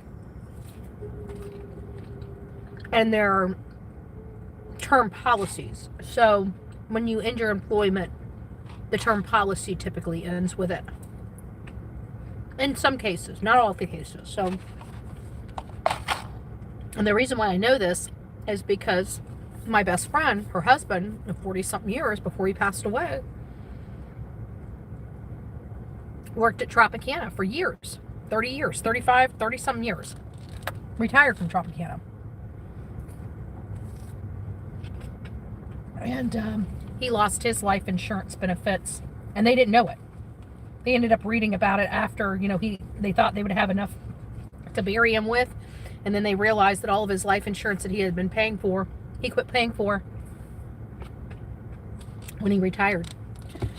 So there wasn't really any life insurance. Even the Teamsters, the life insurance they had with the union, when you stopped being in the union, you didn't have the union benefits, so no life insurance. So, in my understanding, those life insurance typically are, only at that point 10, 20,000, because when you retire, you don't have the assets that you had or that you needed when you were younger. Your houses are, you don't have a lot of debt. You only have, burial expenses. I don't have a lot of debt, but I do. I'm going to have, I don't have life insurance. I probably should get some life insurance, because, a $10,000 or $15,000 policy really is all I need. If something happens to me, that's enough for my family not to have to worry about, paying for a funeral. $20,000 it costs for a decent funeral this day and age. For a coffin, a burial ground, the service, the renting of the pastor. Oh.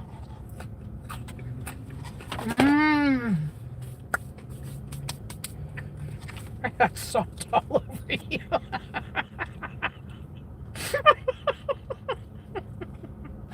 My poor dog. She looks like she's got dandruff. Oh, good gracious. Hey, Naomi. Hey, just recently got on today. What exactly is going on today? Oh, sure. Well, we're heading back. We're heading back to the studio now, because we came out 3 hours out of our way to Fort Pierce, because we can cover the case of the sailing hookers. The sailing hookers is a man and a woman. They've been married 25 years. They decided to sell everything in 2023 and move their life on a boat. And they were part of the boating life, where they live on the water. They travel all over the place. And they were stationed down at the Bahamas on a mooring down there for, I think, a couple weeks, maybe a month or something like that. And so they were on the land on Easter weekend, and heading back to their boat on their dinghy. The husband says the wife fell off. And a lone wave came and knocked, 2 or 3 foot wave came and knocked the dinghy and knocked her off. And he tried to throw her a little life flotation device to help her. He doesn't know she got it.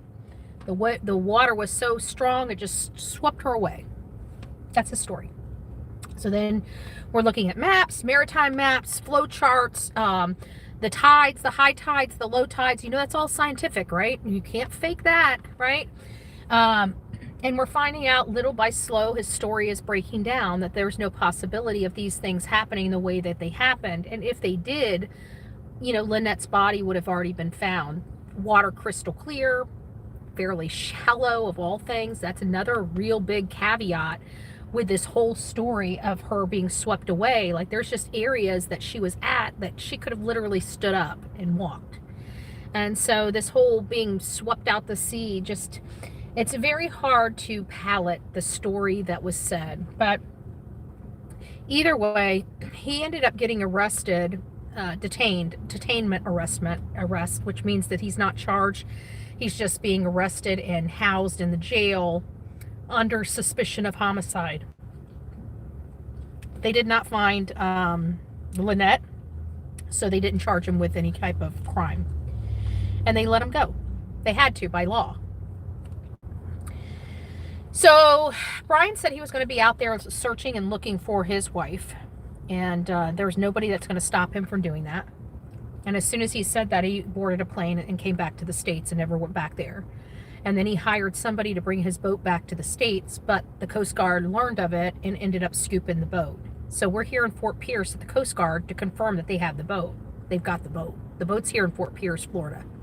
I live in Florida. This is 3 hours away from me. So this is the closest we're going to get to the case. So I chose to go ahead and take the ride down here. It was a great ride. We were able to do a live stream all the way down here. We're going to probably do a live stream all the way back home if we can. The live stream was great. We didn't drop. It might have gotten a little pixely here and there, but from everything that we heard, it was really a different, because every time we go live stream, every time we do things on the road with the Apple phone, it drops. It just drops. It drops everything. It freezes up. It overheats. It's just a nightmare, that Apple phone. So when I got into the car today, I hooked the Samsung up to the hotspot on the Apple service, but I'm not using the Apple phone. And we had no drops and hardly, like, next to zero technical issues. So I am absolutely ecstatic. I'm going back to a Samsung phone. If this does not prove why we need to be on Samsung, I don't know what does. We would have never gotten this quality of a live stream with the Apple. And the Apple is twice as expensive as the Samsung. Twice as expensive. And that's just to buy the phone, not even the service to run the phone. So we got down here to confirm that the boat's here. We got really close to confirming it, but we couldn't see the name of the boat. But the good news is Brian Enton's out in the bay with a kayak. And so he was able to confirm that, yes, that the boat that we ID'd as being the Soulmate is here. It is docked, and he got a better footage of the name Soulmate on the back of it. So now that was the only job we had today, was one, we didn't even know if we were going to see the boat. So we got to see the boat. Happy about that. We were wanting to confirm that it truly, fact, was the Soulmate, which we did. It wasn't our confirmation. It was Brian. Brian gets credit for the confirmation because he's out there on a kayak. We are not. We were about to rent a pontoon boat for $249, and somebody said Brian's already out there filming. And we went to Brian, and sure enough, he's out there filming. So he saved $250. If there was nobody with any footage of that being the Soulmate, I would have paid the $250. I would have gotten it back from giving the image to somebody. So I would have gotten that money back for the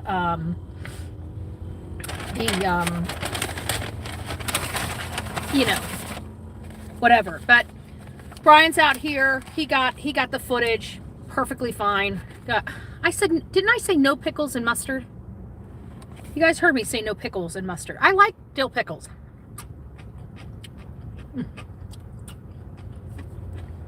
I can't stand them on my burgers. They don't taste right. I don't know whoever thought that a freaking pickle tastes good on a burger. It doesn't. So if you guys don't want to see me eat, oh well. Life on the road and all. They didn't give me any napkins. No napkins. Not one flipping napkin in the bag. I don't even know how much it cost for all this food. They didn't even give me a total. They just asked for my credit card. Did they give me my credit card back? He did. Okay. All right, guys. I think we're gonna... No, it doesn't really matter. You guys can ride with. I don't see why we can't ride with. Let's ride with. I'm not gonna eat that. I've already eaten enough. It's so hot out here. I can't eat a lot of food when I've been overheated. It makes me nauseous. So, all right, guys, we are officially on our way back to Manatee County. We did what we needed to do out here.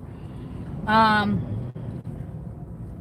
think next time I go on one of these trips and my mom's home by herself, I think I'm just going to go by and scoop her, because she could have watched Delilah. I could have kept the car, you know, cold. I could have done a little more. That's all. I could have done a little more. Sorry, guy here. You're gonna watch me pick my teeth. Got burger in them.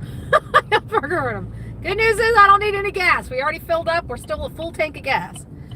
We're still a full tank of gas. My poor little baby, la la la la la, my old apple head. My old apple head. She's just a pain in my butt. She's a pain in my butt. Okay, let's get you guys situated.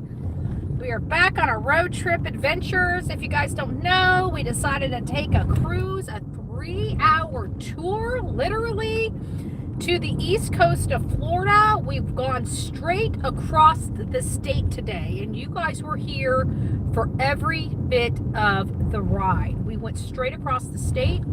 We went from Manatee County, State Road 70, and drove straight across until we got to this place here. And we have confirmed the Soulmate is stationed here at the Fort Pierce.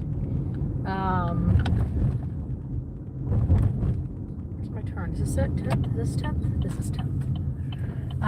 At the Fort Pierce U.S. Coast Guard station. It looks like a substation because it doesn't look like there's a whole lot of people working. I know there's some people inside. I'm pretty sure the Coast Guard stations have to be manned by a person or two 24 hours a day, but I don't know that to be a fact.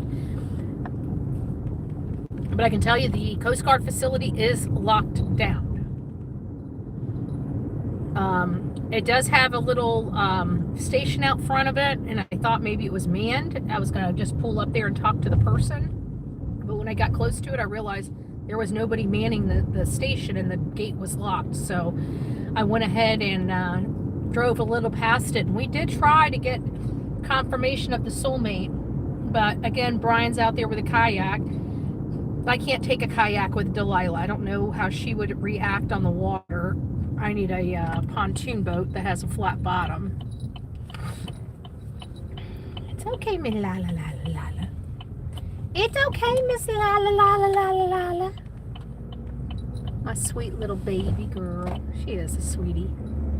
She's so good though, and she's even better. Like she gets a little noisy when she's in her own chair, but when she's touching me, if I'm touching her or she's touching me, she's just fine. She has major, and it's my fault because we're always together, she has major separation anxiety. And it's my fault, and I know how to break it. I need to start leaving the house and leaving her in the house for 15, 20, 30 minutes. So I've got to start going out and getting my groceries. I usually have them delivered. I don't know. Hello, guys. It's been Mexico Beach in Florida on the Gulf America. It might be. I don't know. I have no idea. I know that we, like on my beach, we have the Gulf of America side, but where I live, we have Holmes Beach, Anna Maria Island, Bradenton Beach, you know, things like that. But I don't, you know, and Whitney Beach. I know we have a Whitney Beach there. I've been to Whitney Beach before. But I don't know how many other beaches are along there. I know there's Melbourne Beach on the East Coast, but I don't know all the beaches. I know Clearwater Beach. I know the main beaches on the West Coast. So we should be arriving back to the house around 5 o'clock. This is going to be a long trip. Holy crap. I can't believe we've already been on here for 4.5 hours. Oh my gosh, somebody did another little thingy. Thank you guys. I appreciate you. I appreciate you. I hope you guys have enjoyed the trip. I mean, I feel bad for Lynette. You know, this is as much as we can do for the poor case, you know, and I feel so bad because I feel like, you know, there's just places out there that she could be, but I want to almost get on I want to check under those boats. I mean, you might as well clear the stuff that's the obvious stuff first, and they may have already cleared it. I just don't trust it. Like, he didn't have a lot of places he could have gone. He couldn't unanchor the soulmate. I mean, let's think about that. The soulmate takes two people to unanchor, to undock, to unhook. If he had just hurt, unalived Lynette, there's no way he could have moved the boat. Now, granted, he turned off the satellites, but why? You know, what difference would, if he couldn't move, did he try to move the boat? Is that why he turned off the satellites? And then he realized he couldn't move the boat? That's why he was in the dinghy? Or what if he wouldn't hit her and lost the keys in transit of hiding her and had to explain why he lost the keys to the dinghy? I mean, we need to start thinking outside of the box here. About all the information that we heard. Now, we can't take what he has said as true fact because we believe he's lied about a lot. But we also know that people, the way that they're able to get away or have such a convincing lie is because there's a semblance of that lie that is based upon truth, fact. You know, but it's trying to decipher the code, so to speak. You know, what statement is the leakage and what statement is the falsehood, you know? He didn't have the keys. It doesn't sound like the keys to the dinghy have ever been found. So if the keys to the dinghy have never been found, could he have tossed the keys? I mean, the first thing he could have done is toss the keys into the water just to make it, to help support his alibi. But what if he was forced? What if he was forced to talk about the missing keys because he lost the keys? Everything that I know, whenever we got a boat or a jet ski or anything like that, it always came with a set of keys. Well, even from the factory or wherever my dad bought the boat from, you know, sometimes he bought, like, there was a boat, he'd get a new hull, but not a new motor. And he, you know, would replace the motor on each of his boats, the same motor. He had the same motor forever and ever. But either way, where was I going with that?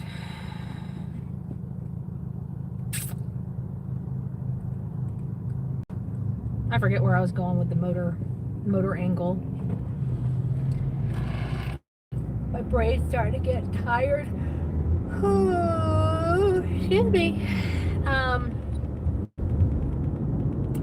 But it just seems to me that he would not have been able to move the sailboat. It seems like maybe he tried to move the sailboat and he realized he couldn't move the sailboat and maybe use the dinghy. But the keys, you know, maybe he paddled over there, maybe he drove it over there and just tossed the keys in the water, or maybe he lost the keys when he was trying to dispose of Lynette by accident. Maybe the keys were never meant to be lost. It's just something happened. Oh, I know where I was going with the motor. Is no matter what boat we bought, they came with floaties. It came with a styrofoam thing. I read that Bahama police found the keys in Brian's sock. Oh my gosh. We're hearing that the keys were found in one of Brian's socks. He hid the keys, folks. Potentially. He potentially hid the keys. Do they have the keys to the dinghy? Who said that? That was from Unicorn. Where did you hear that? Because if you just heard that from somebody else, I haven't heard that. Usually, I haven't heard that yet. Where did you hear that they found the keys in the sock? That'd be a new revelation. Wait, BHB, the keys usually have that's what I was saying, the flotation thing on it. It's a rubber styrofoam thing. It looks like a little egg type thing, like an oblong egg. And some of them look like a little dauber for your fishing pole. It's got like an orange bottom and like a white cone top. You know, those things float. And typically you don't, even when you go overboard and your keys are ejected off your person, you look at the water and they're floating. They're floating. And for them not to have the keys, that's a little odd, because the keys usually come with a little, you know, floating device on it, flotation device on it, you know, like the little foamy thing. Now, over time, that foam can break apart and start, you know, getting hard, and it no longer can float. It actually will sink. But if they just bought this boat 3 years ago, I'm pretty sure that that would have been freshened up with the purchase of their boat. It's an important factor. And as well as that other, I mean, we looked at the video, the sale video of their boat. And the interesting thing is the sale video of the boat shows how well the other prior owners maintained it. Very excited about the engine room, ultra accessible. It seemed like the person that had that boat took excellent care of it. We heard that the boat needed to be fixed up a little bit. But to me, the boat looked really good. It looked very good. Here, Delilah, you're not going to go back over here. You're shaking too much. You're starting to irritate me just a little bit. Not irritate, but you know. Come on. I know you don't want to be in your own seat. You need to be in your own seat. Lay down. You want some bacon? Here's your bakey. You want some bakey? Here's your bakey.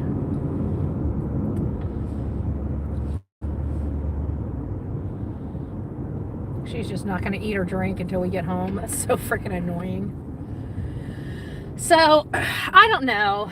I don't believe him. I don't believe anything he says. I hope they found the keys in his socks, because it shows he lied. But I believe he's sneakier than that. I think he would have intentionally thrown the keys out there in the in Marsh Harbor. I bet you if they took some type of magnet, I bet you they'd find the keys right there off that coast where they probably found the dinghy. It couldn't have been that far.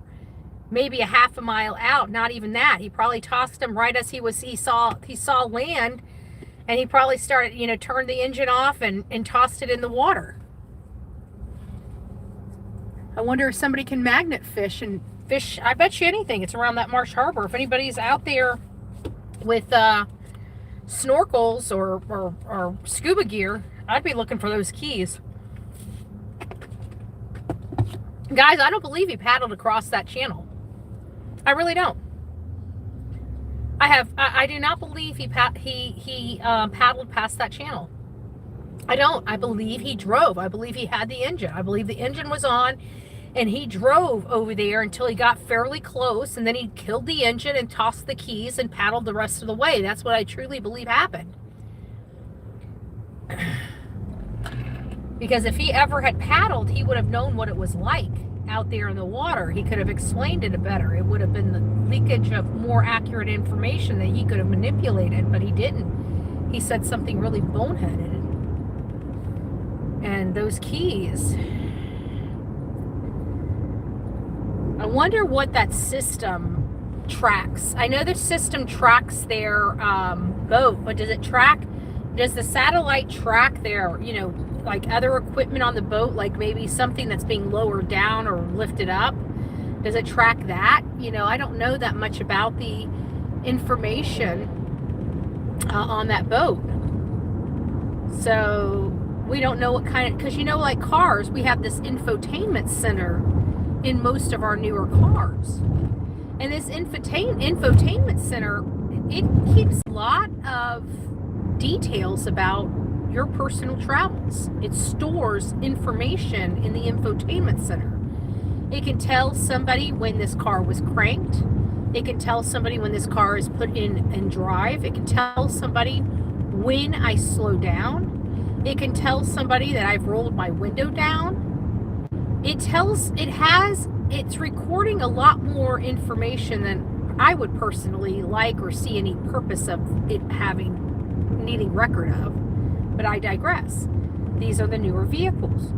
So it makes you wonder, because we know that they had a lot of top of the line equipment on that sailboat, and that Brian loves to geek out and do other stuff for the sailboat, like the solar powered panels that were put on the side of that boat. You know, he even made this little apparatus out of pipe, like PVC pipe, that helps prop those panels up toward the sun.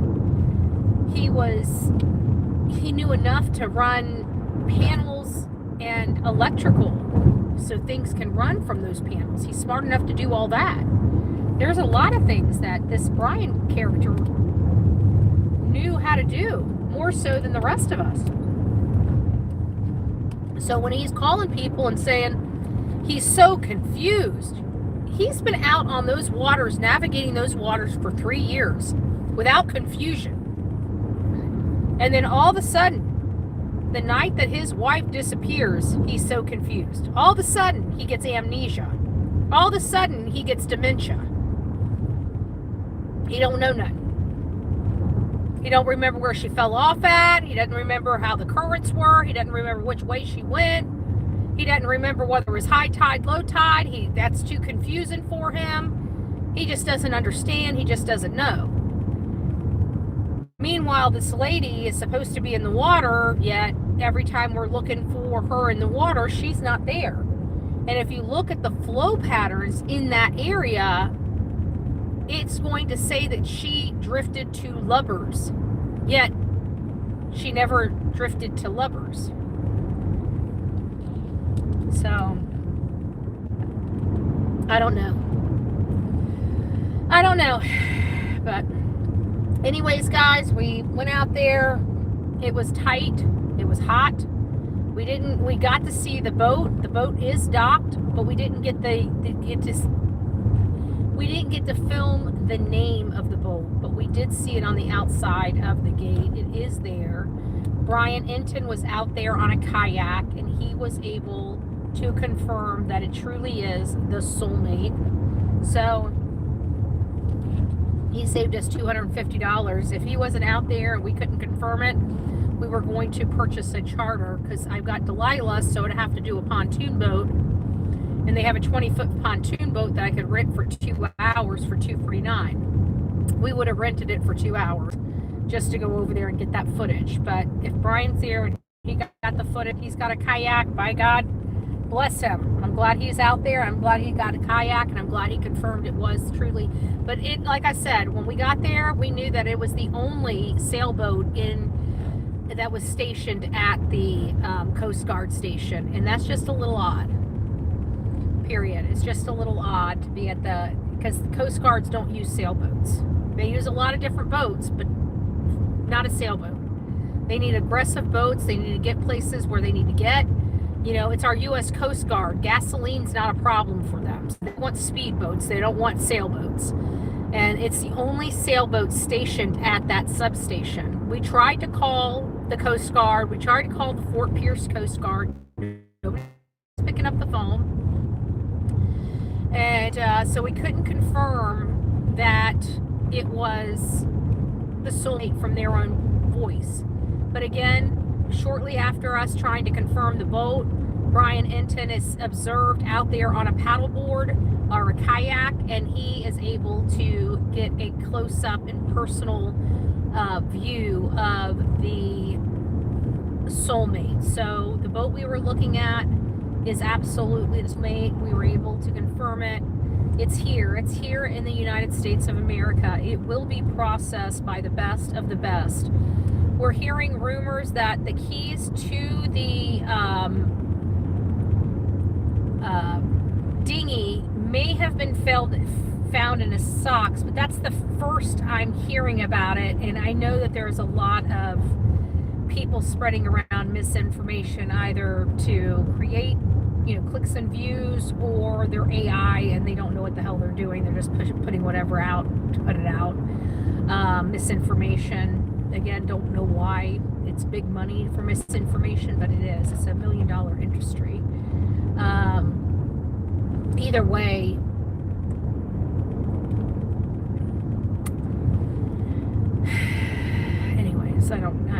I'm starting to get tired. We're kind of, I've been up for about 12 hours now, and it looks like we have another almost 3 hours to get home. So I'm starting to feel, I can start feeling my body being drained. The heat pulled it out. It is 91 when we left there, so it's that hot here, here in Florida, 91 degrees, and it wasn't really windy, it was just straight hot weather.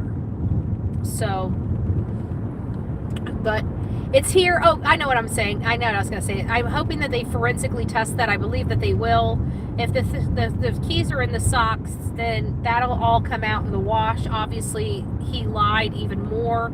I don't think the keys, I think he was smart enough to actually ditch the keys.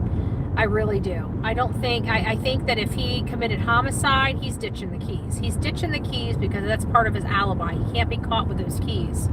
But we don't know. We don't know. So if you guys hear about keys in a sock, or them finding keys in a sock, please send me an email or link. I need the link because I need to source the information, but if you guys could get that to me, I'd greatly appreciate it. But I need to hear it because this is the first time I'm hearing that there's potential of them finding the dinghy keys in the sock. That's pretty significant.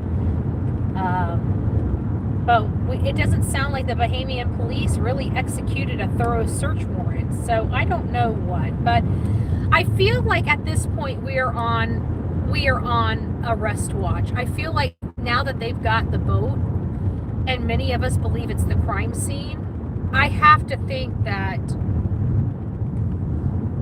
he's going to be getting arrested fairly soon. But I could be wrong. Because we've seen these cases play out, and they won't arrest until they have a slam dunk case. So he might be able to sit out here for years without being held accountable until they find her body. If they find her body, this case can come to he'll be almost immediately arrested. But at this point we have no body, and we don't know where she is. But we have to look at the path of least resistance. And the first thing I see out there in the water that could be a good place to hide is under boats.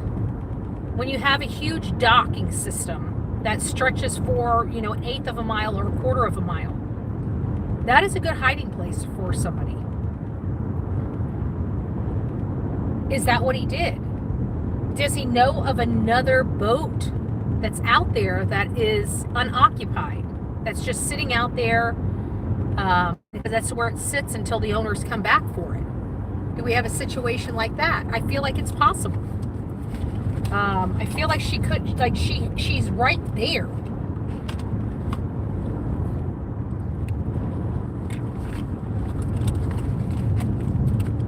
I feel like she's right there. I feel like with his sailboat not being able to be unanchored, he was left with limited resources. He was basically left with a dinghy and a cooler or a weights, and we know that he had plenty of rope. We saw the rope. There was plenty of rope. So, and we did see dumbbells, 10 pounds. Usually people just don't have one set of 10-pound dumbbells. They usually have a 5, a 10, and a 20. Or a 2, a 5, and a 10.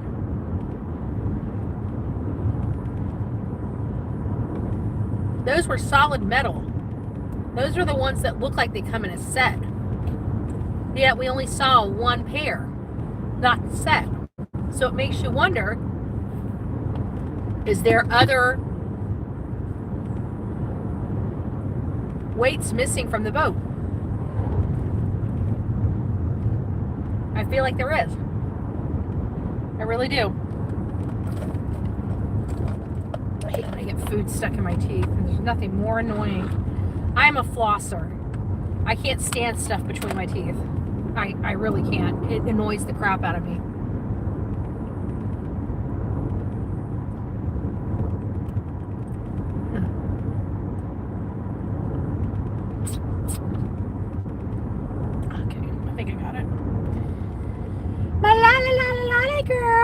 What's up, boyhead? Are you doing good? Are you doing good, Miss La La La La La La La La? You sure look like you're doing good over here in your seat.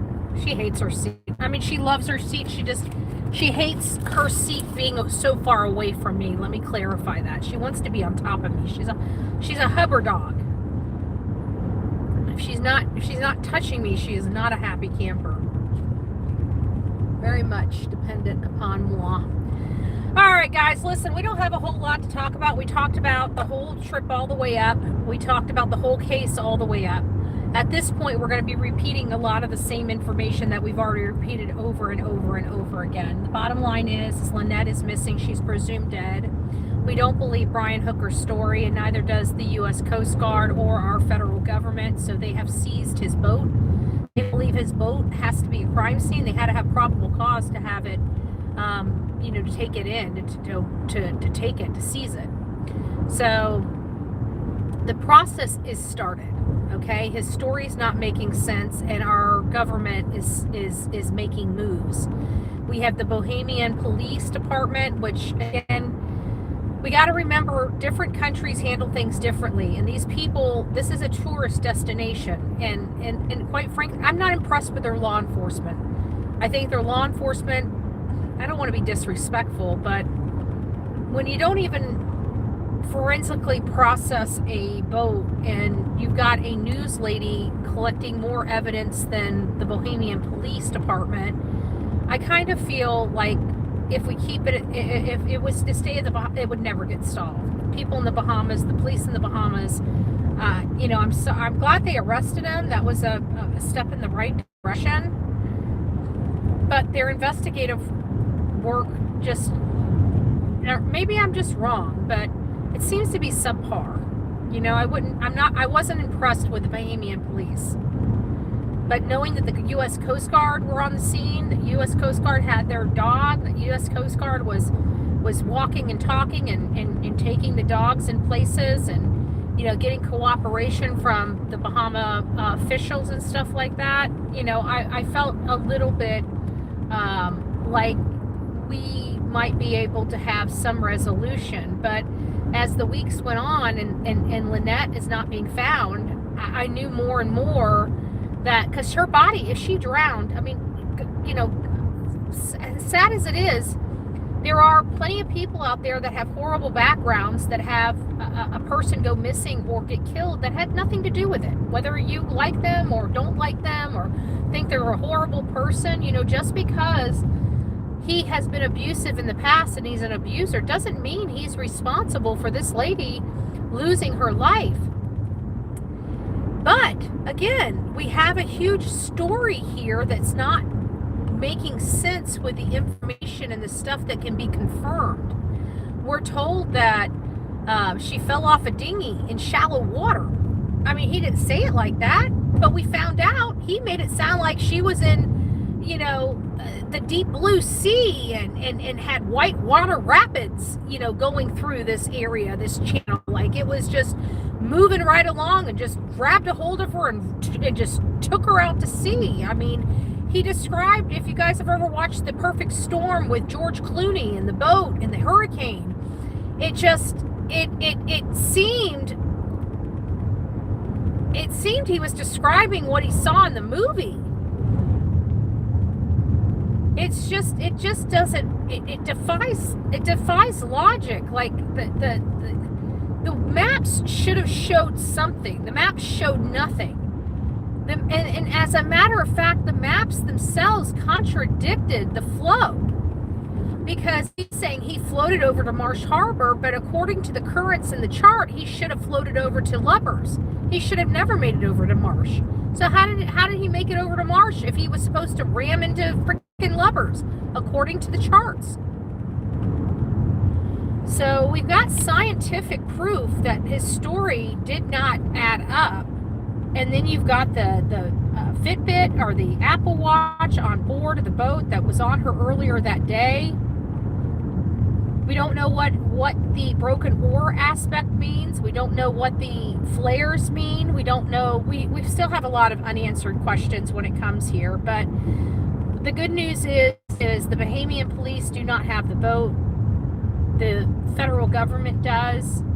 And I know that they have the best of the best investigators working on this case. And I know they're going to have the best of the best doing the forensics of that boat. They might be waiting to get the proper subpoenas so they can start, because that boat seemed empty. It seemed like it was just docked at their place. Aw, a bird was killed. It looks like a hawk. Aw. I hate seeing animals hurt on the road. Anyways. Alright guys, I think I'm gonna turn off now. I don't really have much more to say. I haven't looked at any stuff, and I'm actually kind of happy we came out here. That was kind of exciting. I wish we would have been able to get on the water, and we could have, but I didn't see any point in getting on the water when Brian Enton's already out there on the water, right? So again, he saved us $250 for the show today, which is fine. But I definitely will have to remember that the next time we come out to a Coast Guard or something like that, just to go ahead and order a boat for me. And the boats are fairly inexpensive. They're usually $300 or less. So I'm kind of excited that we had that as an option. My biggest concern is them not finding her. We have to remember he was limited on his options. He was limited on his options. He was limited on his options.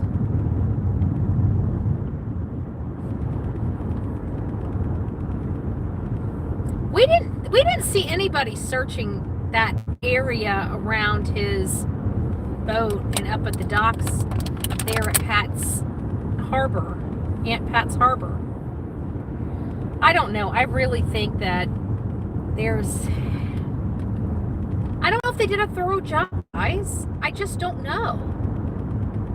But I know I didn't see any scuba divers in that water or going up under boats to see if, or even the docks.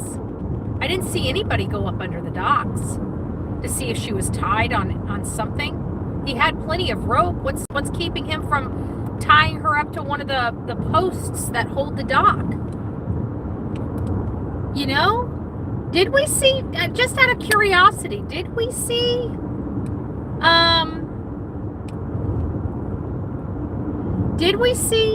scuba divers out there? Was there any scuba divers in the water? I just heard that there was fixed planes and drones. That's not going to get to the areas that I think that she might have been placed. Are we frozen? Oh, no, we're not frozen. There we go. I didn't see you guys for a second. What about the sunken boat? Do you think he could have sunk her there? Yeah, there's a lot of things that I think he could have done. But it's where is that in proximity to where his boat was? But I do know there was a lot of huge work. When we get back to the office, I can't do it on this live. So I think I'm going to let you guys go because it's about 2.5 hours. So I can do another live when I arrive. Maybe we'll do another live at 6 o'clock tonight. And we'll pull all of the information. Now that we know that the boat's here, it's secure. Nobody's going to contaminate this boat anymore. They've got it. They've got it in their clutches. They're going to process it forensically. This is the state of Florida, and this is our federal government. So we're going to get this stuff done. Okay, this is not Sumner County, and this is not Pima County. This is our federal government, and this is the state of Florida, and we do not play. I almost guarantee they're working on getting subpoenas right now to go in there and process the entire thing. Now, again, we're dealing with a lot of contamination of this scene. Remember, the law enforcement, the Bohemian police have been on that boat. Our U.S. Coast Guard have been on that boat. Carly Aylesworth has been on that boat. Her boyfriend has been on that boat. Brian has been on that boat. We've had a dog on that boat. And we've had a captain and his first mate that were going to be taking that boat back to the States on that boat. So we still have a lot of contamination on that boat. I don't think it's enough to prevent this case from going to trial. because they just have to exclude those DNAs and they're identified, like they know who all has been on that boat. But damn. All right, guys. Well, I just want to tell you, thank you guys for coming out. Thank you for hanging out with me. Thank you for coming and looking at this this boat with me. I wish we would have been able to see the sign Soulmate, but hey, I didn't even think it was going to be here. I thought it was going to be moved by the time we got here. So actually seeing it with my own eyes, seeing how tall that mass is, it's huge. Did you see how big? That's a big boat. I think that boat's bigger than I thought it was. You know, it's a big boat. It's definitely bigger in person than it is on TV. I can tell you that. It's a big boat, and it's a boat of horrors. You know, poor Lynette had her worst memories on that boat, and that boat probably took her life. And I just feel bad because there are so many women that are, you know, creeping up to 50 right now and don't want to start life over again alone. And that killed Lynette. That killed Lynette. She got free from this man, folks. You know, sometimes it's very hard to leave an abusive relationship. When you leave an abuse, it's the most dangerous time in the victim's life is the actual exit, the leaving. And she left. She got away from him. She got away from him. But she wouldn't quit talking to him. She let him always bring her back. And her excuse to her own mother was that she just didn't want to start over at 50. That, you know, that weighed on her quite a bit. That weighed on her quite a bit. And it's sad because she could be here right now if she just never went back when she found out away from his clutches. When he told her what he wanted to do with her. When he told her he should have just finished the job and threw her overboard. When he told her that, she should have known. She got to look at him eyeball to eyeball as he was putting his hands around her throat and tightening.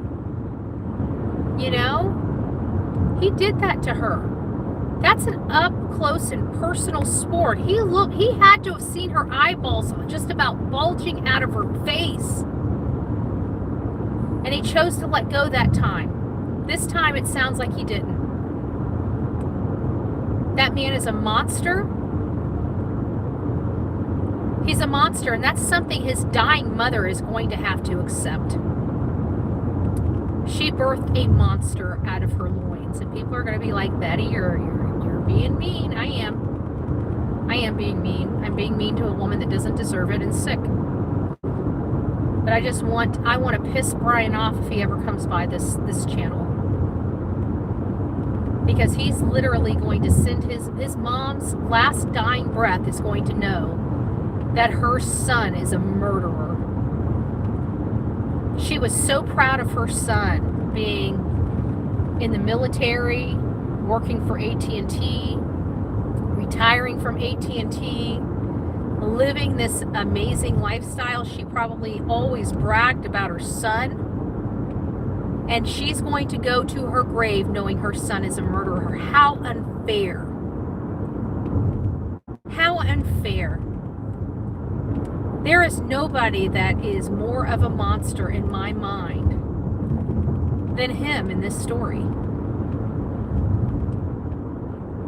He knows what he did, and we know what he did, because people that didn't do what we are saying he did, murdering his wife, they would never have given up searching for her. They would have actually looked for her. They wouldn't have been so confused. They wouldn't have been so confused. They wouldn't have been, I don't know. No. It was right here. Even if it wasn't right there. In their mind, it had to have been right here. They're just convinced it was right here. It's usually law enforcement telling them that your mind might be playing games on them. They're so convinced. This guy is so confused. It doesn't bode. It just doesn't bode.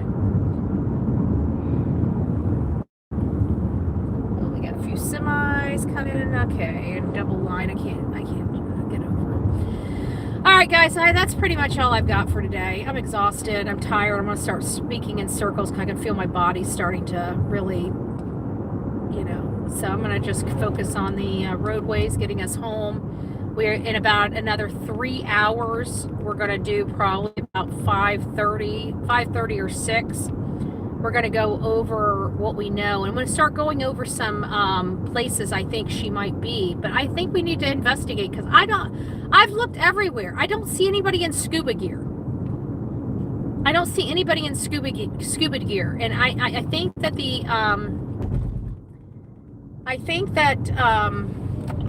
they need to look under those boats and docks. They need to look under those boats, and he's limited on where he could have gone. He's limited, and there's no guarantee that he even left with the dinghy that long. We don't have any proof that the dinghy left his boat once they got back. So I don't know. I'm looking at everything. We need to look at the closest stuff first and expand out from there. And I'm looking at all those yachts out there. And I'm sorry, I don't see any scuba diver out there checking under those boats. So, all right, guys, I love you. We'll see you soon. God bless. Thanks for hanging out with me for 5 hours. We'll be back later tonight about 5:30, 6 o'clock. So please, if you haven't signed up or haven't subscribed, please subscribe so you won't lose any information or miss any of our shows. If you are on the replay crew and you made it this far, please don't forget to hype this live. Hype this live. We found the boat. It is there, folks. It is there. I wish we could have done a Brian Enton, but we were unprepared. But we did get to see it. We did get to walk around. You guys got a lay of the land. It was hot as shit, and now we're heading back home, and Delilah is exhausted, and I'm exhausted. So we'll see you guys around 6. And we'll start going over Lynette's case all over again. Talk to you soon.